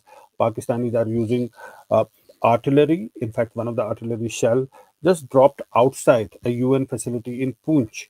So they are trying to use long-range mortars, artilleries, firing. So essentially, should we say that the ceasefire is over now? Yes, Sinha ji, is this all over now? Because I have covered on the day when the ceasefire was announced in 2003 from the international border in Jammu. There have been exchanges, there have been small arm exchange, machine gun exchange, mortar exchange, but artillery was not used. So that has ended now essentially. No, I think as far as the ceasefire of 2003 is concerned, that's certainly over. It might be revived at some later stage, but then it'd probably be a new ceasefire, if at all. So I think there will be, I mean, they're firing, because they've been firing small arms initially, and then they moved to artillery shells, etc., later on, right since the terrorist attack in Pahalgam. So I think they basically feel that that somehow unsettles us. That what they don't realize is it probably redoubles our resolve. But I need to also just touch upon one point: the international community. I think it's been spoken about earlier. I joined the debate late. I think this is a time where we can gauge who are our friends, because in a position where in 71 Mrs. Gandhi went to various world capitals and didn't get the sort of support that she expected, but this India's situation has changed considerably since 1971, and I'm specifically referring to our friends who are, I mean, the US specifically is supposed to be a great friend of India's, and they've made some very good statements in the past before the terrorist attack. And after the terrorist attack, they've been a bit mealy-mouthed, particularly Vice President Vance. But I want to see now what do they say, because it's important. Because when Israel takes out the Hamas in Gaza, the support is absolutely 100%, and in the international community, in the Security Council, in all fora, and of course now we're not Israel. We cannot compare our relationship with the US, what Israel has with the US. But over the years, we have developed a very close relationship, and if they are not able, I mean, I found President Putin's statement very reassuring and very, very supportive. I have yet to see a statement like that coming out from the US. I may be wrong. I haven't seen the Yeah, statements I from think the they're US they're right more or now. less they're more or less being critical of this terror attack. They have condemned it, but they are falling short of actually naming Pakistan. That is the sense that one gets. No, but now after the attack, now when we've retaliated, what would be their stand? That would be very interesting, Yeah. because of course President Trump talks about a 1,000-year war or a 1,500-year war, but there are others. The spokesperson, the State Department spokesperson, will definitely be asked, and others, the Defense Secretary and the Secretary of State, etc. It'd be worthwhile watching their statements. The other capital, which is not that important in terms of strategic, is London. But with the deal, I think it was masterstroke to actually conclude that deal yesterday, that FTA with the UK. And we'd like to see what Labour is always prone to support the Pakistani narrative. So I'd like to see what the UK government comes up with. Of course, urging restraint is par for the course, but let's see what they do beyond that. And we are forgetting about one thing, that is the China factor. I was reading out some statement that China has, in its first reaction, said that it's regrettable or something. I don't know what exactly they have said, but they could play an important role because they gave a statement in support of Pakistan a few days ago. They said that the sovereignty, they talked about sovereignty of Pakistan. How do you factor in the China angle to all of this? China must be watching these developments carefully. And do you think, we also reports that China has been giving state of the art jets to Pakistan, arming Pakistan? Do you think that China is also somehow pulling the strings behind? And that is precisely the reason we saw this bravado of General Muni, Asim Munir, climbing up a tank and addressing his troops. In English, by the way. He addressed his Yes. troops in English. So that Right. was very doubtful whether he would speak English to troops and not Punjabi. But that itself puts a doubt on the validity of that video. But having said that, I think China plays a very important role. You're absolutely right. We need to monitor what China does. But I would like, unless this conflict really escalates, China is not going to intervene besides giving pious statements and, of course, fully supporting Pakistan as best as they can logistically. Now, that we anticipate, and I'm sure our planners have kept that in mind when we decided the course of action to adopt. But I don't think China will join this conflict militarily, at least not now.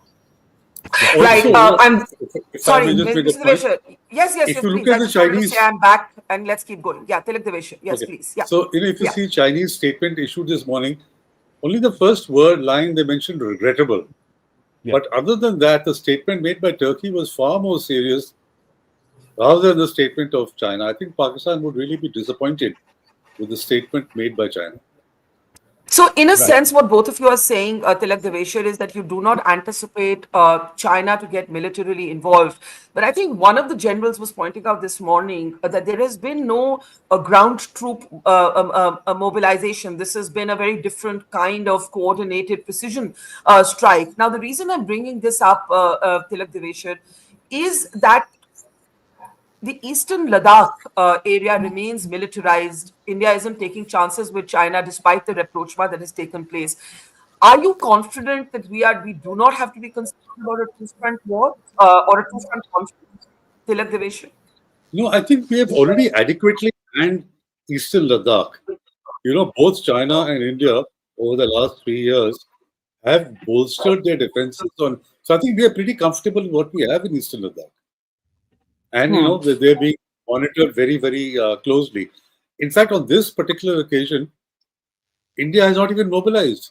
Normally, the signs of mobilization are you withdraw or leave, you take charge of trains which start moving, you take charge of civil transport to move your ammunition. India has done nothing of that. Unlike in the case of Pakistan, where they have moved their divisions from Peshawar and moved their divisions from Quetta. In India, the troops, from Southern Command haven't really moved. So India is still keeping it within a limited range. And likewise with China, there is no additional deployment of troops vis-a-vis China also. I don't think so from China also there has been any additional troop movement. There may be some exercises in the summer or something like that, but I don't think that has happened either. Let me bring in General Bali on this point. Zafar, if you have any updates also, I'd like you to share them in a moment from now. But General Bali, if you can come in on this point that there has been no mobilization because the planning has been quite different. But once again, now everything seems to depend on what Pakistan does next. And, the point made again and again that Munir needs to show something to his people. So, after Balakot, they try to strike somewhere near Nagrota and so on. They will have to have some story to tell, and then the world community might step in behind the scenes, right? Jeremali, go ahead, sir. Yeah, so let me just get back to the point about China. While nothing can be taken for granted, but we all remember that in 1971, when the war broke out, in spite of or despite US's requests of the Nixon administration, the Chinese did not mobilize, they did not intervene. And when they were confronted, as per Henry Kissinger's book, they said all we meant was diplomatic support. We never wanted to intervene militarily. Chinese have shown no such inclination so far. And while Chinese media cannot be taken as a kind of a weather vane, but if you look at today's papers, Global Times, it's a tiny news way down on the front page. And on the Chinese daily, I didn't even see the news. And it just repeats what the Pakistani spokesperson have said without any comments at all. The other little factor that we must remember is today is the day when the Iranian foreign minister is due to visit India. It was a scheduled visit, and it's not a hyphenated visit with Pakistan, but because of the trouble that was brewing, he went to Pakistan 2 days ago, went back to Tehran, and is coming today. And he has said he would like to intervene. Of course, given India's history of how we look at multilateral interventions, it's not going to work, and we probably won't even talk to him about that. As far as the Pakistani response is concerned, we have looked at some very good points have been made that maybe a terrorist attack cannot be expected immediately because that will really prove the assertion beyond all doubt, if at all proof is required after 26/11, that Pakistanis are the ones who are fomenting terrorism. So I think we should look closely at a standoff attack using a standoff weapon like missiles, maybe a drone. I don't think they have a great drone capability. Finally, as far as the artillery shelling is concerned, that's par for the course. I don't think that should worry anyone. That's happened before. I used to be in Valley. It was the old normal. It was the old normal, you know. It was normal. In fact, in the initial days when I met you, Barkha, in Kashmir, it used to be absolutely, the normal situation.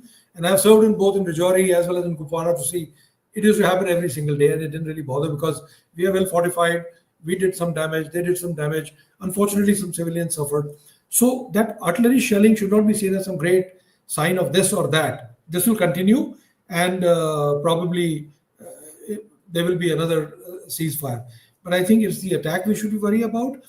And should this break into a conventional war, which I still believe wouldn't happen, shouldn't happen, other than Pakistan, we need to look at all our borders, particularly the one in the east, because we don't have the best of relationship right now with some other countries as well. And a little mobilization there is going to tie down troops. So I'm just saying.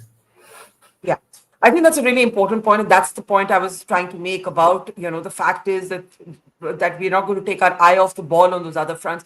Ambassador Sinha, let's talk a little bit about Iran. Iran did something very curious. It put out a statement saying that it had spoken to Pakistan officials and it was, happy to talk to India. Now, India is never going to, at least overtly, accept mediation from anybody. The Iranian minister is arriving here today. And I think earlier somebody was making the point that none of the other countries matter, but how America responds will be critical. Do you agree with that? Because the American statements on record have been quite, I don't know what word to use, have been quite banal. In fact, Barkha, when you were away, I did raise this point about the US. We need to watch what the US says, and so far, the US response has been less than satisfactory. So I think we hope that whatever happens now from the statements coming from the spokesperson of the State Department, etc., would take into account the ground realities and what exactly we've done and how we've done it in a very professional manner. But if I may, just before I leave, because I need to bring in Turkey. Now, Iran, I'll answer your question on Iran. Iran is very important. Iran is a neighbor of Pakistan. Iran has good relations with us, and Iran has a propensity to offer to mediate. However, being an Islamic country, the Ayatollah, the supreme leader, once in a while is prone to making statements on Kashmir that annoy us. So we are playing our cards very carefully with Iran. The US, particularly the Trump administration, is going after Iran because the talks haven't really proceeded too well. And with the Houthis, the attacks on the Houthis and the Houthi attacking Israel. So I think we need to monitor all that. But Turkey, I for the life of me, I do not understand why we are still allowing Turkish companies to come here into India. Indigo has a tie-up with Turkish Airlines. They have a huge number of tourists going from India. And I know we are a democracy. Indians are free to go where they like. But a word to the wise is sufficient.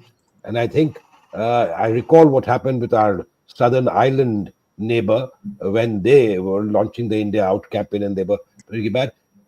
Obviously, Turkey is not going to be affected the same way. They're big. So I think we need to send a very clear message. And we are not, in my opinion, we may be doing it behind closed doors, but we have to take action because Erdogan needs to be told very clearly where he gets off. If he thinks he is an incarnation of the Caliph, he should be disabused of that notion. But that's Turkey for you, and of course the other neighborhood. But thank you, Barkha. Thank you very much for having me. Just briefly before you go, just quickly, Ambassador Sinha, when you say Erdogan must be told where to get off, you see, right now the bandwidth for that is not going to exist. Right now, the bandwidth of our diplomats will be somewhere else, right? Where will it be? Where will the foreign ministry be looking right now? Washington and Moscow. I mean, Washington and Moscow are too critical. Of course, Beijing, but Beijing is not with us. We know that. So all we can do is keep Beijing briefed. But as far as getting support, if at all we require support, it should be Washington and Moscow, because we've been maintaining good relations with both without really compromising the interests of one or the other.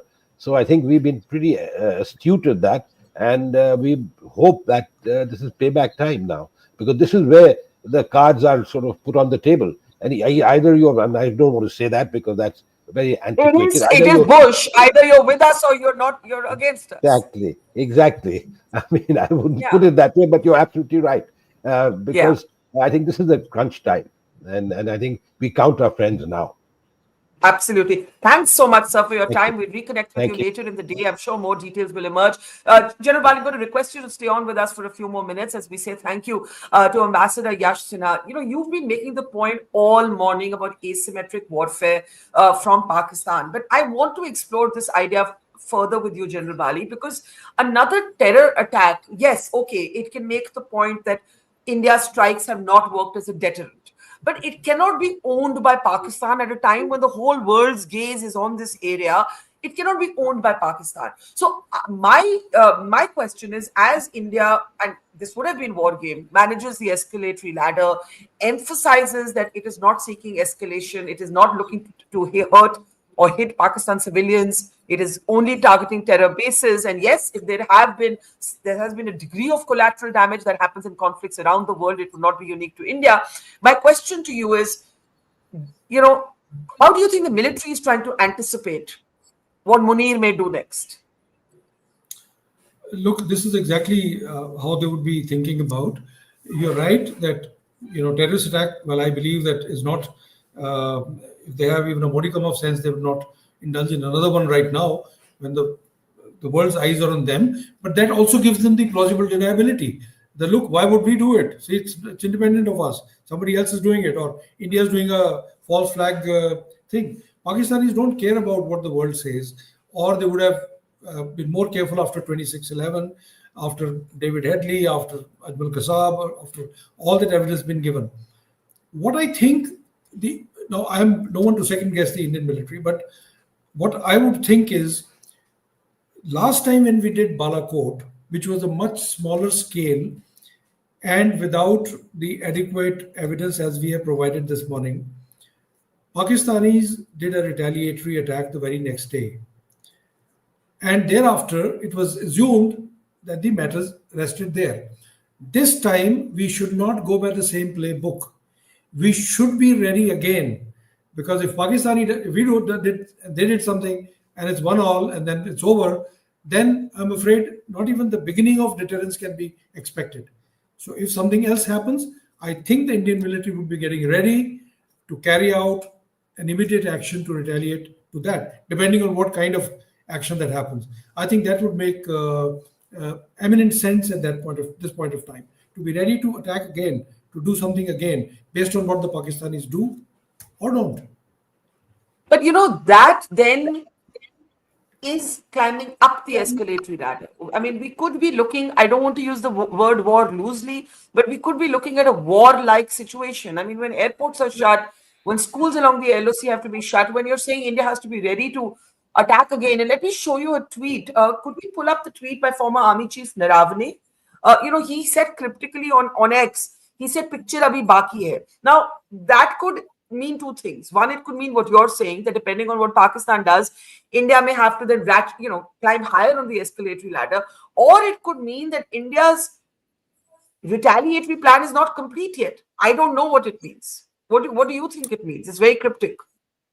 Yeah, so I don't know. I know Manoj Naravane well, and I think what he's saying is also out of a lot of spirit and Josh.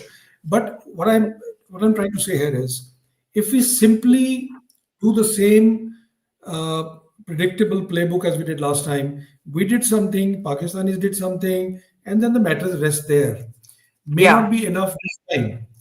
So based on the quantum or the degree of Pakistani response, we should have similarly a calibrated response ready. We must have the last word in this case. I'm not talking about escalated ladder going into war, etc. I'm not saying that. But within even asymmetric response, I want to make one more point. you see a lot of we are setting a lot of store that by the fact that this is to create deterrence. I would like to caution everybody that there is no guarantee that this will lead to any deterrence. Where there are irrational heads and carrying out, they have people like Jaish-e-Mohammed. God only knows how much control they have over these stray elements within Pakistan, and who has control over them, and who's playing what game. So therefore, let's not expect that there will be complete deterrence. It should be acceptable. Let's not expect that there will be no asymmetric action ever going forward. The best we can do is to get ready for the future, not to make the mistakes we've made, to ramp up our intelligence, to ramp up our air defense, and to be absolutely ready that such a thing can happen again. But in the short term, I think what we should expect is some kind of a demonstrative, performative action by Pakistan to tell their own people that they've done something. But if it causes damage on our side, let's say if they throw a couple of bombs in a jungle, who cares? But if it causes damage on our side, then we should be prepared not to let them have the last word. So I have a question about that. In a way, what you're saying is that while this is much more specific, it's a much larger retaliation than the Balakot airstrike. It has gone, frankly, deep inside Pakistan, Punjab. If it were to end with Pakistan ne kuch muh bachane ke liye kahin strike kiya, you're saying it should not end there? You are saying it should not, we should persist. We're entering a phase of prolonged, maybe low-intensity warfare with Pakistan? What are you implying there? No, the word here is calibrated. So, like I said, if the Pakistani counter response, if it comes, and as I expected it would come, and if we find that it is really neither here nor there, we can take a call. But if it damages anything within India in a big way, and I don't want to start talking about what it could be. I don't want to name cities. I don't want to name anything else. But if it damages something big, it would be wrong for us then to just keep quiet and say, all right, we did this, they did this, and time to now close the chapter. I don't think the chapter would be closed, because this time, you see, we have really expanded the theater fairly dramatically from what we did in Balakot. Not only we have created a tri-service operation, we have preceded it with some strategic steps like Indus Water Territory Treaty being held in abeyance, shutting down certain diplomatic missions. We have done something which we had never done before, hit Punjab, which is really expanding the theater, so to speak, particularly in the Pakistani psychology, because that is the heart of Pakistan. And then we have gone on to provide proof of what we have done. And the Pakistanis in turn have also kind of validated how much damage we have done. So all this has really expanded the theater. Now we just can't leave it at that. And So the question that follows from that, General Bali, is this: that if we have, and we clearly have expanded the theater by hitting inside Pakistan, Punjab, will Pakistan look to expand the operation of conflict, the theater of conflict, from outside of Jammu and Kashmir? Will they try and target other borders? We have Punjab, we have Rajasthan, we have Gujarat. We don't know. They very well could. As a matter of fact, the district commissioner of the border districts of Rajasthan has just, declared a kind of clamped on the schools and this and that, and closed the certain day. That's what I read on the news just now. So this is expected. Pakistan is no respecter of borders. In fact, when they said we will abrogate the 1971 treaty, I laughed. When have you followed it? When have you respected the line of control? Forget the line of control. You don't even respect the international border. You've been building tunnels and coming through Samba and the established borders. What about the bombing of the trains in Mumbai? What about the attack on the parliament? What about 26/11? So they don't respect any of this. For them, the whole country is a playfield. So yes, but if this is going to happen purely with a kind of a standoff attack, then you know the range of missiles, then you know how far it can go. But if it is something else which is brewing, which I thought about, it could really, really happen anywhere. It won't be restricted. So we're potentially looking at a multi-sector conflict? We possibly are. As a matter of fact, if they were smart, Jammu and Kashmir would not be the area where they would strike.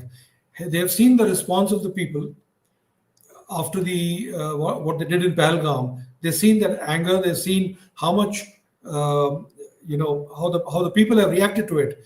I think doing something more to damage, especially civilians, would be really foolish. But I can't put them past it.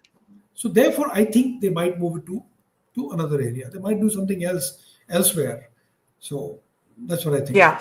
Okay, General Bali, stay as long as you can because we're going at this continuously. I want to play out a little excerpt from the military press conference, the military and diplomatic press conference. It's important to stress the foreign secretary and 2 women officers of the military making its own powerful statement, I thought, bringing the women officers out to brief the world, not just India. And I want to play out a little clip from that press conference again. Take a look.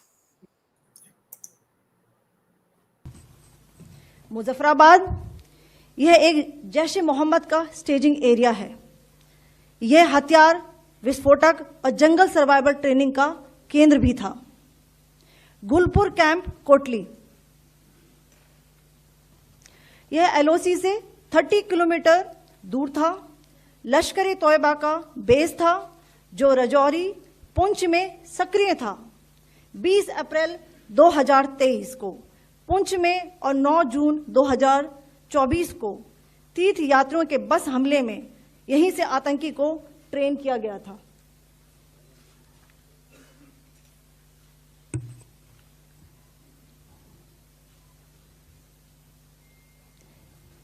Barnala camp बिंबर ये LOC से 9 kilometre दूर है। यहां पर हथियार handling, IED व जंगल survival का प्रशिक्षण केंद्र था। अब्बास कैंप कोटली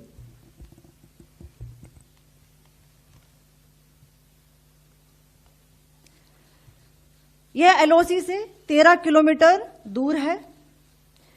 लश्कर-ए-तोयबा का फिदाइन यहां तैयार होता था। इसकी कैपेसिटी 15 टेररिस्ट को ट्रेन करने की थी।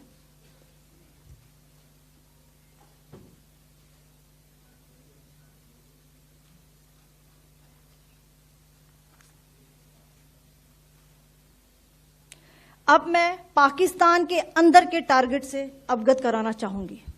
पहला, right, so lots of details coming there.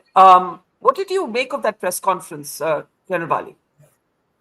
So, like I said earlier, this really made me feel, as a professional, very proud of the way our country has sent out this message. It's a very restrained performance, a very calm performance. You compare it with what is happening in Pakistan and look at their spokesperson really frothing at the mouth and looking like a rabbit caught in headlights. Here it was professional, matter of fact, no chest thumping, no threats, and it actually validated what the Prime Minister had said on the very first day when he came back from Saudi Arabia. I wish people had heard him more carefully. He didn't threaten Pakistan. He didn't threaten Pakistani army. He didn't say we are going to attack Pakistan. He said we are going to get after or go after the terrorists and the mentors who have fostered terrorism, which is exactly what we have done, which is exactly the proof we have given. And in everything which was said, including Mr. Vikram Misri's statement, it showed restraint, no desire to escalate, no desire to go beyond that, etc. So I think it was a wonderful press conference, a wonderful performance. So as far as the women, spearheading it of course makes us very happy. They've done a great job in the armed forces. I'm glad they've done it. I'm not going to comment on anything else as part of that because as army people, we don't look at religion and this and that. But it is great the way I saw it. That. I made no point about the religious identity of one of the officers. I know people did. But I did make a point about the gender because as a woman, it always makes me brilliantly proud to see women out there representing India. Absolutely. And if you join the dots with Sindur, the fact that we are doing it for ladies who've lost their husbands, and the fact that we are again making our ladies make these remarks, somewhere somebody is thinking, about strategic messaging. Now, whether everybody agrees with it or not, I don't care. But as far as I'm concerned, this is a very refreshing way of, tackling this sending of the message. It could have been a drab statement by one of the bureaucrats, but it wasn't just that. Bali, what should we be bracing? I know I'm being a little repetitive, but people join at different points, so I'm making you repeat a few things that you've said. I want to summarize your take. Your take is you don't think Pakistan is seeking conventional war. It is not seeking an all-out war. It needs a face saver. Typically, asymmetrically, that may have been another terror attack. But with the world's gaze on Pakistan, it can't own the terror attack. It needs something it can own. There has been backlash from the Kashmiris on the ground in Jammu and Kashmir. So it may not be able to do much more than its typical targeting of the line of control in international border villages. And therefore, am I correct in summarizing that it is your hunch that another sector could open up in this situation, and we need to sort of be on guard for that? It's a one-man's war game in my own head, but so I would add that. So it's Asim Munir's war game. Asim Munir is the new crazy Musharraf in a way. Yeah, that's right. So, but while this is the way I'm thinking, that it is kind of narrowing the field a little in terms of what objectives they could choose and the way they could attack or the way they could retaliate. Having said that, I will repeat what I said in the morning, very early morning when I came on your show, that Pakistan has what is known as cultivated irrationality. And at no stage should we foist our own thinking and our own rationality into saying, this is what they would do because this is what we would have done. For example, when Kargil happened, we said, who attacks in winters? No one's going to attack in winters. They only infiltrate. They did something entirely different. So while keeping that possibility alive, I do agree with everything that you said. I would summarize it.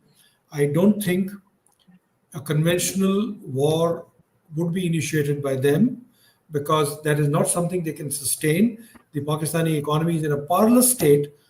They are literally, not literally, but figuratively, with a begging bowl, trying to restructure loans with China and then sometimes with Saudi Arabia and so on and so forth.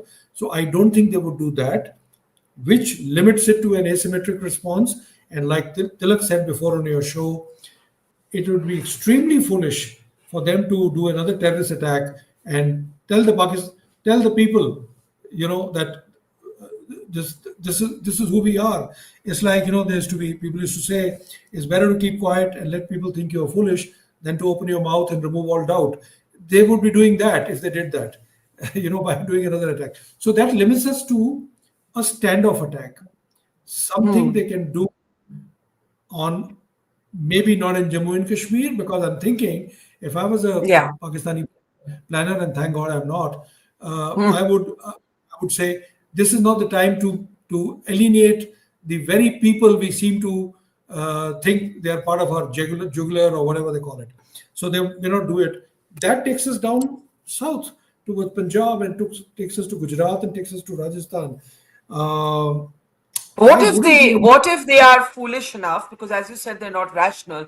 What if they're crazy and self-destructive enough to target one of the dams on the Indus water to make up, their exercise has been called Indus, right? The tests they've been doing and so on, the drills they've been doing. What if they're crazy enough to do that, or to target a military installation in India? I mean, that would pull us up into a formal war or a war-like situation if they were crazy enough to do that.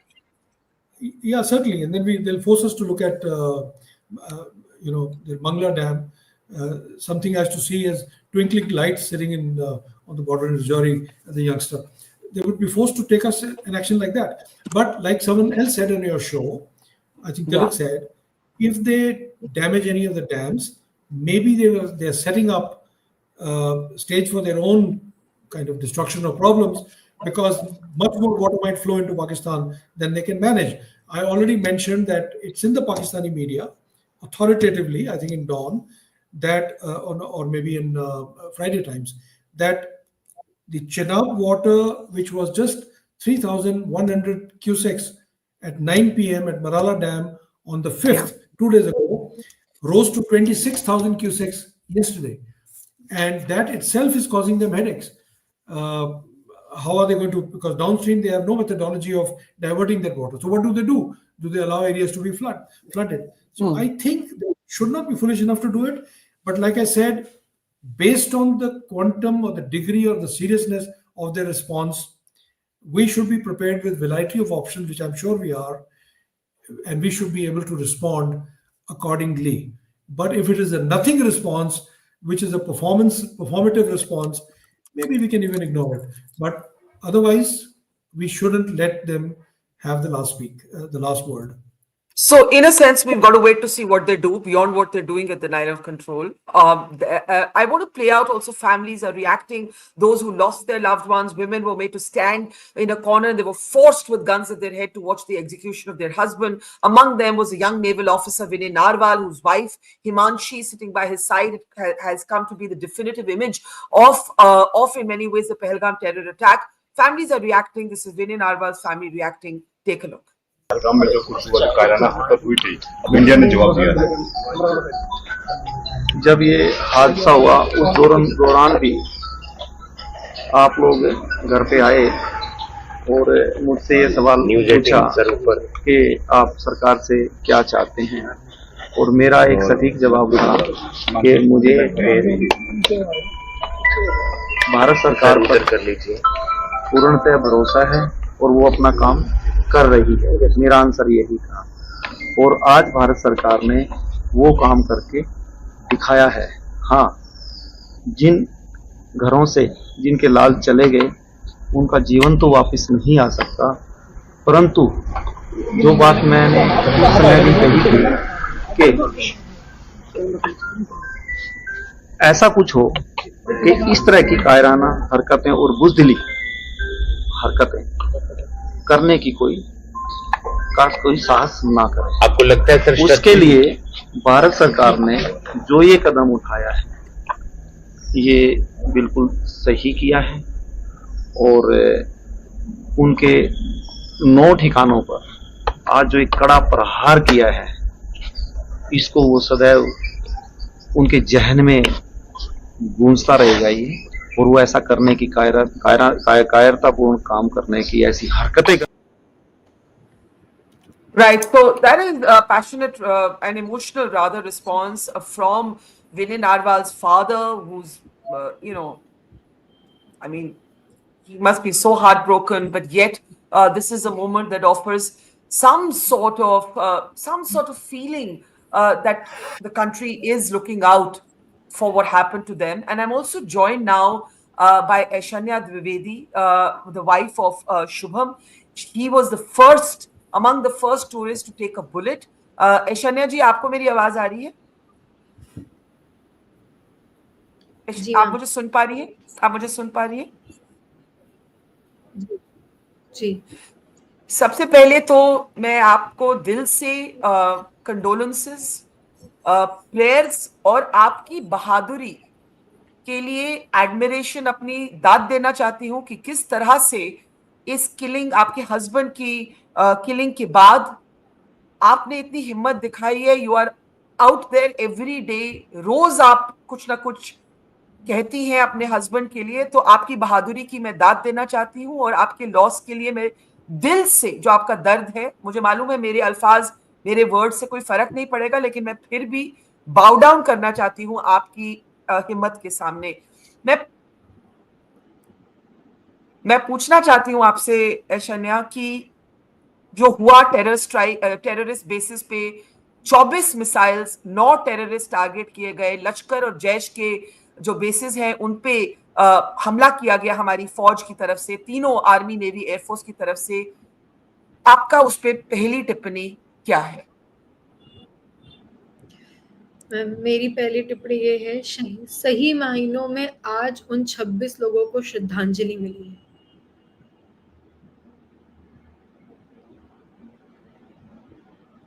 आज कहीं ना कहीं ये 26 लोगों की soul, they must be in peace. And even जब ये news मैंने सबसे पहले देखी, मेरे मुंह से सबसे पहले यही निकला था, Shubham will be in peace. Now Shubham is at piece.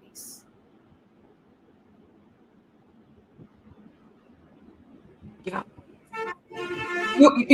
You feel that this is the first expression of tribute to not just your husband, but to all those who were killed in that terror strike. I do feel that this is the starting of the tribute.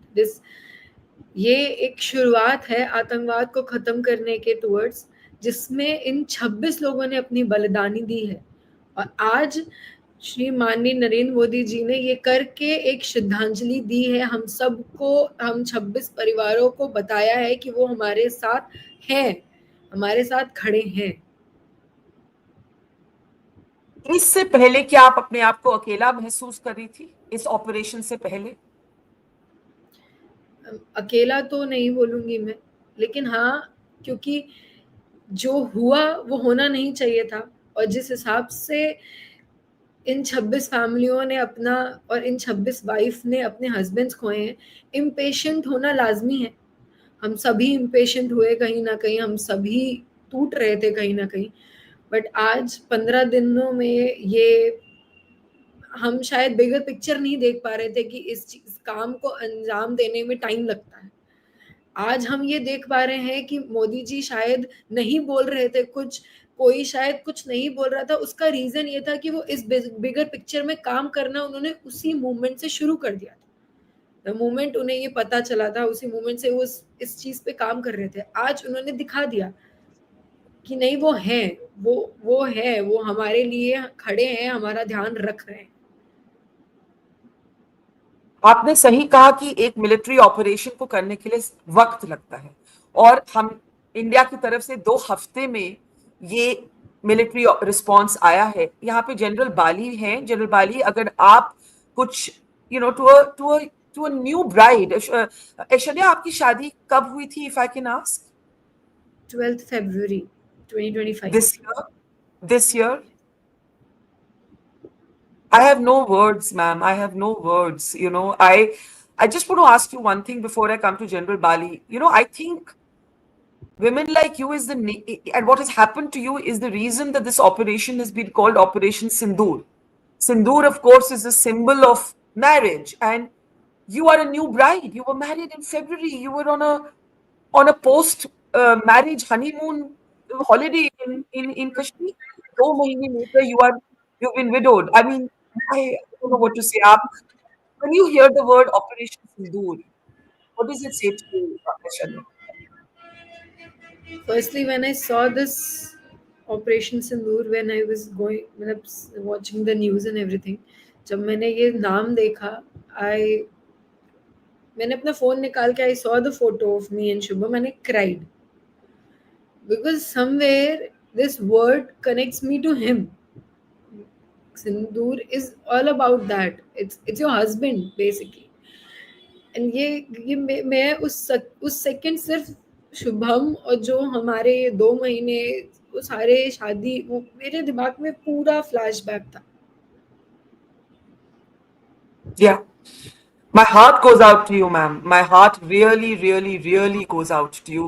Neeraj sir, if you would like to add your thoughts at this point, Shania has been one of those who's been at the front line of asking for retaliation. And today she says that while her emotion was understandable, she now understands that the military, the government needed time. And she feels that Shubham, her husband, maybe he'll be at peace now. It is such a, it just brings tears to your eyes. General Bali, अगर आप कुछ कहना चाहें? First of all,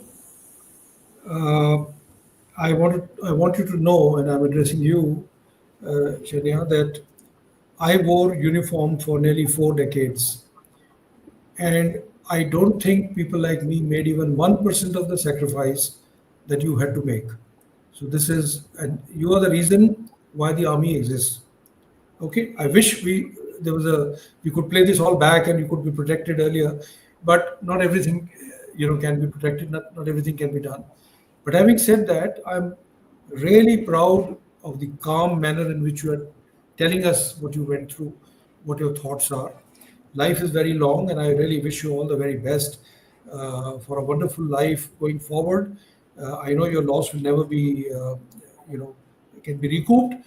I'm also really happy that this word Sindoor resonated with you.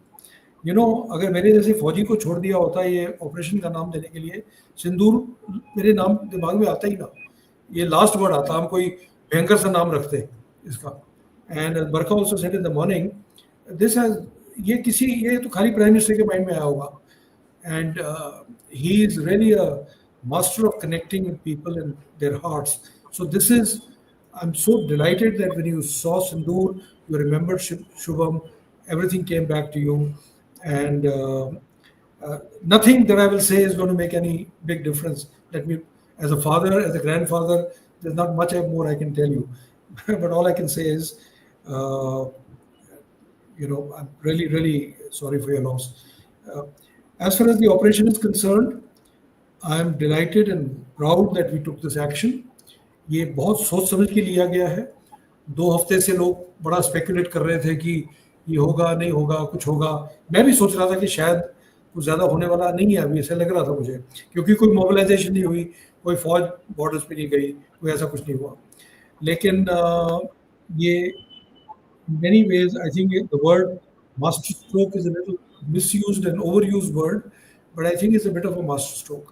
जिस तरह से ये किया गया, स्पेसिफिक टारगेट्स चुने गए, जहाँ पे ये लोग बैठते हैं, जहाँ से अपना जहर फैलाते हैं, जहाँ से लोगों को गुमराह करते हैं. I have met a lot of them. Okay, ये सब गुमराह है, इनका कोई दिमाग नहीं है अपना. So only animals can do what they did in Pahalgam. So I'm delighted we did this. This morning, one of the ex-chiefs, Manoj Narwane, said, picture अभी बाकी है. Maybe that is the case. पर ये बात मैं पक्का कहूँगा as a professional, it is not over. It should not be over. In the sense, we may not go to war. I'm not talking about war. I'm not a warmonger. But we have to take a long-term view, not look at Pahalgam as a one incident and therefore we have retaliated and we have to look at sorting out this problem forever. And I do not want to spell out what I mean, but this takes strategic thinking. It takes a lot of military ramping up. It takes some time plan in our mind. It may lead to building new relationships. I have Afghanistan in mind, for example, building new relationships in the world, and then ensuring that people who did what they did to you never again think of doing it without paying a very big price. So really, I'm really grateful you're sitting here, and you're definitely younger than both my children, but I'm delighted you're sitting here and you're calm and you're giving us So courage. brave, so brave, so brave, so brave. Aishanya, how old are you, Aishanya? I'm 28. And your husband was how old? He was 30. And you're very young, and as General Bali said, you are a soldier. You are a soldier of a different kind. You're not wearing a uniform, but you are a soldier. You are a soldier of India. And I just bow to you in admiration. मैं आपसे पूछना चाहूंगी, आपने अपने कई interviews हमारे साथ भी आपने पहले बोला कि एक Shubham should be recognized for his sacrifice, कि उन्होंने पहली गोली एक तरह से ली और उसके बाद जाने बची. उसके बारे में जो लोग शायद जानते नहीं, थोड़ा सा अगर मैं आपको रिक्वेस्ट करूं कि आप दोबारा बताएं कि कैसे शुभम ने by taking among the first bullets कैसे उन्होंने बाकी लोगों की जान बचाई. We were sitting very close to the gate. If ये अटैक ना किसी और डायरेक्शन, किसी और कॉर्नर में होता तो हम बच गए होते और वो इंसान पहली गोली खाता और उसकी वजह से हम बचते. ये हम और शुभम जिस पॉइंट पे बैठे थे, हमला हुआ ही वहां पहले सबसे, और इन्होंने सबसे पहला शूट शुभम को किया. एंड मैं as somebody who was present at that very place, I could see people running, people saved, people could exit through the gate. And even my own father, he was also there with us. He went to the washroom. While he was coming back, the attack happened. He also could run towards the gate because of this reason. Because Shubham was shot first, many of the people could get alert.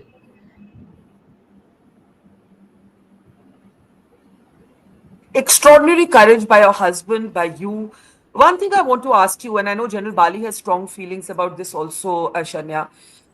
Pakistan ने clearly target किया आप सबको for being Hindu.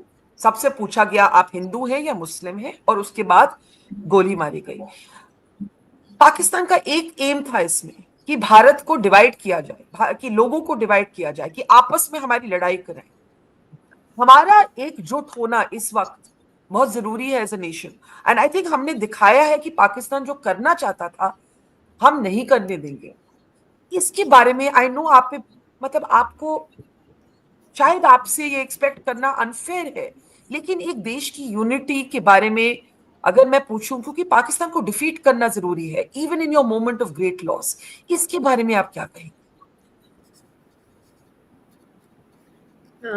अगर ये देश एक नहीं होता तो आज इतना बड़ा अटैक जो माननीय नरेंद्र मोदी जी कर पाए हैं, वो इसीलिए कर पाए क्योंकि आज सब एक हैं.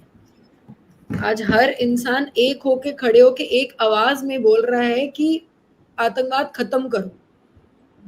इसी रीजन से सब खड़े हो पाए हैं. ये भी एक तरीके का उनको हमने दिखाया है कि हम सब एक हैं. तो हमें डिवाइड करना चाह रहे थे, लेकिन हम सब एक हैं. नहीं, ये बहुत जरूरी बात है. वो क्वेश्चन करते हैं, बहुत से लोग सवाल उठाते हैं कि क्यों है, क्या है, क्यों कर रहे हैं, किस लिए कर रहे हैं, बट कोई क्वेश्चन नहीं है, कोई भी वो पॉइंट आउट्स नहीं है. एवरीबॉडी इज सेइंग कि सही हुआ, जो हुआ सही हुआ. General Bali, before I ask Shania last question, because I don't want to overstrain her, it's a sensitive time. ये जो उन्होंने बात कही कि हम सब ने दिखाया कि देश एक है, ये बहुत जरूरी बात है. ये बहुत जरूरी बात है. I have very strong feelings about this, and I'm going to say 2-3 things. First of all, this makes me even more prouder for this, of this young lady, for what she has just said. देखिए, there are many foolish people among us who are trying to become the people we hate. We have hated certain people for being radical, for dividing people, for talking about religion all the time. We are trying to become those people. How silly is that? And to all those people, I want to tell, if you can't listen to these young girls, this girl sitting here, the naval officer's wife, you can't listen to these people who have lost so much and yet maintained their balance and calm and logic. And, this is true patriotism. This is not nationalism. This is true patriotism. They understand what is good for India. And what is good for India is to stay united. And if they understand this, who are we who have lost nothing, who have done nothing in life? Who are we to question this and say, oh, they are wrong? There are asinine people who got after that naval officer's wife. I wish I could meet them face to face. What I want to tell them is, there is an American comedian, Dave Chappelle, whom I like quite a lot. In one of his set pieces, he said, America can never beat China because in America, you're either white or you're black or you're Asian or you're gay or you're straight or you're Hispanic or you're this. In China, everybody is Chinese. Think of that. We are wanting to be a world power, a regional power. Our competition is not this tiny little country sitting on one side, which is with a nuisance value. Our competition is far bigger. Are we like that, or are we dividing each other based on silly things? How will it solve the problem? Lash out on our own country people who've done nothing at all to earn this. Every army officer understands, every soldier understands something. You've got to recognize your enemy. If you don't know who your enemy is and you just lash out on any person who comes in your way, how stupid is that? So I think as the biggest Shraddhanjali we can give to Shubham, to the people who laid down their lives, and the biggest tribute we can even pay to the living people like you is this: we must understand that we must stay united. And it is, I fully agree, it is because we are united, today we have taken action. I was just thinking, when I was a little earlier, I was watching television and thinking, I was saying, okay, Pakistan will respond, then we might respond. It may go out of hand. And then I said, so what? As a country, we can take it. Yeah. We can take it. Today, we are not the country of 1960s. We have the courage. We understand. So we got to stay united. And thank you so much for saying that. Shania, I want to give you the last word. You were trying to say something there, and then I'll ask my question. I was just trying to say the army is very strong. The Indian army, they are well trained. They can finish off this terrorism at once. And now they're proving it also. They're proving it to the country. They're proving this to the all 26 people. They're proving it to all 26 families who've been through this. Is there a sense of community among you all? Have other, you didn't know the others who got killed, but I'm sure nobody can understand what you've gone through except each other. Have you all been reaching out to each other, or you don't really know each other? I just keep seeing their interviews. I just keep seeing them on like various media platforms. That is how I'm able to connect with them. Nothing as in personal level. I want to ask you a last question, Shania. आपने कहा कि आज हमने पाकिस्तान को दिखा दिया our strength, our unity, और पहली बारी आपको ऐसा feeling हो रहा है कि your husband who was amongst the first to take a bullet in that terror strike might be at peace. लेकिन जैसे जनरल नीरज बाली ने कहा, ये अभी खत्म नहीं है. पाकिस्तान हिट बैक करेगा, उसके वो कैसा हिट बैक करता है, हमारा रिस्पॉन्स आएगा. ये एक लंबी लड़ाई है, और इसमें जैसे आपने सैक्रिफाइस दिया, सैक्रिफाइसेस होंगे, और देश को ये समझना होगा कि ये एक लंबी लड़ाई है. इस पे आप देश के लोगों को आखिर में, somebody who has suffered a new bride married just in February, बहुत बड़ा लॉस हुआ है आपने, और आपने बहुत बहादुरी दिखाई. आप क्या कहना चाहेंगी अंत? मैम, हम देश के नॉर्मल सिटीजन्स हैं. हम जाके बॉर्डर में लड़ नहीं सकते, बट मैं ये आउट लाउड ये बोलना चाहती हूँ कि हम एक हैं. हम हर कंडीशन में देश के साथ खड़े हैं. हमारी लड़ाई भले ही जाके बॉर्डर पे नहीं हो, लेकिन जिस तरीके से कल रात में भी जब ये न्यूज़ आई तो हमारे घर वाले बैठ के यहाँ पे उन आर्मी वालों के लिए प्रे कर रहे थे. एटलीस्ट ये तो हम शुरुआत कर ही सकते हैं, उनके लिए प्रे कर सकते हैं. जितना हमसे जो एज अ सिटीजन हम मदद कर सकते हैं, खड़े हो सकते हैं, साथ में उनको सपोर्ट कर सकते हैं. We can vouch for them. That is the starting and that is a kind of way we can show them that we are with you. They are fighting for us and we are standing with them. Shania, I want to say to you, you said you're not fighting at the border, but I want to repeat what I said. You are a soldier.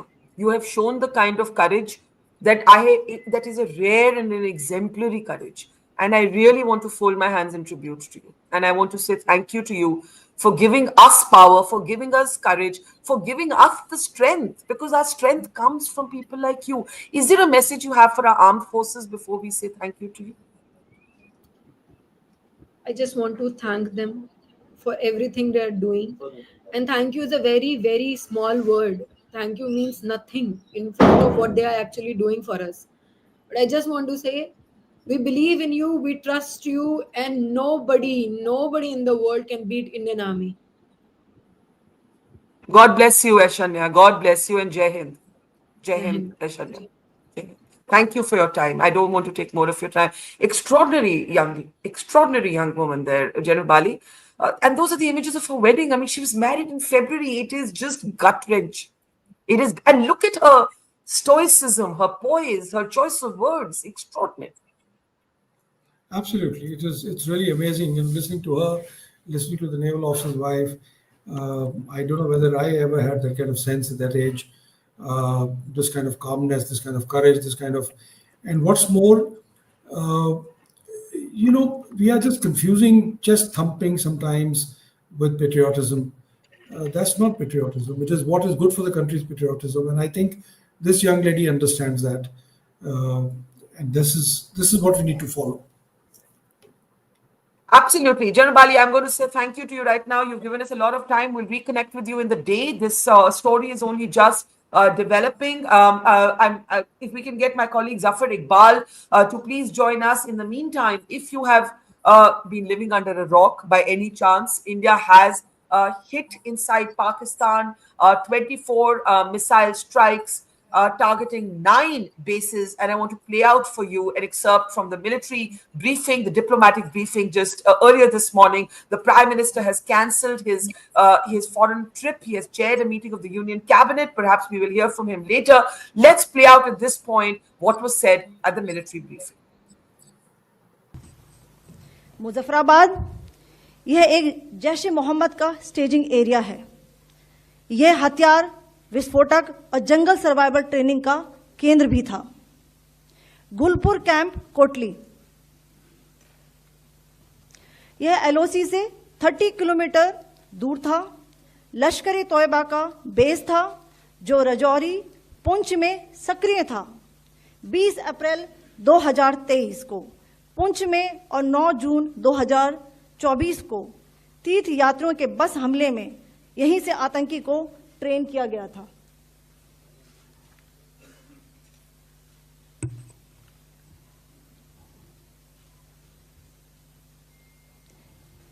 Barnala camp बिम्बर ये LOC से 9 kilometre दूर है। यहां पर हथियार handling, IED व जंगल survival का प्रशिक्षण केंद्र था। अब्बास कैंप कोटली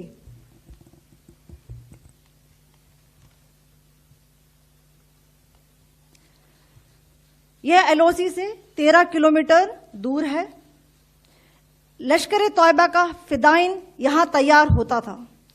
इसकी कैपेसिटी 15 टेररिस्ट को ट्रेन करने की थी।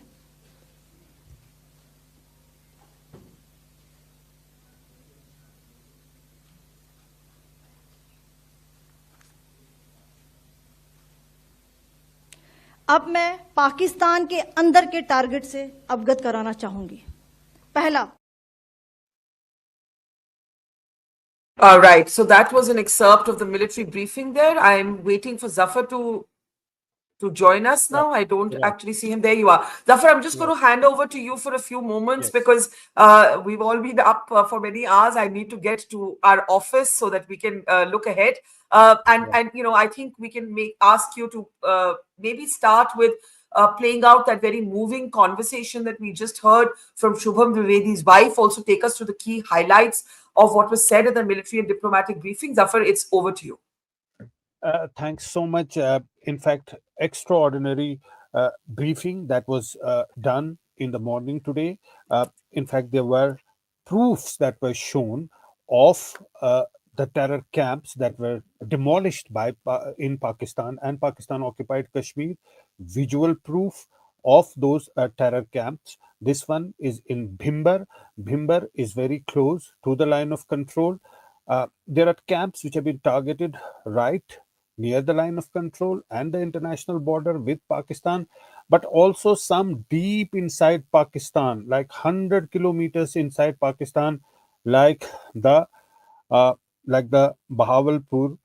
camp of Jaish. Now, this is important in the sense that India has carried out these strikes on these terror camps. 9 locations have been struck, and in which, of course, terrorists and their handlers have been targeted. Now, India clearly said that they've gone to the root of the problem. Now, these are the places where indoctrination would happen, planning of these terror attacks will happen. Like, for example, Muridke in Pakistan, in Punjab, where Mumbai terror attack terrorists received their training, including David Hadley. Now, what is important and significant is that TRF, the Front for Lashkar-e-Taiba, carried out the Pulwama terror attack, but India has gone all out, targeting other terrorist outfit as well, like the Jaish and the Hizbullah, and that's precisely the reason that all these terror camps have been targeted. And you saw those visuals on your screen; they just on fire when those missiles struck those terror camps. Now, of course, we saw a briefing in which the entire Operation Sindur was explained 2 weeks after the Pahalgam terror attack. Operation Sindur was carried out by the Indian military. It was a tri-service action where terrorist camps inside POK and Pakistan were targeted, and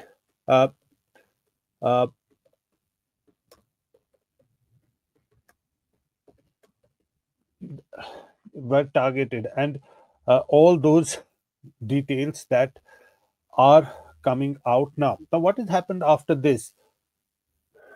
What has happened after this is that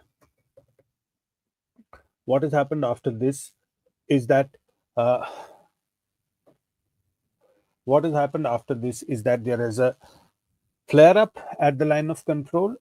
Pakistani military has used artillery and it's targeting the civilian and other positions at the line of control in the Kashmir sector and also in the Jammu region, particularly in Poonch, Rajouri and Akhnur areas. Now, we've seen lots of those visuals where damage have been carried. There are at least 3 civilians have been killed in those attacks by Pakistan military near the line of control.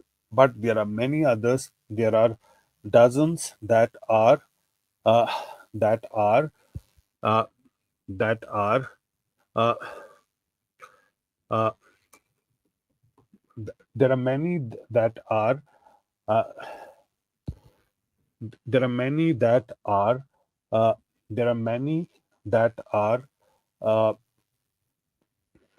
those are injured. Now, we have been talking to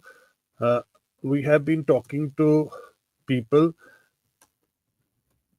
who are the family members of those who were killed in this terror strike, and they have been reacting. In fact, if we have some of those reactions, like Adil Hussain, the Kashmiri man who was killed in Adil Hussain, the Kashmiri man who was killed while trying to save the tourists. His family has reacted after Operation Sindur. Let's try and play some of those family reactions.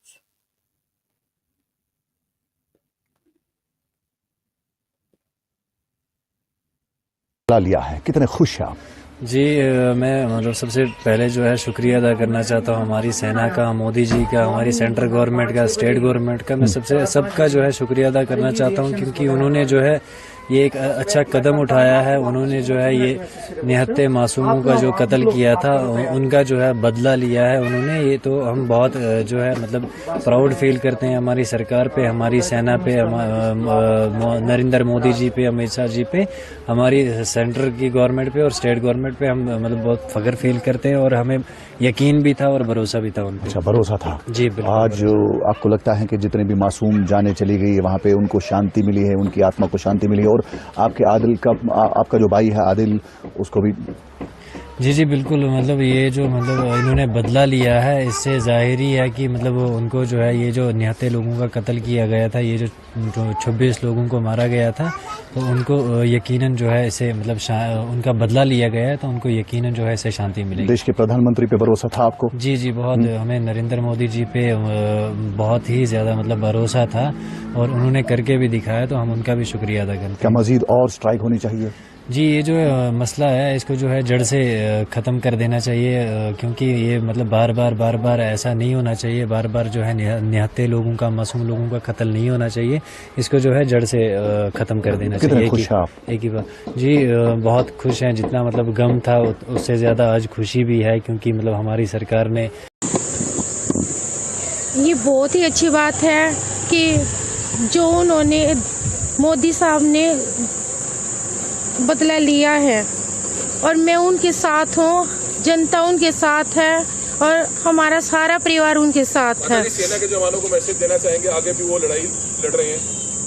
मैं वो सेना के जवानों को यही message देना चाहती हूँ कि आगे बढ़ते रहो और ऐसे ही बदला लेते रहो, कि कि ऐसी कोई घटना दोबारा न घटे, उनको मुंह तोड़ जवाब देना ऐसे ही देना चाहिए। लेकिन अब लगता है कि जो आपके अंदर आक्रोश था, जिस तरह से सब हुआ पहलगाम के अंदर, अब जब बदला लिया है तो अब क्या कहना चाहेंगे कि बाकी आक्रोश पूरा हुआ जो आपके मन में चल रहा था? हाँ जी, मैं बहुत खुश हूँ उसके लिए, बहुत ज़्यादा ही खुश हूँ। और आगे मेरे हस्बैंड ही बोलेंगे। श्रद्धांजलि मिली आपको लगता है उन तमाम लोगों को जिनकी जान गई पहलगाम में, सभी लोग?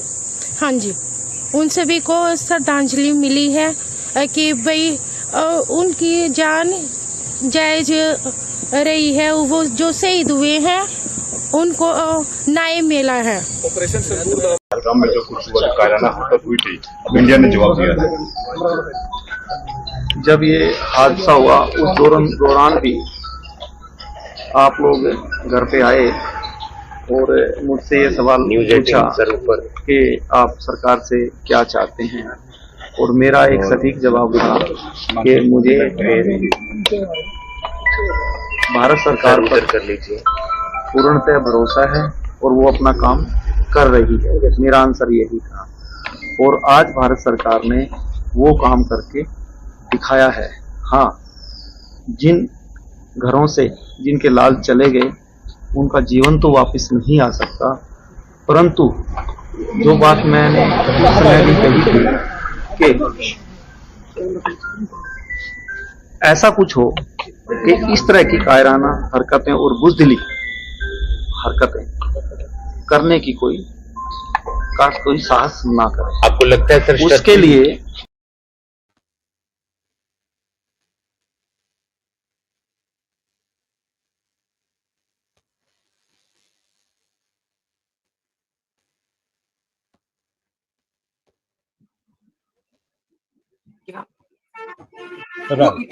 You feel that this is the first expression of tribute to not just your husband, but to all those who were killed in that terrorist. I do feel that this is the starting of the tribute. ये एक शुरुआत है आतंकवाद को खत्म करने के towards, जिसमें इन 26 लोगों ने अपनी बलिदानी दी है। और आज श्री माननीय नरेंद्र मोदी जी ने ये करके एक श्रद्धांजलि दी है हम सबको, हम 26 परिवारों को बताया है कि वो हमारे साथ हैं, हमारे साथ खड़े हैं। इससे पहले क्या आप अपने आप को अकेला महसूस कर रही थी? इस ऑपरेशन से पहले अकेला तो नहीं बोलूंगी मैं, लेकिन हाँ, क्योंकि जो हुआ वो होना नहीं चाहिए था, और जिस हिसाब से इन 26 फैमिलियों ने अपना और इन 26 वाइफ ने अपने हस्बैंड्स खोए हैं, इम्पेशेंट होना लाजमी है। हम सभी इम्पेशेंट हुए कहीं ना कहीं, हम सभी टूट रहे थे कहीं ना कहीं, बट आज 15 दिनों में ये हम शायद बिगर पिक्चर नहीं देख पा रहे थे कि इस काम को अंजाम देने में टाइम लगता है। आज हम ये देख पा रहे हैं कि मोदी जी शायद नहीं बोल रहे थे कुछ, कोई शायद कुछ नहीं बोल रहा था, उसका रीजन ये था कि वो इस बिगर पिक्चर में काम करना उन्होंने उसी मूवमेंट से शुरू कर दिया। मूवमेंट उन्हें ये पता चला था, उसी मूवमेंट से वो इस चीज पे काम कर रहे थे। आज उन्होंने दिखा दिया कि नहीं, वो है, वो है, वो हमारे लिए खड़े हैं, हमारा ध्यान रख रहे हैं। आपने सही कहा कि एक मिलिट्री ऑपरेशन को करने के लिए वक्त लगता है, और हम इंडिया की तरफ से 2 हफ्ते में ये मिलिट्री रिस्पांस आया है। यहाँ पे जनरल बाली हैं। जनरल बाली, अगर आप कुछ to a new bride, Aishwarya आपकी शादी कब हुई थी, if I can ask? 12th February 2025 this year. I have no words, ma'am. I have no words. I just want to ask you one thing before I come to General Bali. I think women like you and what has happened to you is the reason that this operation has been called Operation Sindoor. Sindoor, of course, is a symbol of marriage, and you are a new bride. You were married in February. You were on a post marriage honeymoon holiday in Kashmir. 2 months later, you've been widowed. I mean, I don't know what to say. When you hear the word Operation Sindoor, what does it say to you, Ashana? Firstly, when I saw this Operation Sindoor, when I was watching the news and everything, जब मैंने ये नाम देखा, मैंने अपना phone निकाल के I saw the photo of me and Shubham and I cried because somewhere this word connects me to him. Sindoor is all about that. It's your husband basically. And ये मैं उस सेकंड सिर्फ शुभम और जो हमारे 2 महीने वो सारे शादी वो मेरे दिमाग में पूरा फ्लैशबैक था. Yeah. My heart goes out to you, ma'am. My heart really, really, really goes out to you. Neeraj sir, if you would like to add your thoughts at this point, Shanya has been one of those who's been at the front line of asking for retaliation. And today she says that while her emotion was understandable, she now understands that the military, the government needed time. And she feels that Shubham, her husband, maybe he'll be at peace now. It is such a, it just brings tears to your eyes. General Bali, अगर आप कुछ कहना चाहें. First of all, I want you to know, and I'm addressing you, Shania, that I wore uniform for nearly 4 decades. And I don't think people like me made even 1% of the sacrifice that you had to make. So this is, and you are the reason why the army exists. Okay, I wish we could play this all back and you could be protected earlier, but not everything, can be protected. Not everything can be done. But having said that, I'm really proud of the calm manner in which you are telling us what you went through, what your thoughts are. Life is very long, and I really wish you all the very best for a wonderful life going forward. I know your loss will never be, can be recouped. I'm also really happy that this word Sindoor resonated with you. अगर मेरे जैसे फौजी को छोड़ दिया होता ये operation का नाम देने के लिए, सिंदूर मेरे नाम दिमाग में आता ही ना. ये लास्ट वर्ड आता, हम कोई भयंकर सा नाम रखते इसका. And Barkha also said in the morning, ये तो खाली प्राइम मिनिस्टर के माइंड में आया होगा. And he is really a master of connecting people and their hearts. So I'm so delighted that when you saw Sindoor, you remembered Shubham, everything came back to you. And nothing that I will say is going to make any big difference. As a father, as a grandfather, there's not much more I can tell you. But all I can say is, I'm really, really sorry for your loss. As far as the operation is concerned, I'm delighted and proud that we took this action. ये बहुत सोच समझ के लिया गया है.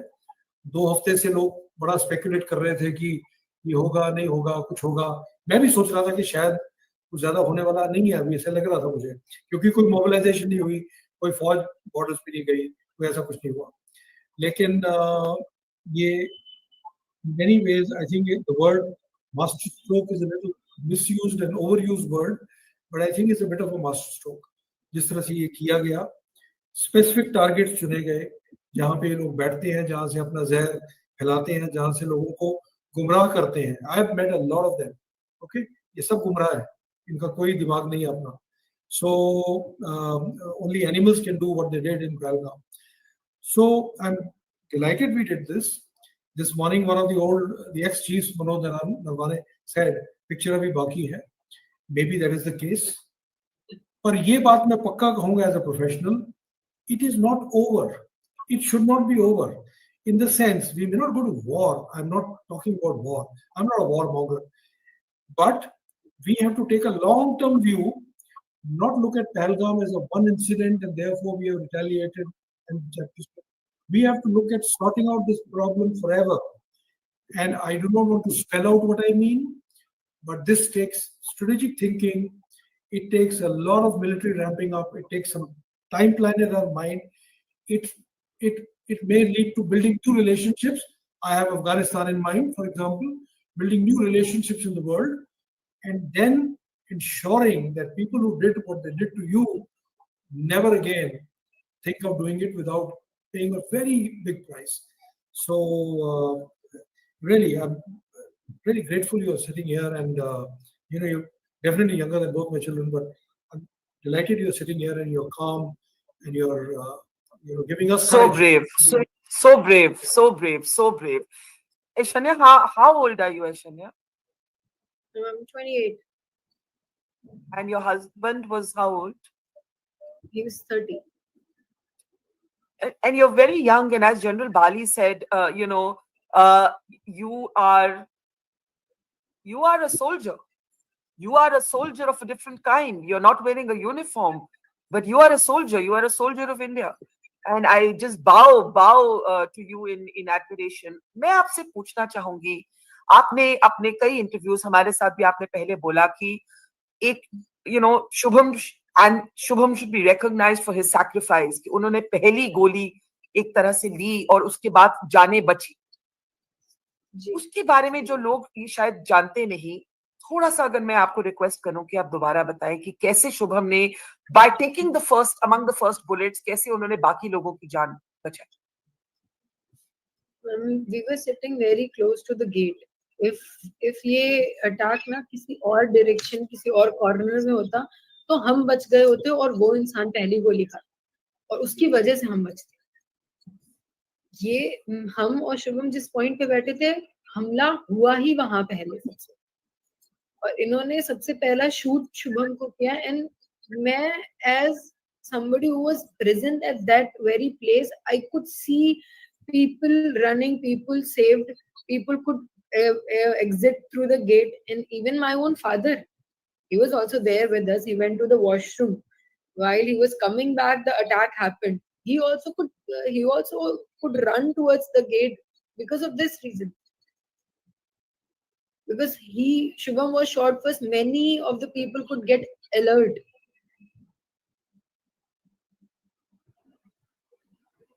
Extraordinary courage by your husband, by you. One thing I want to ask you, and I know General Bali has strong feelings about this also, Aishanya. Pakistan ने clearly target किया आप सबको for being Hindu. सबसे पूछा गया आप हिंदू हैं या मुस्लिम हैं, और उसके बाद गोली मारी गई. पाकिस्तान का एक एम था इसमें कि भारत को डिवाइड किया जाए, कि लोगों को डिवाइड किया जाए, कि आपस में हमारी लड़ाई करें. हमारा एकजुट होना इस वक्त बहुत जरूरी है as a nation. And I think हमने दिखाया है कि पाकिस्तान जो करना चाहता था हम नहीं करने देंगे. इसके बारे में आई नो आप मतलब आपको शायद आपसे ये एक्सपेक्ट करना अनफेयर है, लेकिन एक देश की यूनिटी के बारे में अगर मैं पूछूं, क्योंकि पाकिस्तान को डिफीट करना जरूरी है even in your moment of great loss, इसके बारे में आप क्या कहें? अगर ये देश एक नहीं होता तो आज इतना बड़ा अटैक जो माननीय नरेंद्र मोदी जी कर पाए हैं, वो इसीलिए कर पाए क्योंकि आज सब एक हैं. आज हर इंसान एक होके खड़े होके एक आवाज में बोल रहा है कि आतंकवाद खत्म करो. इसी रीजन से सब खड़े हो पाए हैं. ये भी एक तरीके का उनको हमने दिखाया है कि हम सब एक हैं. तो हमें डिवाइड करना चाह रहे थे, लेकिन हम सब एक हैं. नहीं, ये बहुत जरूरी बात है. क्वेश्चन करते हैं, बहुत से लोग सवाल उठाते हैं कि क्यों है, क्या है, क्यों कर रहे हैं, किस लिए कर रहे हैं, बट कोई क्वेश्चन नहीं है, कोई भी वो पॉइंट आउट्स नहीं है. एवरीबॉडी इज सेइंग कि सही हुआ, जो हुआ सही हुआ. General Bali, before I ask Aishanya last question, because I don't want to overstrain her, it's a sensitive time. ये जो उन्होंने बात कही कि हम सब ने दिखाया कि देश एक है, ये बहुत जरूरी बात है.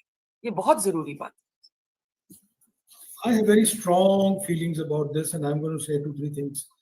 First of all, this makes me even more prouder for this, of this young lady, for what she has just said. देखिए, there are many foolish people among us who are trying to become the people we hate. We have hated certain people for being radical, for dividing people, for talking about religion all the time. We are trying to become those people. How silly is that? And to all those people, I want to tell, if you can't listen to these young girls, this girl sitting here, the naval officer's wife, you can't listen to these people who have lost so much and yet maintain their balance and calm and logic. And, this is true patriotism. This is not nationalism. This is true patriotism. They understand what is good for India. And what is good for India is to stay united. And if they understand this, who are we who have lost nothing, who've done nothing in life? Who are we to question this and say, oh, they are wrong? There are asinine people who got after that naval officer's wife. I wish I could meet them face to face. What I want to tell them is, there is an American comedian, Dave Chappelle, whom I like quite a lot. In one of his set pieces, he said, America can never beat China because in America, you're either white or you're black or you're Asian or you're gay or you're straight or you're Hispanic or you're this. In China, everybody's Chinese. Think of that. We are wanting to be a world power, a regional power. Our competition is not this tiny little country sitting on one side, which is with a nuisance value. Our competition is far bigger. Are we like that, or are we dividing each other based on silly things? How will it solve the problem? Lash out on our own country people who've done nothing at all to earn this. Every army officer understands, every soldier understands something. You've got to recognize your enemy. If you don't know who your enemy is and you just lash out on any person who comes in your way, how stupid is that? So I think as biggest Shraddhanjali we can give to Shubham, to the people who laid down their lives, and the biggest tribute we can even pay to the living people like you is this.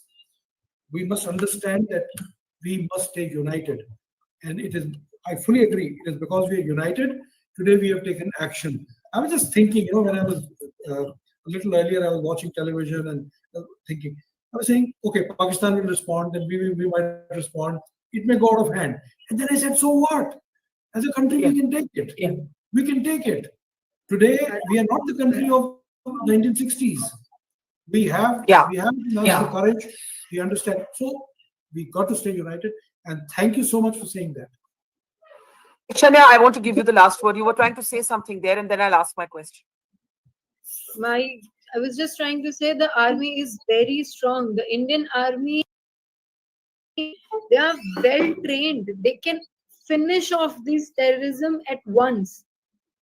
And now they're proving it also. They're proving it to the country. They're proving this to the all 26 people. They're proving it to all 26 families who've been through this.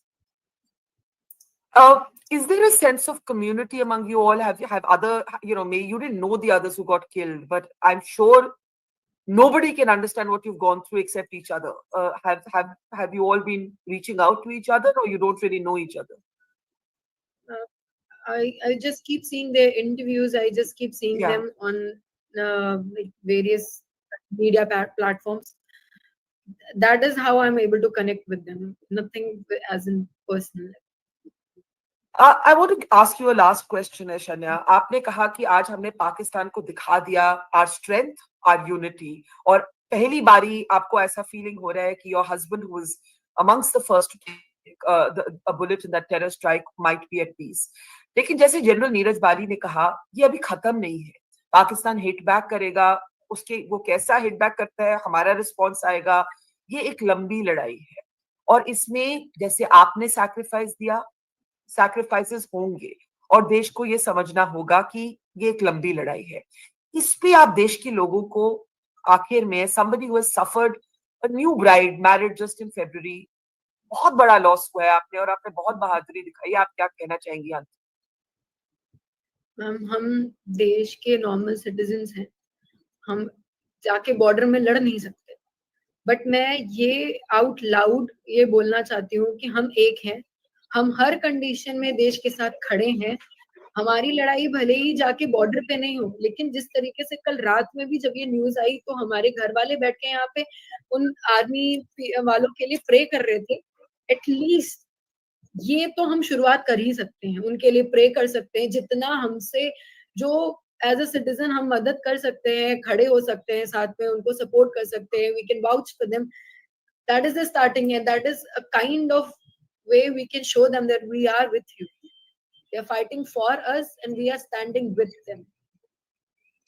Shania, I want to say to you, you said you're not fighting at the border, but I want to repeat what I said.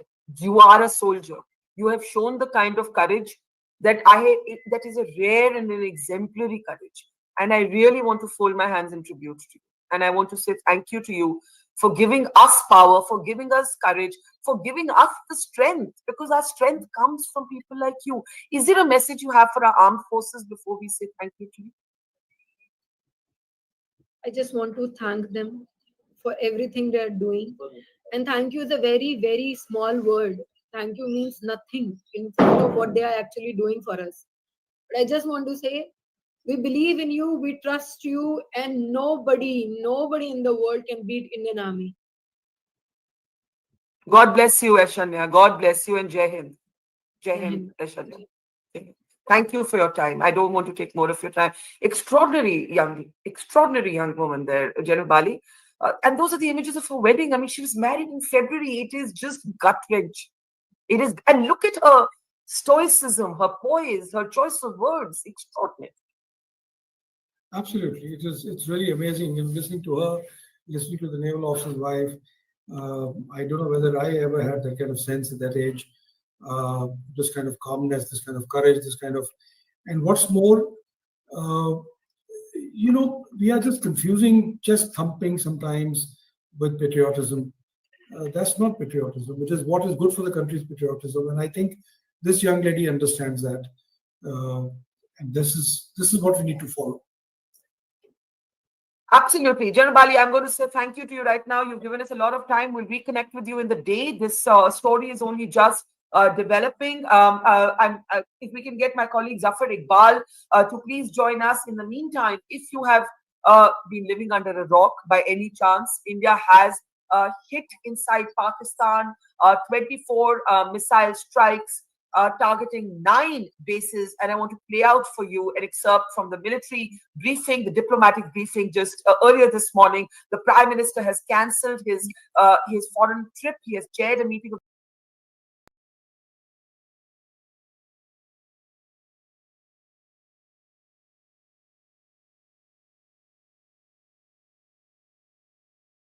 Right. So there you heard it, that conversation. We are continuing with our continuous coverage of Operation Sindoor. That's the Indian response to Pulwama, to Pahalgam terror attack. And on your screen, you are showing, you're seeing the visuals of houses on fire. This is on the Indian side of the line of control. Pakistan has been using heavy artillery, firing at civilian houses in near the line of control in Uri, Kupwara, and Poonch, where there's a lot of damage that's caused due to that artillery firing. Already there are reports that 3 civilians have been killed and many others are injured. That number could rise more. So this is the situation.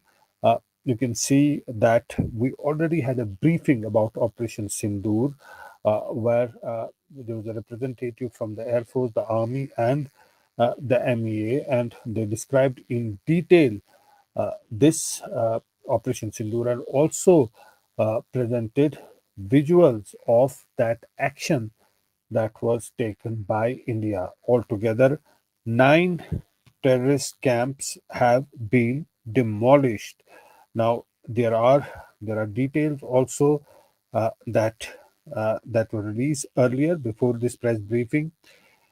It said that the Indian Armed Forces launched Operation Sindoor, hitting terrorist infrastructure in Pakistan and Pakistan-occupied Jammu and Kashmir, from where terrorist attacks against India have been planned and directed.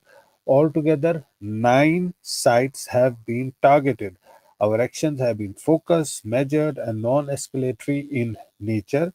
No Pakistani military facilities have been targeted. India has demonstrated considerable restraint in selection of targets and method of execution. These steps come in the wake of the barbaric Pahalgam terrorist attack, in which 25 Indians and 1 Nepali citizen were murdered. We are living up to the commitment that those responsible for this attack will be held accountable. There will be detailed briefing on Operation Sindoor later today. So those are the those are the details that were released early. Now, Prime Minister Modi is chairing the cabinet. He's also cancelled his tour he's cancelled that tour that he was going on, and the situation is being closely monitored. Now, these are visuals of the cabinet meeting. You can see that cabinet meeting that took place today after Operation Sindur. That's the cabinet meeting, and the Prime Minister really chairing that cabinet meeting. So important developments that have been taking place since early hours today. India carried out strikes inside Pakistan, missile strikes.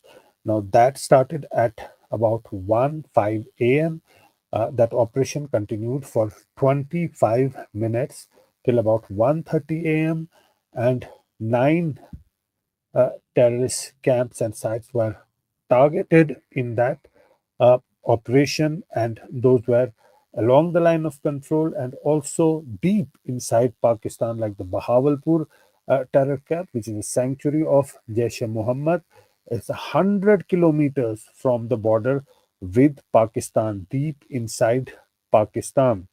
And also the Muridke camp, which is basically has been the base of LET, and its Hafiz Saeed has been operating from that camp.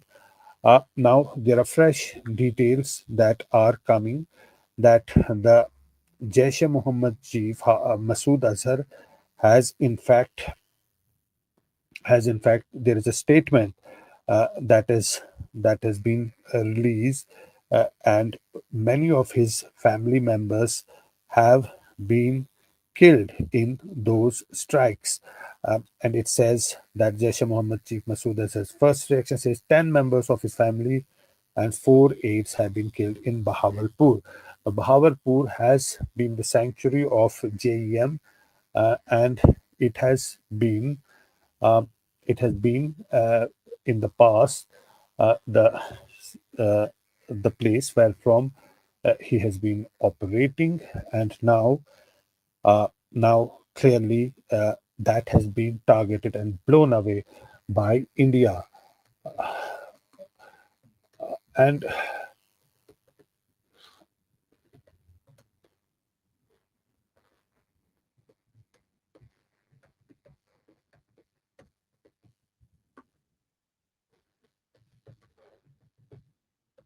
so just to recap,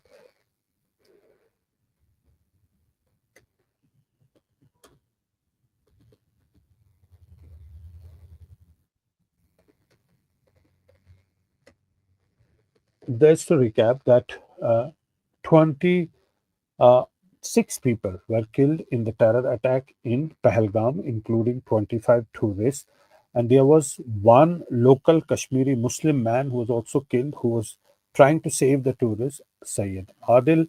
His family has reacted after Operation Sindur was carried out. Let us hear what he had to say. लिया है, कितने खुश हैं आप? जी, मैं मतलब सबसे पहले जो है शुक्रिया अदा करना चाहता हूँ हमारी सेना का, मोदी जी का, हमारी सेंट्रल गवर्नमेंट का, स्टेट गवर्नमेंट का। मैं सबका जो है शुक्रिया अदा करना चाहता हूँ, क्योंकि उन्होंने जो है ये एक अच्छा कदम उठाया है। उन्होंने जो है ये निहत्ते मासूमों का जो कत्ल किया था उनका जो है बदला लिया है उन्होंने। ये तो हम बहुत जो है मतलब प्राउड फील करते हैं हमारी सरकार पे, हमारी सेना पे, नरेंद्र मोदी जी पे, अमित शाह जी पे, हमारी सेंट्रल की गवर्नमेंट पे और स्टेट गवर्नमेंट पे हम मतलब बहुत फख्र फील करते हैं, और हमें यकीन भी था और भरोसा भी था उन पे। अच्छा, भरोसा था जी बिल्कुल। आज आपको लगता है कि जितने भी मासूम जाने चली गई वहाँ पे उनको शांति मिली है, उनकी आत्मा को शांति मिली है, और आपके आदिल का आपका जो भाई है आदिल, उसको भी? जी बिल्कुल। मतलब ये जो मतलब इन्होंने बदला लिया है, इससे जाहिरी है कि मतलब उनको जो है ये जो निहत्ते लोगों का कत्ल किया गया था, ये जो 26 लोगों को मारा गया था, तो उनको यकीनन जो है इसे मतलब उनका बदला लिया गया है, तो उनको यकीनन जो है इसे शांति मिलेगी। देश के प्रधानमंत्री पे भरोसा था आपको? जी बहुत। हमें नरेंद्र मोदी जी पे बहुत ही ज्यादा मतलब भरोसा था, और उन्होंने करके भी दिखाया, तो हम उनका भी शुक्रिया अदा करते हैं। क्या मजीद और स्ट्राइक होनी चाहिए? जी, ये जो मसला है इसको जो है जड़ से ख़त्म कर देना चाहिए, क्योंकि ये मतलब बार बार ऐसा नहीं होना चाहिए। बार बार जो है निहत्थे लोगों का, मासूम लोगों का कत्ल नहीं होना चाहिए। इसको जो है जड़ से ख़त्म कर देना चाहिए। एक ही बात जी, बहुत खुश हैं। जितना मतलब गम था उससे ज़्यादा आज खुशी भी है, क्योंकि मतलब हमारी सरकार ने ये जो मासूमों का कत्ल हुआ था उनके बदले में मतलब उन्होंने ऐसा सोचा, तो ये बहुत खुशी। Right, there you heard it. Adil's brother, his statement after Operation Sindur. In the meantime, Jammu and Kashmir Chief Minister Umar Abdullah has also reacted. There is a real situation developing at the line of control. Pakistan has been using artillery targeting civilian positions, and there have been casualties. At least 3 people have been killed in Pakistani shelling and firing, artillery shelling, and many others are injured. Now, to take them to safety and to help them in this situation, the Jammu and Kashmir Lieutenant Governor has also released a statement that what are the measures that are being taken, and Chief Minister Umar Abdullah has also had a word with senior officials. This is what Umar Abdullah had to say. Clashes दोनों तरफ से नहीं हुई। शुरुआत पहलगाम में हुआ, जहां हमारे 26 बेगुनाह लोग जिस तरह उनको मारा गया वो हम अभी भूले नहीं। उसी वक्त मरकजी हुकूमत ने कहा था कि इसका हम जवाब दे देंगे और अपने तरीके से दे देंगे। जवाब देने का तरीका यही था कि पाकिस्तान में कोई सिविलियन या कोई मिलिट्री जगह नहीं, सिर्फ वो जगह जो सब लोग जानते हैं वहाँ यही इदारे काम करते हैं जिन्होंने पिछले 30-35 साल जम्मू कश्मीर में तबाही और बर्बादी फैलाई है, उन्हें निशाना बनाया गया। उसके अलावा कुछ नहीं। लेकिन उसके बाद लगातार कुछ इलाकों में जो पार के तरफ से बमबारी की गई, उसमें तो सीधा सीधा हमारे सिविलियन जो हैं वो टारगेट हुए। शुरुआत वहाँ से हुई, शुरुआत यहाँ से नहीं हुई। अगर पहलगाम में लोगों को इस तरह मारा नहीं गया होता, ये दिन नहीं आता। हम बड़े आराम से रह रहे थे। यहाँ जम्मू कश्मीर के अंदरूनी हालात भी ठीक थे, टूरिज्म का दबदबाव चल रहा था, LOC पे सीज फायर जो है वो कायम था, LOC के सीज फायर को कोई नुकसान नहीं। लेकिन ये हमारे बने हुए हालात नहीं हैं। हमने पहलगाम में जो हुआ उसका हमें एक जवाब देना था। लेकिन अब पाकिस्तान तक है कि वो इसको कितना उछालना चाहते हैं। हम में से कोई जंग नहीं चाहता। हम लोग जो खासकर जम्मू कश्मीर में रहते हैं, क्योंकि अक्सर बेशतर हमने देखा है, चाहे वो इससे पहले जो वार हुए हों या करगिल हुआ हो, वो कहीं ना कहीं जम्मू कश्मीर को ही हिट कर जाता है। हम तो चाहेंगे कि हालात जो है वो दोबारा ठीक बने, लेकिन उसके लिए पहले हमारे जो पड़ोसी मुल्क हैं उनको अपनी बंदूकें शांत करनी होंगी। यहाँ से फिर बंदूक चलेगी नहीं। Right, there you heard it, Jammu and Kashmir Chief Minister Umar Abdullah. Now, I was reading out a statement about Operation Sindur that was released early in the morning, in the early hours, soon after that operation was conducted, but there was a detailed briefing today morning where exact locations were presented, and also pictures and videos of the places where the strikes were conducted. If we can play that press briefing of the representatives of Army, Air Force and the MEA once again for our viewers. सुप्रभात देवियों और सज्जनों, मैं colonel Sophia Qureshi और मेरे साथ wing commander Vyomika Singh आज आपको 6 से 7 मई 2025 की रात 1:05 से 1:30 बजे के बीच भारतीय सशस्त्र बलों द्वारा अंजाम दिए गए ऑपरेशन सिंदूर के बारे में जानकारी देंगे। ऑपरेशन सिंदूर 22 अप्रैल को पहलगाम में हुए विभत्स आतंकवादी हमले के शिकार मासूम नागरिकों व उनके परिवारों को न्याय देने के लिए लॉन्च किया गया था। इस कार्रवाई में 9 टेररिस्ट कैंप्स को टारगेट किया गया और पूरी तरह से इसे बर्बाद किया गया। पाकिस्तान में पिछले 3 दशकों से टेरर इंफ्रास्ट्रक्चर का निर्माण हो रहा है। इसमें recruitment, indoctrination centres, training areas व लॉन्च पैड शामिल थे, जो पाकिस्तान और पाक अधिकृत जम्मू कश्मीर POJK दोनों में फैले हैं। Right. So you saw that short clip of that briefing where details were given about Operation Sindoor that was conducted by India early in the morning, early hours, and that was meant to target terror camps across the border in POK and also in Pakistan. Now, two terror camps which have been targeted include the one at Muridke, which has served as the base and headquarter of LET in the past, and also Bahawalpur, which is the main center of Jaish-e-Mohammed, led by Masood Azhar. So those two were also struck in that series of strikes that were carried out for about 25 minutes inside Pakistan, and there have been a list of terrorist camps which have been demolished in those strikes. The details were presented, of course, by in that press briefing. If I may read that out once again. Those camps are Savai Nala, Sayyidana Bilal, Maskar-e-Aqsa, Abdullah bin Masood, Dulai, Ghari Habibullah, Batrasi, Balakot, Oghi, Boi, Sansa, Gulpur, Kotli, Barnala, Dungi, Barali, Dungi, Barnala, Mahmuna Joya, Sarjal, Muridke and Bahawalpur. So those are the camps that have been destroyed. So those you can see on that screen, that is the Bhimber terrorist camp that's been destroyed, and similarly other terror camps inside POK and Pakistan were demolished in that series of attacks. In the meantime, the families of the victims, of the 26 people who were gunned down mercilessly in Pahalgam, have been reacting after Operation Sindur. If we can play some of those reactions. Pahalgam में जो कुछ हुआ, कायराना हरकत हुई थी, अब India ने जवाब दिया है।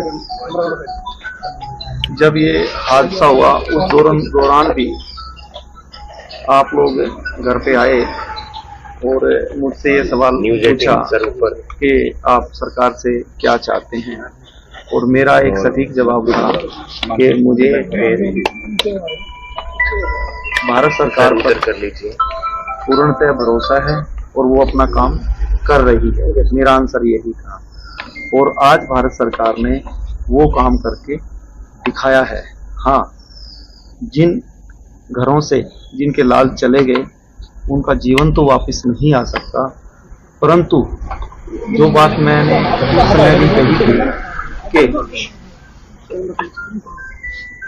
ऐसा कुछ हो कि इस तरह की कायराना हरकतें और बुज़दिली हरकतें करने की कोई साहस ना करे। आपको लगता है सर उसके लिए भारत सरकार ने जो ये कदम उठाया है ये बिल्कुल सही किया है, और उनके 9 ठिकानों पर आज जो एक कड़ा प्रहार किया है, इसको वो सदैव उनके जहन में। Right. So we have been talking to a lot of people since this strike was carried out. At the moment, we are joined by Gurinder Dhillon. Welcome to Mojo Story, sir. Your first reaction. Thank you so much. your first reaction after Operation Sindur was that we have been talking about a retaliation, a kinetic retaliation for many days now, and that retaliation has come now. Terrorist targets inside Pakistan and POK have been selectively targeted in a series of strikes by India. The first reaction is, of course, first of all, good afternoon to you. The first reaction is that it is a very good message, very well coordinated, precise action by armed forces, and it was very well coordinated by the stakeholders, and this will eliminate further action by terrorists from across the border in coming future. Right. We've seen action taken in the past, also the surgical strike, the Balakot action, but this is at a bigger level, at a larger level. Clearly, those strikes did not deter Pakistan, otherwise such terrorist acts would not have been repeated. Do you think today's action would serve as a deterrence for Pakistan? There is no doubt about this, that this is the rarest of rare kind of action which armed forces, Government of India has taken against the terrorists which were bleeding us and killing our innocent people, including loss of civilians, defense forces, paramilitary forces for the last more than 3 decades. But such a message was never given. I really understand, and I'm proud of it, that armed forces have set a benchmark which needs to be followed and upgraded for future. We shall stop worrying about any deterrent of any other high-risk weapons. We must go in for such actions. And the very good point about this is that targeting the terrorist location about 65 kilometers from Amritsar airport and 100 kilometers if we take from inside the Punjab border to that border, that's a very good thing. The whole citizens of this country, which we call 140 crore people, 1.4 billion we name it, they are all behind this action and they are supporting it. I have talked to many people in Punjab. Although we are at the front end of the war against terrorism, including if there will be any war or battles between India and Pakistan, but I have talked to my people. I originally come from ancestral village, which is very close to border. I have talked to my friends and relatives. They are very well supportive of what action has been, of course, what action the armed forces have taken the previous night. Right. So clearly that action has been taken by India now. But what we are seeing since morning, we're seeing that there's a lot of flare up at the line of control. Pakistan is using artillery to target civilian positions. Already, three fatal casualties have happened at the line of control of civilians, and that number could rise. There are many others who are injured. So, do you think that this is a big sort of an escalation? The ceasefire that was holding on is finally over, and now we're seeing artillery that's being used by Pakistan at the line of control. I just want to address this issue by saying that, see, the action on part of India was very calibrated, precise, and that was against the targets where there was terrorist training camps or hideouts. India has not targeted any military or civilian areas, and there has been no collateral damage during these strikes. If Pakistan is trying to escalate, we shall respond it robustly. We shall not be worried about escalation in the LOC area. Ultimately, those 24 assembly seats of Jammu and Kashmir, which are in POK, we call it POJK also, that deserve to be included on the our side. But at the same time, I don't want to be warmonger, but we shall be very sure what we are doing. We are fully prepared. We have the resources, and at the same time, we have the civil defense mechanism crisis management in place where we don't face any shortcomings. Right. And there is also now this maybe Pakistan will do something more than the escalation at the line of control. There are such indications. Already the airport has been closed, Srinagar airport, the Jammu airport. Some of the schools near the border areas are shut today. So all those measures are being taken. And of course, this would have been war gamed, that if Pakistan retaliates, what can be the Indian response? How do you see the situation developing here on? I do understand and appreciate. I have served in border areas, and having served in a lot at senior level in law and order and internal security issues, I do imagine that it can be a serious issue. But there is no doubt the armed forces, the action which was taken after so many cabinet committee meetings, cabinet committee on security meetings, so many consultation with the armed forces, various wings and stakeholders, I have no doubt, having handled multiple crises, I have no doubt that India is fully prepared to teach any lesson to Pakistan. It's a rogue nation. Yes, I do have knowledge out of my military studies knowledge that they have the backing of China. We have to be very careful and make sure that we are on the same page with the Chinese administration, so that to tell them that we only acted against the militants and terrorists. We have the support from all over the world to fight against the terrorists. We have no intentions to go for full-fledged war or battle to the limited areas. But we also need to be very sure whatever armaments, equipment we have, we shall put it in full readiness if required at the any shortest call. Right. We're also joined by Kullar Saab. Right now, we've been speaking since morning, actually, Kullar Saab. The point is the China factor. You know, how significant is the China factor? We know that China is the closest ally of Pakistan. It's been supplying it with equipment and armory. They have said that it's regrettable and they have asked for restraint. But do you think that China could also be egging on Pakistan at this point in time? It may just not have been possible for Asim Munir to exhibit such a bravado, climbing up a tank and then addressing his troops, ironically, in English language. Do you think the China factor is playing here or could play here?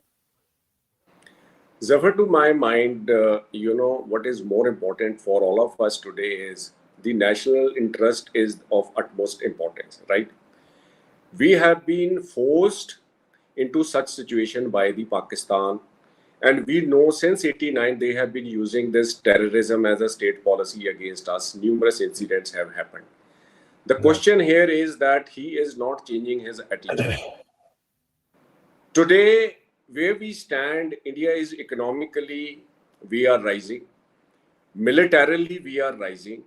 Whatever China, I feel, is a responsible country because he is also looking for global hegemony. He cannot be supporting directly Pakistan. I don't think so. Definitely, there may be some discrete support as far as equipment or ammunition or some other kind of satellite communications or intelligence, information, those kind of things. But China is not going to directly get embroiled. This is the number one. Secondly, I am an army man. I have seen a number of combats and I have been in combat. We don't like talking too much. We believe in action. And let me tell you, these strikes have, conveyed a very strong political message, not only to the people of India, and also across. And if you see today, the rules of engagements have changed. And we are a responsible country. We are respected all over the world. The rules of engagement, when I say, is post-Uri, post-Pulwama, we carried out surgical strikes. Before that also, cross-LC raids have been taking place, but they were not publicized. But in today's times, in modern times, the social media times, that was another step into the information warfare, where we have to tell the world that we reserve the right to act against any action against the national security, or for that matter against the people of our country. So the Pakistan over a period of time have not changed their attitude. The political establishment is totally zero. The entire control is with the military establishment. Now, if you ask me, though I am not at all propagate of war, because I have been part of Kargil and many other, during Pahalgam we mobilized. Since 71, there has not been a conventional war between the two countries. And the bogey of nuclear weapons with Pakistan, has also been called as a bluff. Because they know what they are doing is not globally acceptable, not acceptable as a responsible country. To my mind, today the situation, the Pakistan army is, if you take back your attention when Asif Munir made a statement just 2-3 days prior to this Pahalgam attack, the reputation of the army chief is at stake. He has got problems back at home. He is unable to control situation in Balochistan. He's not able to control situation in KP. Out of, I think, if I'm not wrong, 7 to 8 Pakistani corps, 11 corps and 12 corps are fully occupied on their western fronts. So now when we talk today, when we have done this, what are the options available to them? We have attacked their terrorist camps. So what option do they have? Are they going to attack any terrorist camp on our side? No, because we don't have. Are they going to attack any military establishment? Maybe. Are they going to attack the public or the infrastructure? That is a big question mark, because before they carry out such action, I am sure they would have also done the wargaming. So what is going to fall back onto them? So now the options available, as we were discussing in the morning also, they have got a very limited options as of now available, as we saw post Pulwama and Uri also. They carried out across LOC. They will escalate. Now they started firing artillery. They may carry out small action teams, bat actions in a very proximity of the LC onto the units. And artillery bombardment is already on. During, I think, Pulwama, when the surgical airstrike took place, they also came into our territory and then claimed to have bombed one of the brigade headquarters, but nothing happened. So right now, they're in a catch-22 situation. They have been cornered. They don't have many options, and they don't have any right to react. What they need to do is they need to put nail on these terrorists whom they have been sheltering for so many years and decades, and they need to take responsible actions so that this escalation which is happening right now, it can come down, and that the global pressure has to be put on them. We as a country today, we don't need any support from the Western countries. We don't need any permission from the Western countries. It is my country's interest. Where my country's interest is there, that is of utmost importance. So whatever decisions are being taken by the government of India, whatever decisions are being taken by the three the Army, Navy and Air Force jointly, they are very calibrated, very, very responsible. And the message in the press briefing in the morning has been conveyed to all the media, international media, national media, and across the region. So right now, Pakistan is in a fix. They will carry out frenzy. They will carry out those fake news. They will say that we have done this way, because they don't have any face saving. The biggest question today is to the Pakistan military establishment. So let us see. So where do they go from here? We have done what we have done. We are taking adequate precautions. Yes, there are unfortunate incidents, as you mentioned in the morning, that there are crossfire LOC, though I am sure the civil administration is taking precautions along with the army on the border. so that we don't lose any more, we don't have civilian casualties in the cross LOC shelling. That is very unfortunate incident. So that we need to be careful of. So let us see, Zafar, what's coming in next 24 hours. Right. And but it seems that Pakistan will have to do something as a face saver, whatever that is.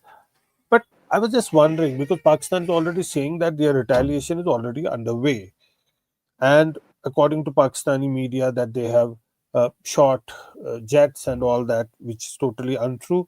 But is that some sort of a face saver that they will already using that as a cover? Rather than going for fresh escalation besides the violation at the line of control? You know, Zafar, there is something we call as, moral standing. Whenever you take any action, whenever you do something, there has to be some laid down norms of engagements in the world, The right, as I said, was reserved with us because they sent terrorists across. They killed 26 people over there. We had the right. Now, what kind of a face saving are they looking at? They have already lost their face. They have lost face within their own country. Look at their economic condition. Look at the water problem. There is already a crisis happening within the Pakistan. There are dharnas happening in Sindh. There is a water problem of Punjab, Pakistan, and Sindh. So they have got so many things at their hand. But, as a military establishment, they will try to do everything to divert attention of the public of Pakistan. But, at the same time, I doubt they do have any guts to take any action, which, as a bogey action of nuclear bogey and all that. It is not. I think that bluff has been called out. That bluff has been called out because so they have got only option. Yes. Though they can do anything across the border. But like I said, the commitment of their course on the Western front, that does not allow them any flexibility. Number one. Secondly, yes, they can do small actions, bad actions across the LC, which I am sure the local formations and units, they have already taken, proper protocols are there. So they are taking precautions about that. But notwithstanding, it is an establishment which has got 4 to 5 lakh people. They are equally, well trained. They do have the armaments. They do have equipment. But yes, let us see. Yes. Gurinderji, you want to come in here? I would like to add, Mr. Kalnan Sahab has given very, very good points. At the same time, I am in agreement what he's saying. At the same time, I just want to say that we need to prepare for any eventuality. For that, of course, today it was planned, and I'm sure we are going ahead with our mock drills. But we need to, more so border states, we need to be very well prepared for any crisis management handling, risk management, and disaster management. For that, we have to activate as per the protocols of the civil defense mechanism, A, B, and C category cities, and ensure that we have state level and district level crisis management initiatives, because those are very important. There should not be any bottleneck this thing. We need to have the community participation, because coming from originally from an ancestral border district area, I know in 71, though I was a small child, how community border residents play a very good role for morale boosting and support to the armed forces. We need to work on these issues, then critical infrastructure in the border area, communication networks, then mobility networks, infrastructure, roads, bridges. I just want to add, Kalnan Sahab will also agree, I have seen that on our highways and freeways, and more so all mobility points which we have, whether it is railways, I know very well in Punjab, we have some religious places near to these bridges and vital installations. I think state governments and government of India and the stakeholders need to take note of it and ensure to save collateral damage. These needs to be, without creating panic, these needs to be observed, monitored, and if required, because our critical infrastructure in case of war or in case of reaction, whatever Pakistan would like to give, they will surely like to make our critical infrastructure the targets. So to avoid collateral damages, we may think of vacating these places. And many times I have seen, while dealing with the internal security, such places also become soft source of espionage. So we need to be very careful about all this. Our response mechanism need to be in place so that we are not found wanting. Would you agree that Pakistan could try and target civilian infrastructure? Because if they do it, then what is going to be the next second round of response of India? They could have also imagined that. I do agree. I do agree, Colonel Saab, that but I still feel, and I'm very sure that Government of India and the armed forces and all stakeholders, including intelligence, counterintelligence, whatever mechanism is in place, I am very sure that everything is being monitored in this present day situation. We have Ukraine war lessons, this Gaza conflict lessons, which are in place, must be in our boards. We need to be very careful of whatever situation so that we are not taken by surprise. We shall be fully prepared, and more so, the deployment of armed forces shall also be accordingly, where the martial spirits, the family instincts, the internal defense mechanism of the instincts be considered, so that we, if required, I am sure that Pakistan, what face saving they need to have is, they just need to keep quiet and save their face from the world and not take an action which will put them into a more bad situation. So I feel that I do agree that there are not many options with Pakistan, but there are crack elements in their stakeholder organizations, including Army, ISI, which don't have anybody's control. Civilian government is almost zero there. So we need to be very careful. That is what I want to say. Kuler Saab, you want to come in? Yes, Zafar, the point which ADGP Saab has made is, very valid, and that is why such action has taken us into 14-15 days, because all kind of planning happens behind the curtain. The rare area security issue is a very important issue, not only from the point of view of the security safety of the infrastructure.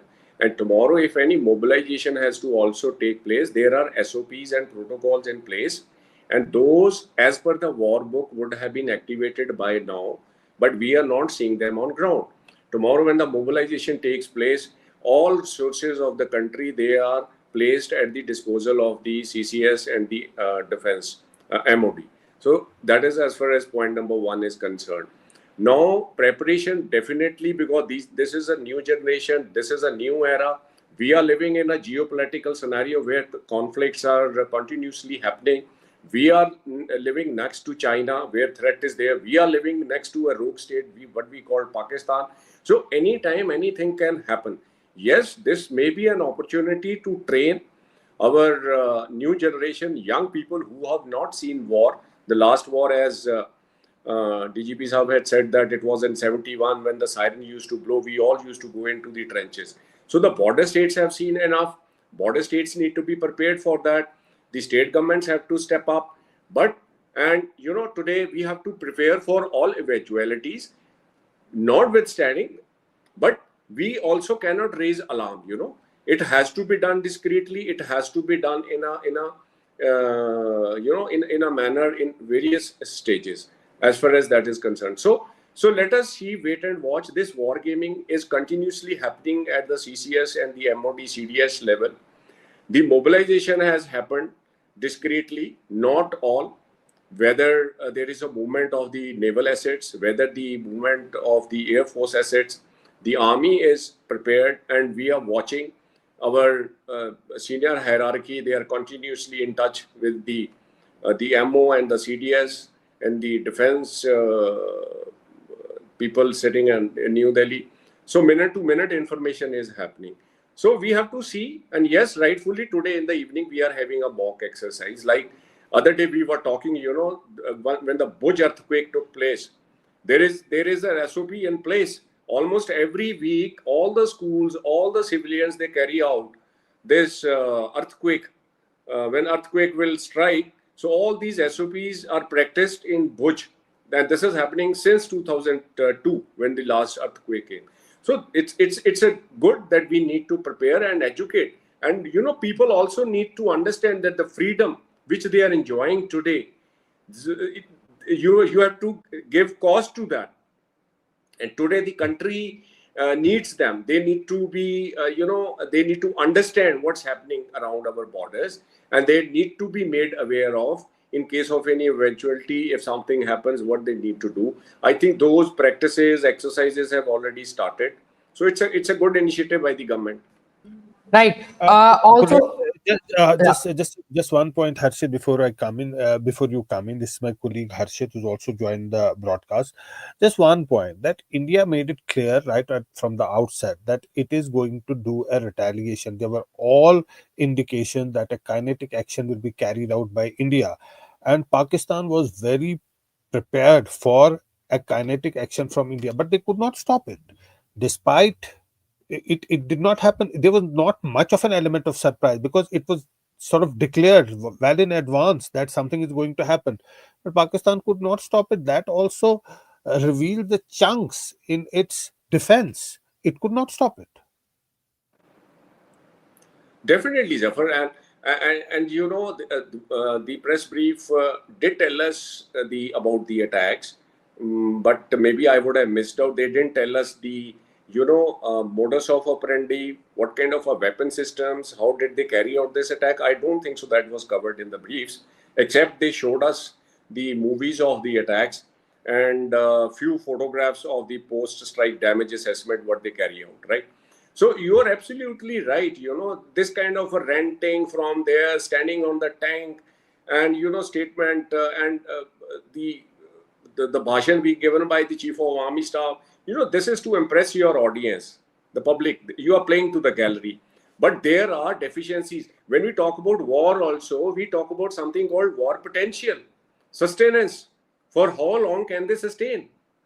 How much reserves do they have? How much reserves of ammunition? What is the state of their equipment? What is the state of their morale? Today, when we talk about and the comparison we do with the two armed forces, we have a higher moral pedestal. The morale of our troops is sky high. But when we talk about the Pakistanis, what kind of a morale do they have? Similarly, the public, when DGP Saab was mentioning, let me tell you, border states always, they never want war. And we always suffer. I am from Punjab. I am sitting in Punjab. But let me tell you, the josh and the morale and the support which these people give, they have given in 65, 71 war, were mobilizing their own resources. There was a droppage of SSG, Special Commandos of Pakistan, near Halwara, Jalandhar. These guys were caught during 71 by our own people, villagers. So our people are, full of josh. And, I'm not saying again, like I mentioned earlier, this is right time actually we should not restrain ourselves to these strikes only. This is just I would say, trailer shown to Pakistan. Maybe something else is in the offing. We need to sort out once for all and give them a solid blow, and we can't keep waiting for another incident to happen. In fact, General Narwane, the former army chief, had put out a tweet, "Abhi picture baki hai." So that is very important, as you were saying, that this could just be the beginning. We don't know whether it's the end of these strikes at all. But at this point in time, Harshit Sharma, my colleague, also joining. Harshit, you have some updates? Right. Also, Zafar, as you just mentioned that Abhi Picture Baki Hai has also been posted, and Kolar Sahab, you were also mentioning about the war potential when we are talking about the escalation of the situation. The Pakistani Prime Minister is to address the nation at 3:30. Indian Prime Minister, Honorable Prime Minister Narendra Modi has arrived at the Rashtrapati Bhavan to brief Your Excellency Draupadi Murmu about the Operation Sindur and what can be the possible outcomes in the next 48 hours. Kular Sahab, what do you expect out of Shehbaz Sharif's addressal, which is to be done at 3:30, considering we have also been discussing for a while now that the ball is in Pakistan's court and Pakistan may not be in a situation to afford a conventional war, but also there's sort of a pressure on the Pakistani army to send a message to their civilians that they also can retaliate. Kular Sahab. हर्षित अभी उनके पास कोई option available नहीं है. You know, it is like a situation when you have taken a panga. Now you are looking for somebody, third party, to extricate you from that situation. As I told you, they are in such a precarious situation. They have done something, and most of the time, let me tell you, in Kargil, when the occupation on the heights took place, that operation was planned by General Musharraf that time, right?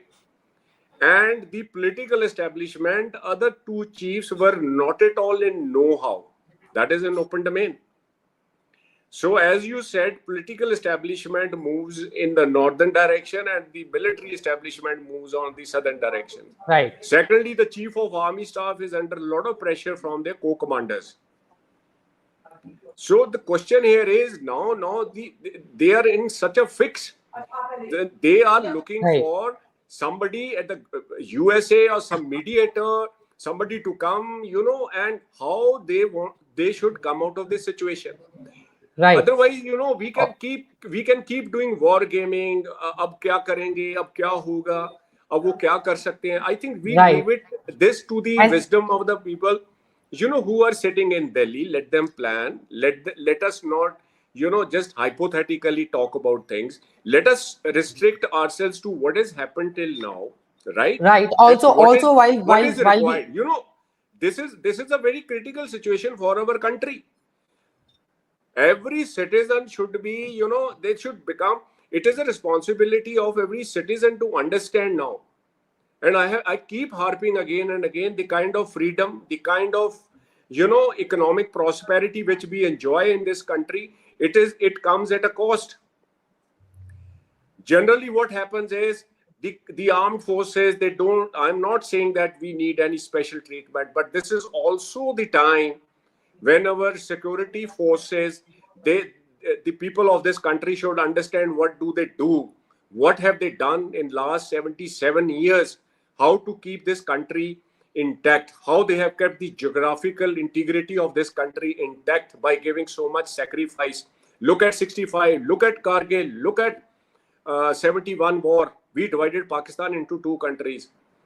So this is also the time to people of the India to step up, not pseudo-nationalism, not pseudo-patriotism, what they can do as a responsible citizen. It is also a lesson beyond that.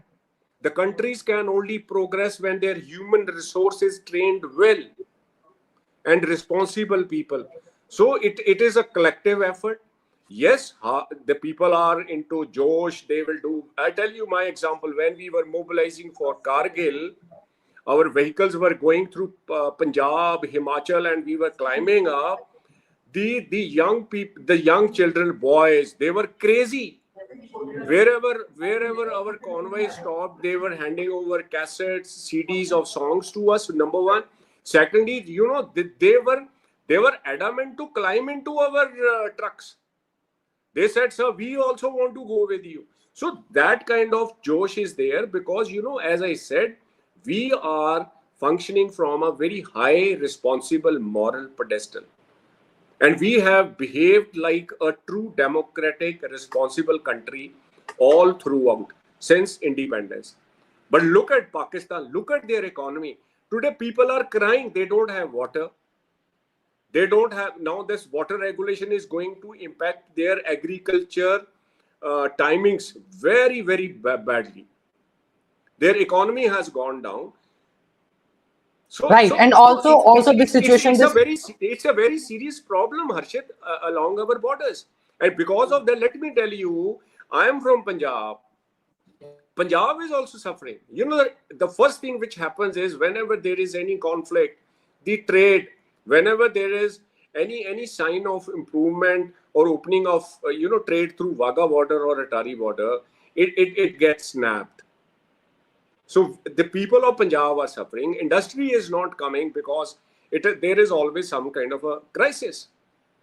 So these are very serious issues. Today we are talking about a incident, and this is not it. The entire problem has to be seen in holistic view. We have got a neighbor. Either we find a permanent solution, or these kind of strikes, are they? That means are they going to behave after this? We did That is the surgical $1 million. strikes after That is a $1 million question. That will they stop Pakistan from exporting terror? You know, when Uri terror attack took place, there was a surgical strike that was carried out. It was very limited in scope in a particular area that strike was conducted. Then there was Balakot, which was again very limited at one particular location. This time, multiple locations have been targeted simultaneously. In the past, we have witnessed that the surgical strike and the Balakot strike did not deter Pakistan from carrying out another terror strike. Maybe not immediately, but after a few years, they've gone back to that same old business.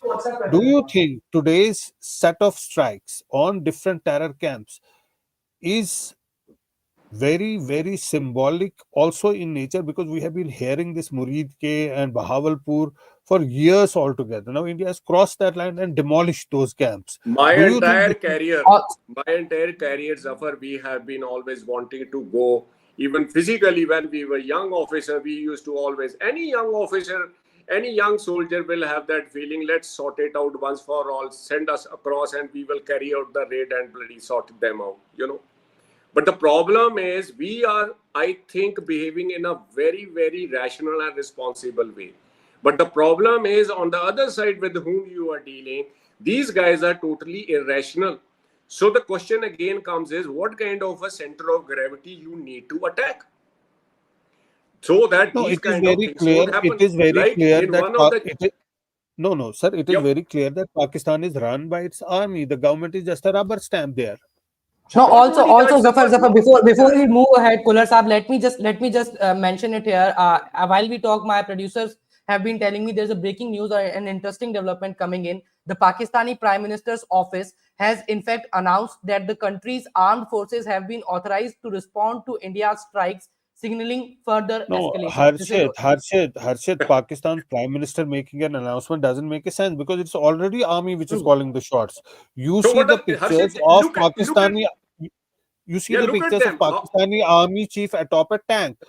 It is Asim Munir who has been calling the shot. It does not matter what Pakistani Prime Minister says because ultimately it's the army which has been doing what is doing on its own. It doesn't need a Prime Minister's approval. In fact, Prime Minister needs their approval to be on its chair because the most popular leader has been arrested and jailed. Who won the election? The elections were rigged. So Shehbaz Sharif is there because of army. Army is not there because of Shehbaz Sharif. Absolutely, Zafar. I fully agree with you. And let me tell you, the military establishment of the army has got no love lost for Pakistan and for the people of Pakistan. Let me tell you. These guys are very selfish people. They can be bought for anything. They are having ball of a time. They have a country unto themselves. They are ruling this country, right? Pakistan, they are calling the bloody shots. They are running industries. They are running real estate business over there. So, it's a parallel economy which is running. And unfortunately, let me tell you, these responsible countries who try to have a higher model press like USA and all that, these guys, they have been nurturing Pakistan in our backyard. They have got dual policy, The Americans, I always say they are a bania country, They will always look for their own interest. And we, the present establishment in India, the people in India, we do understand the kind of, power we have, the kind of human resource we have, the kind of consumer market we provide to the entire world. The world is tied to us. We can dictate now, right? So the Pakistan army, these kind of states, I told you Harshit earlier, Zafar, they are looking for somebody now to extricate them from such situation.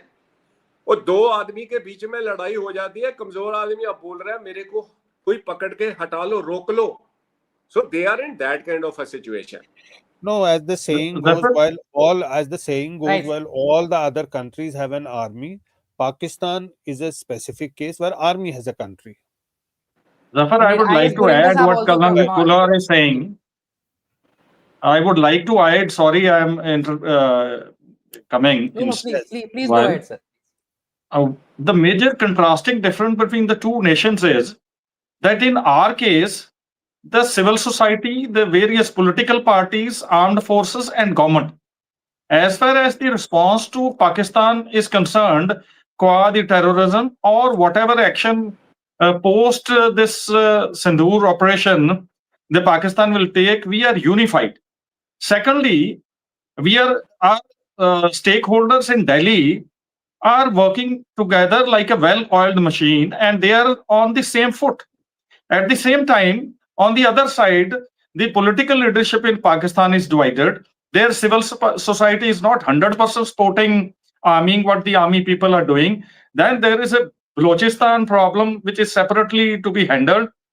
And the next point is the economic might of India is far more superior to what Pakistan has. Pakistan is almost on the verge of bankruptcy. Can they fight a war? I don't think it is possible, except with the support of some other friendly nations, which we need to be careful, or we have to have a point where they don't do this. All these points are now we have the opportunity that do we want to, when in 1979, when Russia came to Afghanistan, they very well asked India to please take your POK back. We had the opportunity in October 47, then 79, then 71. Now, if they want to escalate, we need to prepare for a final action that let us cross LOC and take POK back. Gurinder ji, the point मैं तो is यहाँ तक बोलूंगा. So Harshit, 1 second. अपने DGP साहब ने point बोला POK. Why should we go for POK? The center of gravity lies, in the Pakistan, Punjab. उनकी जो नब्ज है ना, वो पाकिस्तान पंजाब है उनका. वहां से सब कुछ कंट्रोल होता है. This time India has struck in Pakistani Punjab. Balakot was not Pakistani Punjab. Balakot was Khyber Pakhtunkhwa, and surgical strikes were carried out just across the LOC in Pakistan side of Kashmir. But this time India has really struck in inside Pakistani Punjab. It's really gone for the jugular. But Kular Sahab, I was just wondering that Pakistani Army Chief Asim Munir was facing criticism, economic uncertainty in that country, political uncertainty, because everybody knows for a fact that Imran Khan is the most popular leader. He won the election. He was shown to have lost the election. The elections were rigged. He was jailed. Now that there is a backlash from that society, and perhaps he miscalculated. He thought that in order to project himself as a savior of that country, let us start some sort of an escalation with India. But it could have been a tactical move by Asim Munir without having any strategic outlook that what is going to happen next. Has it helped Asim? Was it Asim Munir trying to help Asim Munir only by starting this series of events? I don't think this calculation has worked for them. In fact, he must have grossly miscalculated here. Zafar, इनकी कोई strategic thinking नहीं है. It is merely a question of their survivability, one-upmanship. The moment there is a chief of army staff, somebody who sits in that chair, the another co-commander is pressurizing him and planning, behind his back, who is going to be the next guy in power. It's totally power control. And let me tell you, most of the time, these guys are not at all applying their mind. And who is controlling? They, even within the military establishment, they have got different power centers. The chief of army staff is on a different grid. The naval chief is on a different grid. Then they have got the ISI head. He's on a different grid. And the co-commander, strike corps commander, the Mangla corps commander and others, they are on a different grid. So they themselves also not on a united front. It's a one-upmanship. So all these desperate measures, what they have done is very conveniently, they have started this terrorism industry since 80s, late 80s. And this terrorism industry is, it's helping them out. It's nurturing and they are using it. They are using on the both sides, on the eastern borders in India and to the western sides, maybe in Afghanistan or wherever. So these... There is an important point. Haji. Briefly, Pakistan was under a lot of international pressure when it was in the FATF grey list. Pakistan took some measures and convinced FATF, and it was taken back to the white list. But it's gone back to its old tactics. That when the time when Pakistan was in the grey list of FATF, there was still some checks and balance. There was still some accountability on the international level. But after it's back into whitelist, then we see such a big terror attack taking place. So here is the problem. The problem is that when it is under a scanner, then perhaps it's in control. But when it's off hook, then you can see such terror attacks. Pakistan fomenting such terror attacks. So that means the game. As a common layman person will understand the game plan played by the Western countries. Who are the guys who are sitting in FATF? Who are the guys who are supporting Pakistan with different kind of an aids? FATF was lifted, and then they were given aid by America. The new establishment has come in America. The CIA is very strongly functioning in these areas. There is a tussle in Pakistan between America and China. China has brought in BRIA projects in Pakistan, invested so much of money. These small countries, they are just pawns in the hands of these big global powers. When we just get out of our regional, South Asia and get into the little global, broader, what's happening around us? There is a clash. China is coming up, challenging America. America is trying to, retain its power. So what happened in First World War? What happened during Cold World War? It happened. Though the Pakistan is being used, and who is using? And Pakistan military, like you rightfully said, they are a puppet in the hands of these global players, and they can be bought because there is no system in Pakistan. There is no political establishment in Pakistan. So these are very larger issues to be seen in a larger context. What's happening around us at the global level? What's happening there? So who knows who is controlling whom? Like you said, Munir. Who is controlling Munir? No, Munir is battling for his own survival. Munir is battling for his own survival because he was already retiring. When he was made the army chief, he was already retiring. He was retiring in a day or two, if I'm not wrong. He was retiring, but then he was made the army chief, sort of an extension given to him, and then is being very unpopular with the way the things have panned out in that country, the way that Imran Khan was dealt with by the army, and the elections happened, and there's a public. I still remember when Imran Khan government was toppled, there was a public outcry. People came out on the roads. We saw those visuals. That was in fact a protest against the Pakistani establishment who helped to bring down Imran Khan and install Shehbaz Sharif. So it is Munir who is battling for his own survival more than anything else. No, that could be one of the reasons as far as Munir is concerned. I'm sure, when you say he has been given extension for another tenure as a chief of army staff, a man has already reached the pinnacle in his career. What is he looking at? Is he more greedy? Is he being controlled by somebody? So these are not so straightforward answers. What we see on the surface, there is a lot that's happening in the background. So maybe, when Shehbaz Sharif was brought, because they wanted to again bring back the power in the hands of the Punjabis. As we know, Imran Khan is a Pashtun, right? So this power struggle within Pakistan is also happening. There are too many power centers within Pakistan. So Pakistan is being used not by their internal, people who are struggling for power, but also the outside people also. So Pakistan is sitting, it's a serious issue. We used to talk about 10 years, 20 years. Is it a responsible country with so many nukes at its disposal? खुदा ना खास्ता कल को कोई ऐसी चीज हो जाए, these concerns are definitely there with the world also. That if tomorrow these tactical nukes, small nukes, they go in and land into the hands of some rogue elements. So like when we say we have to prepare this world, world is full of conflicts. World life is not so simple. Life is not so easy as we foresee. Today we are sitting and talking and we're trying to make sense out of these conflicts. And these conflicts, when they happen, we all understand they happen for, controlled by the people who are sitting in the power. And conflict is a continuous affair of mankind. If we say by tomorrow conflicts will get over, no. The conflicts will remain.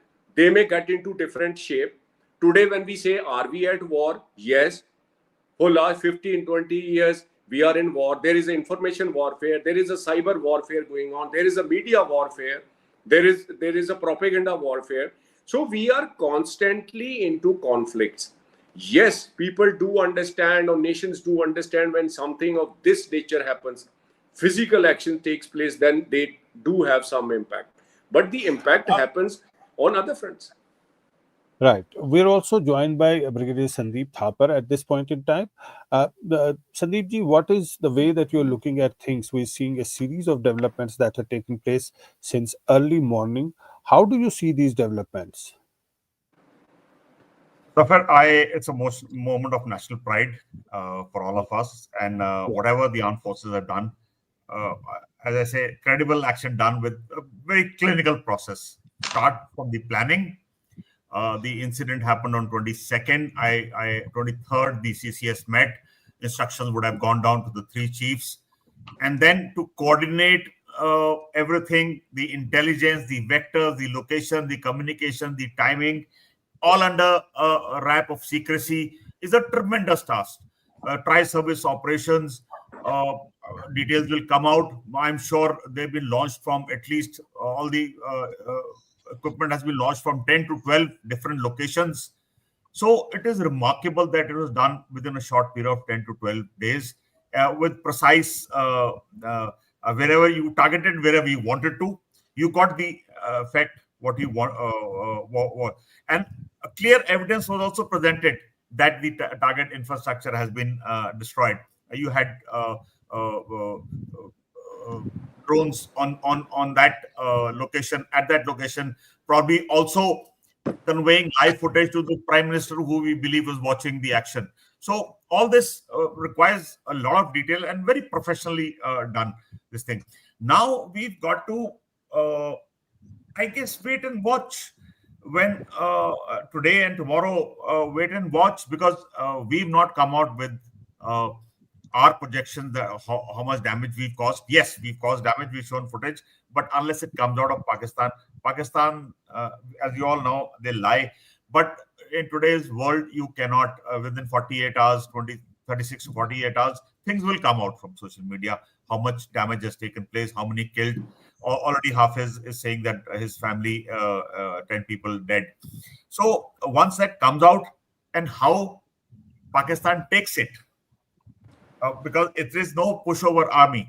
It's also got a fairly strong army, though not a patch on us, but still some face-saving gesture, how they react, whether it gets into a prolonged mode. We yet to see how it evolves over the next 2-3 days. I think within the next 48 hours, they should end either way, unless it goes off into a spin where they respond and we respond back, and this expands. Though I see less likelihood of that. Right. I'll have to step out now. Barkha, that our chief editor, will continue with this conversation. If she's here, she can maybe join. I'll have to wrap it up here. Thanks so much for all of you for joining us and for sharing your thoughts. Barkha will take it over from here. Thanks so much for joining.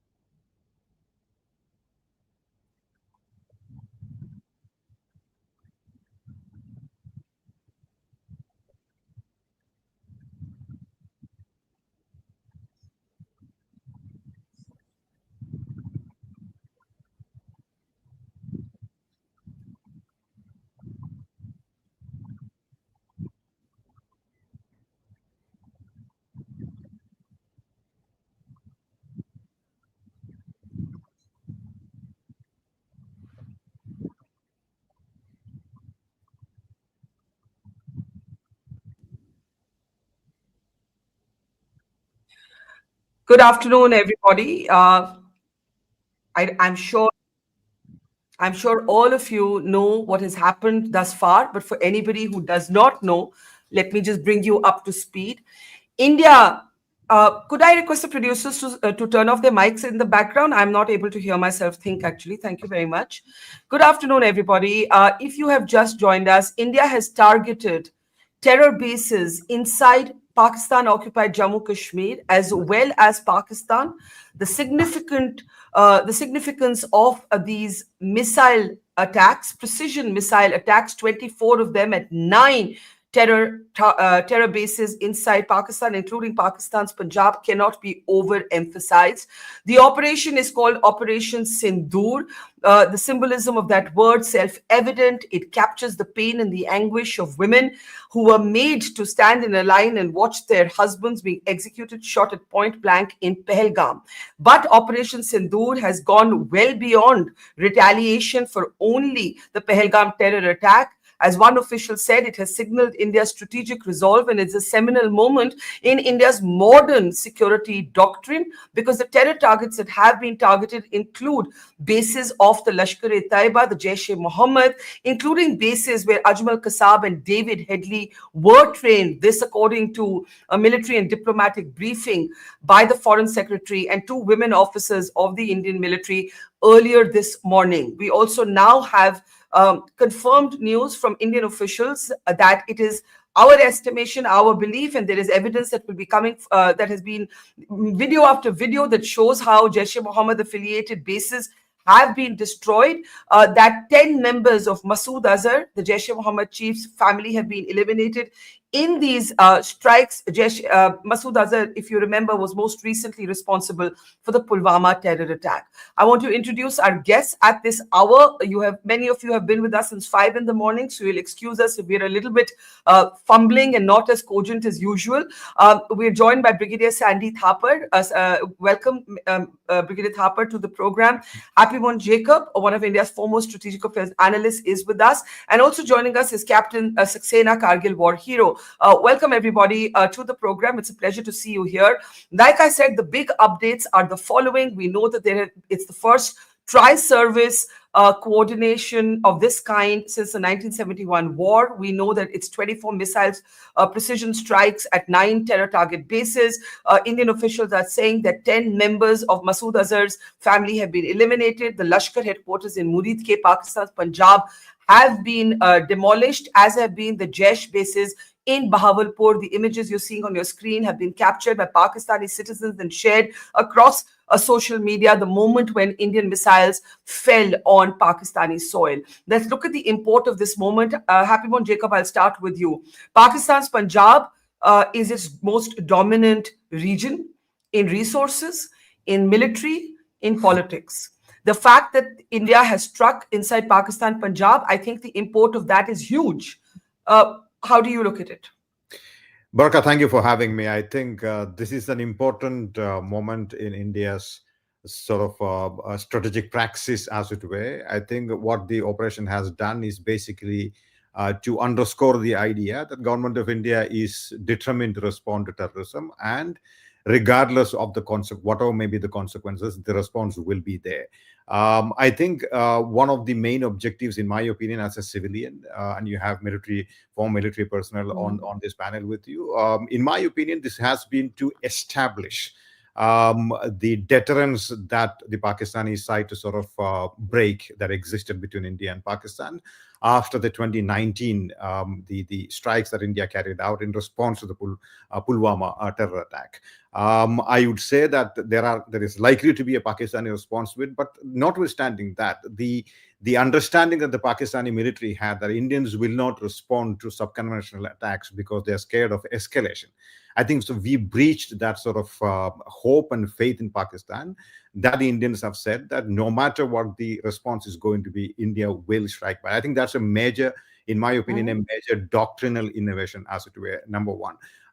Number two, I think the Pakistani belief that there is a big distinction between subconventional warfare, which is terrorism, and conventional warfare. The Indians have basically said that there is no distinction between the two. You carry out subconventional warfare against India, India reserves the right to use conventional military in order to sort of push back against that. I also want to add another argument about evidence. There's a lot of conversation happening internationally in Europe and the United States. Where is the conclusive evidence? I think that basically conveys a lot of ignorance on the part of many of the interlocutors on the international scene. India has basically given a great deal of evidence to Pakistan in the past, including in 2016 during the Pathankot airbase attack. The Indian side invited a team of Pakistani investigators into Pathankot and asked them to sort of cooperate with India. The Pakistanis were supposed to invite India back to Pakistan for a joint investigation. That never happened. What happened to the evidence that India gave for the Mumbai terror attack? It is lying in the Pakistani courts. No action has been taken. So in other words, there are instances when India has given evidence, it has reached nowhere. And I think the evidence in this particular case is that the Pakistani establishment has not acted against the elite and the sort of resistant front, or whatever they call it, and they are very much active within Pakistan. So there is no point in asking India to provide forensic evidence of who came from where and which route and what is the name of the person, what is the sort of kundali of the person. I think that is not possible for any side to sort of do that. I think what the Indians have done now is to basically turn the argument upside down and say, if you continue to support, if you continue to tolerate terrorists on your territory who attack India, then India reserves the right to sort of strike at them. I think that is the evidence argument that India seems to be pushing internationally. I also want to sort of bring in one more Pakistani argument. I think that bluff also has been called by the Indian side. I would say there are two bluffs called by the Indian side. One is that there is a distinction between subconventional and conventional warfare.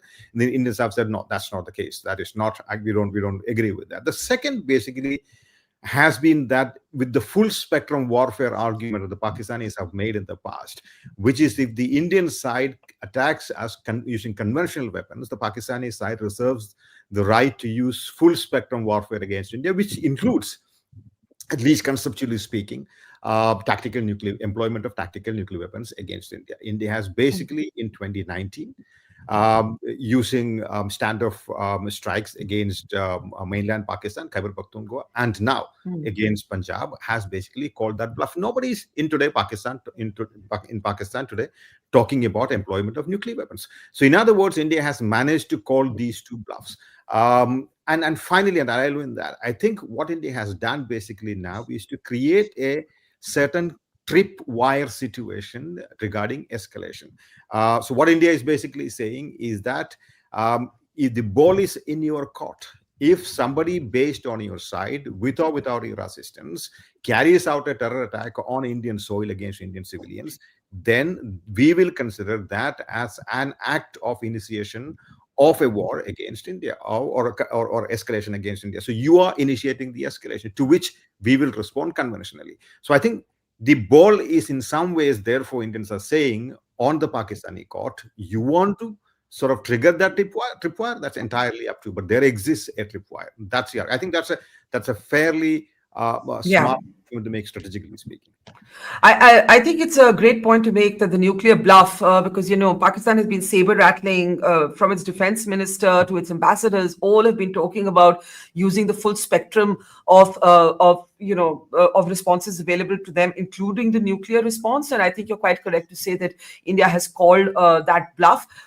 Brigadier Sandy Thapar, however, Munir, a beleaguered Pakistan army chief, is going to need to show something to his people, muh bachane ke liye, right? As they say, a face-saving sort of exit. Right now, Pakistan's retaliation, could we bring up the shots of what we've seen happening at the line of control? Artillery firing is returning to the line of control for the first time since the 2003 ceasefire. We have fatalities among Indian civilians. Those are, of course, shots of the missiles hitting Pakistan, but we should also show pictures of what's happening at our side of the line of control, the fatalities with Pakistan's artillery firing. Now, that is one set of responses that we have seen in the past. But what do we have to brace ourselves for, plan for in the next 24 to 36 hours in terms of how Pakistan might hit back?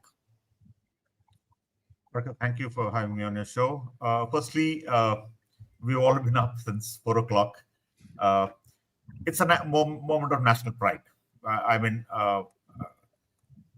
Earlier in Uri and Balakot, you kept it as a surprise. You hit him after a few days. But this time, the Prime Minister said, we'll hit you, and we've hit.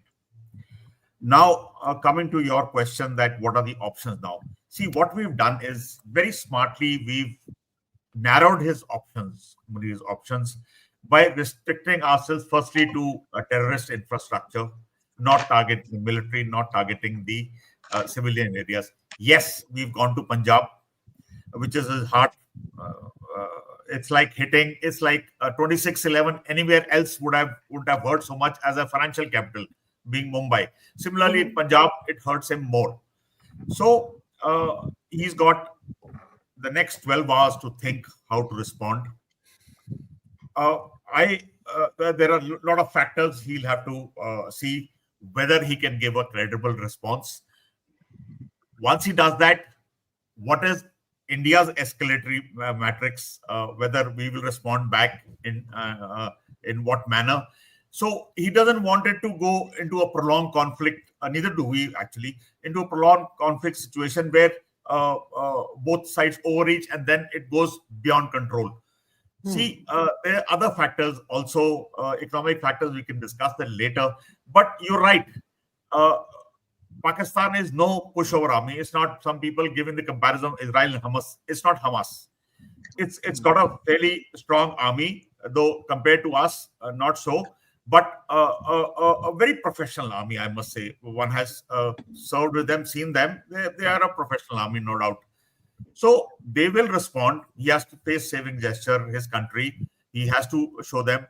But to my understanding, he'll probably restrict himself to J&K so that he doesn't escalate by going to Punjab. So you don't think that though India has hit Pakistan in Pakistan, Punjab, by hitting Muridke and Bahawalpur, you do not believe that Pakistan will expand the theater of conflict. You don't see this becoming a multi-sector conflict. No, he will restrict. He will probably come down to Jammu, which is I mean, say Aknoor and some Jammu, not below into Punjab. There also, as I visualize, he will not. No ground action is envisaged. He will not attack because you cannot take anything with an attack of a brigade. Even more, you lose men. We are very strongly entrenched. Been sitting there for 70 years. I visualize it'll more be specific targeting of certain military installations or other places, using his air force with standoff weapons, staying on his side of the border, or possibly with missiles. But then there is another factor that the chances of hitting a civil target in Valley, he calls Kashmiri his own. So he has to factor that what will Kashmiris say that you are targeting us. So all these, I won't be like to be in Munir's shoes today because he's got too many things on his mind. And then the factor of how much equipment he's got. As we know, they are a loan to each loan they have to pay. They take another fresh loan. So their economy can sustain. How much can their economy sustain? What is their equipment state? So, I guess this is the debate now. Will other fronts of conflict open, or will Pakistan keep it restricted to J&K? Typically, sorry, Barkha. One more thing. By hitting Punjab, we've sent him a message. That's what I think.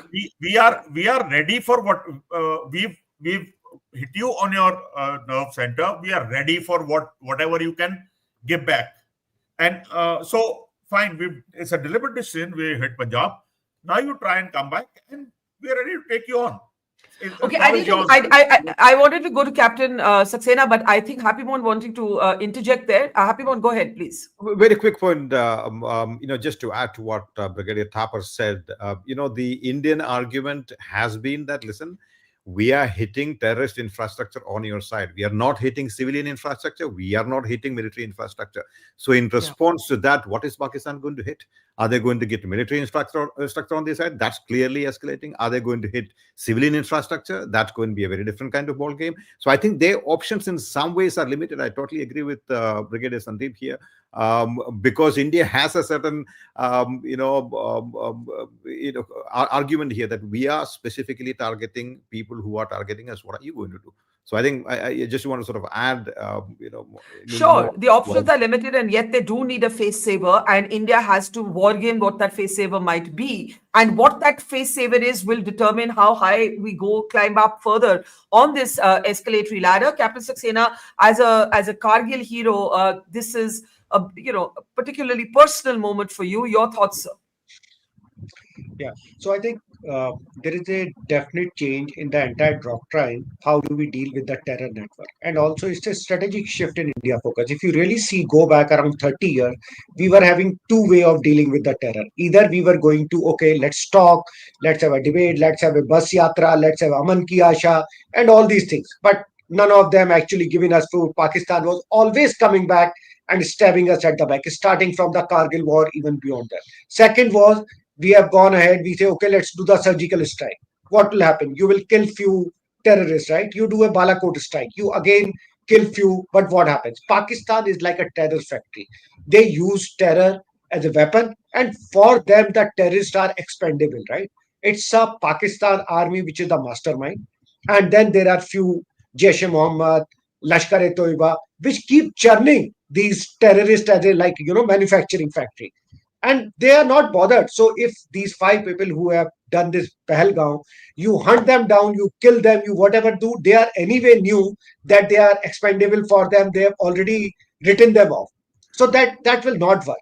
So I think that's why when this happened, and this was a very, very emotional moment, because till now they were kind of attacking the armed forces, CRPF and all, but this time they have hit innocent civilian. They have hit cold-blooded murder in front of their newly wedded wife, right? Just see the emotion. And I think entire India was on the boil, right? We were feeling as if we have lost a member from our family. So it's a very, very emotional decision also. And this is why we have changed our response. We say it has to be multi-pronged approach. And that's why you must have seen we started with the water treaty, which is going to have very, very long-term consequences. We have stopped all the trade. Pakistan is a food deficient nation. And this nation has got 1.3 billion of import from India indirectly through Dubai every month. We have stopped it now. We are also ensuring they comes into IMF grey list so that for them it's becoming difficult to get the money. See, finally we need to realize we will not get our objective just by killing the terrorists. We have to dry up the terror funding. We have to hit Pakistan army. So I think I think when you say we have to hit the Pakistan army, that's now the question, because in today's military briefing by two women military officers and the Foreign Secretary, Happymon Jacob, there was emphasis on the fact that that India had shown restraint, that India was not seeking escalation, that India had confined itself to targeting terror. But former Army Chief Manoj Naravane had a very cryptic tweet. He said, "Picture abhi baki hai." Now, that can be read in two ways. That can either mean that whatever India's military responses, this is not the end of it, that there could be more. That's one way to think about it. The other is that, look, Pakistan may react in a set of ways, and that determines in a way what happens next. Captain Saxena, you want to add a sentence? I want to go to Dr. Happy Jacob. Just a minute. So what I wanted to say, India had shown a lot of kind of calibrated and measured approach, and giving the communication to the entire international media and nation that we are a responsible nation. Now, depending on how Pakistan retaliate, we are ready for all the scenario. And if Pakistan army hit, then we have got all the right to hit, right? That will be the phase 2. So that's what, in my view, and Pakistan army has got no other option than to retaliate, because they have to face their they have to save their face in front of their own citizen. So that may be the phase 2, because that we say the picture abhi baki hai, because that may be just the first step in the long battle. Yeah, please. Right. I should say that Pakistan's Prime Minister, Happymon, they have announced that their military has been authorized to respond to India's strikes. I mean, that doesn't mean anything in itself. Yeah, they have to say that. They have to say that. But he's addressed the nation, and this is what he has said. Now, I want to explore this idea of where this ends. You see, Prime Minister Modi, who's met with the president to brief her, and I think there'll be an all-party meeting. Also, he has chaired a meeting of the cabinet. So it's all been run very structurally. And I also want to applaud the communication decoy, because 7th May was supposed to be a day of mock drills. And under that cover, while everybody was thinking ki aaj to sort of practice hai, the actual thing happened, which is how good military ops should be. But this idea ki abhi picture baki hai, that you have demolished terror bases, but you haven't got to the root of the patrons of the terror, which is the Pakistan army, which is the point that Captain Saxena just made. How do you see this in terms of calibrating and managing the escalatory ladder? Happymon, and then the same question for Brigadier Thapar and Captain Saxena.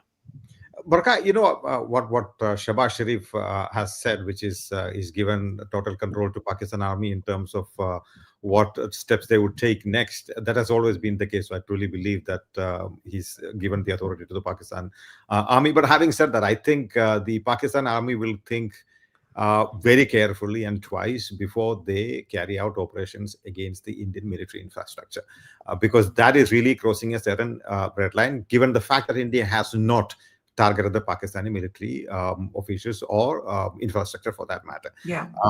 And because Pakistan knows that by doing that, they are upping the ante, they are sort of escalating the conflict between the two sides. So it could potentially be the case that they could strike, and I'm not giving them ideas, they could strike a civilian power facility, for example, or things of that kind, where the damage is going to be somewhat contained. But if indeed they manage to target a military facility in India, I think India will have to respond likewise, because it then becomes a matter of proportionate response. But I think the Indian side is well advised to keep this within the ambit of proportionate response, because we have more to lose internationally, reputationally, as a responsible nation, unlike Pakistan. Pakistan has this fast and loose with its own reputation and with the international community for the last several decades. India has bigger sort of fish to fry, in the Indo-Pacific with China, with the international system, as it were. So I think I would say that one, as I said earlier, Pakistan will be very careful in crossing the threshold in terms of what to strike. And number one, number two, I think the Indian response will have to be calibrated to inflict a proportionate response to that. Our objective has been fulfilled. This has been our objective has been to sort of punish the perpetrators and to sort of reinstate deterrence against Pakistani terrorist attacks. That has been achieved. Now, if Pakistan wants to sort of carry out an attack, which they are most likely to. So here's my response to that, Happy Mon. Somebody was saying in the morning that, Pakistan has always conducted asymmetric warfare, so their way could be another terror strike. And I said that may happen further down the road. But right now, if they do that, the world is watching. They can't own the terror strike, right? So they've got to retaliate in some sort of military form. That's what I think. And I think we all agree with that. I have questions on the geopolitics. I know you're all on limited time, so we'll do these comments quickly. Brigadier Thapar, the Indian military has prepared for a two-front or a two-and-a-half-front conflict for a while. China's rhetorical support to Pakistan, in the past, in conflicts, China has not got involved militarily. There has been some rapprochement between India and China, but Eastern Ladakh is militarized. We are still, we still have troops not taking a chance with China. Would the military right now be factoring in sectoral conflicts, two-front conflicts? I mean, they would have had to anticipate and plan for everything. Barkha, it all depends on how this conflict takes off. Firstly, China, that 2.5 factor does not come into play until you are at war with Pakistan. Only then you are worried that the second front, China may open up a front. I do not think that is happening immediately. Because for some time, we were feeling, the entire nation was feeling that we need to take a very tangible and strong action against terrorism. The Prime Minister also felt it. We've taken it. We took very credible, limited action with a lot of clinical precision, like I said. We presented clear evidence that, listen, we've targeted only terrorist infrastructure. So now, Pakistan, like I said, we haven't left Pakistan with any options, very limited options we left them with. Now, if he targets Indian military, there are two things which could happen. That the damage is a little bit, but we knock down Pakistan sites in retaliation, say his aircraft, 2-3. So it is considered a significant damage on him for the action he's taken. If you say, okay, fine, hum aur kuch nahi kar rahe. He came with 4 aircraft, we knocked down 2. His launch site of missiles we knocked off, and yes, we lost this thing or something, and so we are no longer. Then both sides are happy, and then. But if it escalates beyond, then I'm afraid it could deteriorate. But like what we discussed earlier, less likelihood of that happening, as I see it. Captain Saxena, and then we'll get a quick last word from Dr. Happymon Jacob. Captain Saxena, you said we've got to get to the Pakistan army.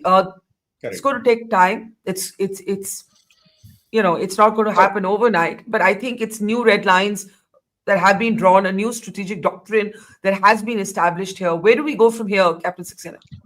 Exactly. So if right now we have taken the revenge in a way, and the mood of the nation, and we actually think that, on the kinetic side, we have hit them hard. The other action, which are non-kinetic in nature and long-term, as I say, they will continue despite or whatever factor is being done. So for this, we will not retaliate now. But yes, as rightly said by, Brigadier Thapar, if they cross the line, it will totally depend on what kind of retaliation they will do. If they will do something like just a face-saving thing, things will close here. But we will continue with our non-kinetic, important long-term measures we have started taking. But yes, if they retaliate within a point, then we will have the chance to hit Pakistan army. And then India is prepared for both the eventuality, whatever it happens. And if China, I don't think China will come into play directly. They will definitely, help Pakistan in terms of arm ammunition. but not going to be there in terms of direct support. Barkha, 30 seconds, Ja- can I take? yeah, can I sorry, while you're making your point, we're just stacking up visuals released by the Indian Army. I want to say one thing. There is so much visual, empirical evidence for the world to see and of these strikes and their success, right? So the Indian Army has released footage officially.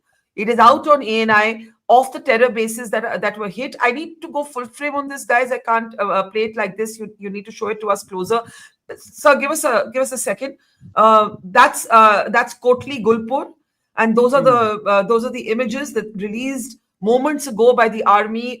You can see there the missiles. This is precision warfare. 24 missile strikes on 9 terror bases, and that is the Abbas terrorist camp at Kotli that you are seeing being hit. And like this, many other images are being released, and we'll keep showing them to you. These are official images released by the Indian military for, Pakistan can't hide from these images. Let's go back to our panel as we keep playing these images. Brigadier Thapar, Dr. Happymon Jacob. Sorry, this development just took place a moment ago, so I had to bring it up. Brigadier Thapar, do go ahead. Yeah. There was a reason for this. One, because possibly the Prime Minister wanted to watch this live. So there were drones who were capturing that. Then it was probably to silence some of those people who last time said proof dikhaiye. Yeah. So this was very necessary. And so I want to go back a little and say I've got to add that amongst the picture abhi baki hai could also mean that, okay, military action, we say, okay, fine, you hit us, we hit you. Now, meanwhile, our other actions, non-kinetic actions going, and one of the non-kinetic action, I think, are cyber capabilities. You can bring down Pakistan's banking system, its waterworks, its electricity, its nuclear installations with cyber attack. How do we know it's not already going on? We have the capability. Of course, economic, diplomatic, water, trade, all factors are going on. They will continue. They are not being taken off now after the attack. They will continue for some time. So that because we've realized that few isolated strikes or acts here and there are not going to, it has to have long-term impact. So I guess this will continue. Right. Dr. Jacob, if you want to come in, the Indian Army, as I mentioned, has released these videos that you see on your screen of the missile strikes that took place on terror bases inside Pakistan. We know now 24 missiles, 9 terror bases, 10 members of Masood Azhar's family eliminated, the Lashkar headquarters bombed. One of the narratives that Pakistan's been trying to put out in their fake news way is India's hit our mosques. Now, this is very important to counter because it's such rubbish, because the mosque that has been targeted in Bahawalpur is directly linked to Masood Azhar's Jaish-e-Mohammed, right? And that video footage is also available. But that is one way that Pakistan is trying to put a spin on this. Now, the importance of the fact that the army, that's, by the way, the Subhanallah mosque affiliated to the Jaish-e-Mohammed that was hit in Indian missile strikes. The importance of the videos released by the army, the level of detailing this time, it's very granular. We have a lot of granular detail, Happymon. I mean, I don't think Pakistan can pretend this didn't happen.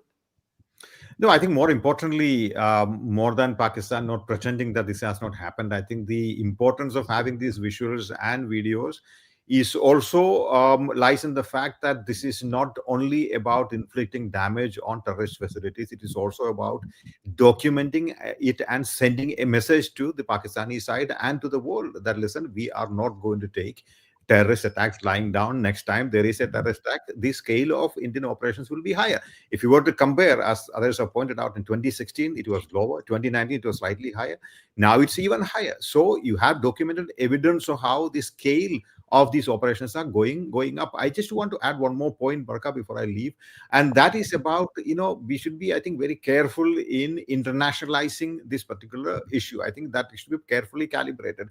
I certainly do not want China to I don't think Chinese will sort of play ball with the Pakistanis, because China has not in the past done that.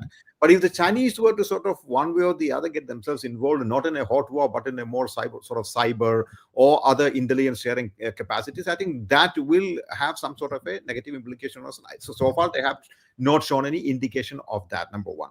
And in the recent past, India has had a certain approach more with the Chinese. I think so. Therefore, the Chinese are going to keep themselves away. The second point that I want to sort of also make on the show is, Barkha, we have not had so much of a support from the international community after the terror attacks, 2 weeks ago. The international community, including some of our friends in Europe and and North America, have been sort of dilly-dallying about how much to support India, how solely they should support India. When their time was there, when the Russians attacked Ukraine, and which is not even a member of NATO or EU, they were all rushing to Delhi and asking India should support them. And today, when our time came, 26 of our civilians got killed, and they're still talking about gunmen, they're still talking about suspected terrorists and all sorts of things. Agree. Too many countries haven't really solely stood behind India. I think this is a question that we must introspect and tell our interlocutors internationally. Listen, if you want a strategic partnership with India, strategic partnership is not only about exploiting the Indian economy or growing market or India as a participant in global forums. It also means that you stand by your strategic partners when there is a crisis. I think that message also needs to be sent out to our international partners, especially the strategic partners. Absolutely. And you're saying that, the kind of comments, look, I would say the countries that matter in particular, and please everybody add to this, the Russians, the Americans, Europe to some extent, and China. Now, China rhetorically is siding with the Pakistanis. Turkey is sending ships to Pakistan. The Americans, at least outwardly, are being cavalier. Does that concern you, Happy Mon? And then I'll come to Captain Saxena and Brigadier Thapar. Briefly, Happy Mon. No, I mean, given the fact that there is a Trump administration in the United States, I'm not too worried about the American reaction because, Trump is being an unpredictable sort of character for pretty much everybody, including the Europeans. So if he hasn't stood with, his time-tested partners for 40, 75 years, we don't expect them to stand with us. Having said that, the American security establishment has had a relationship with India in the past, and they have helped us with, intelligence and other such things. And if at some point of time it comes out the American security establishment hasn't helped, I think that should raise questions in India. It should raise questions. What is the phraseology that is being used by Moscow in condemning this attack? And what about some of our other strategic partners? I think these questions at some point of time will have to be looked at carefully, because friends are there to stand by you in times of crisis. Have they stood by us in times of our crisis? But again, as Jalandhar said, the sort of we picture Baki here. So let's see if sort of opinions and language changes in various words. Brigadier Thapar, jump right in. This footage that we're seeing released by the army, I think Happy Mon is quite perceptive there in saying that, look, this is about messaging to the world. It isn't only because the Prime Minister was watching the ops as they were taking place. It's also about messaging to the world.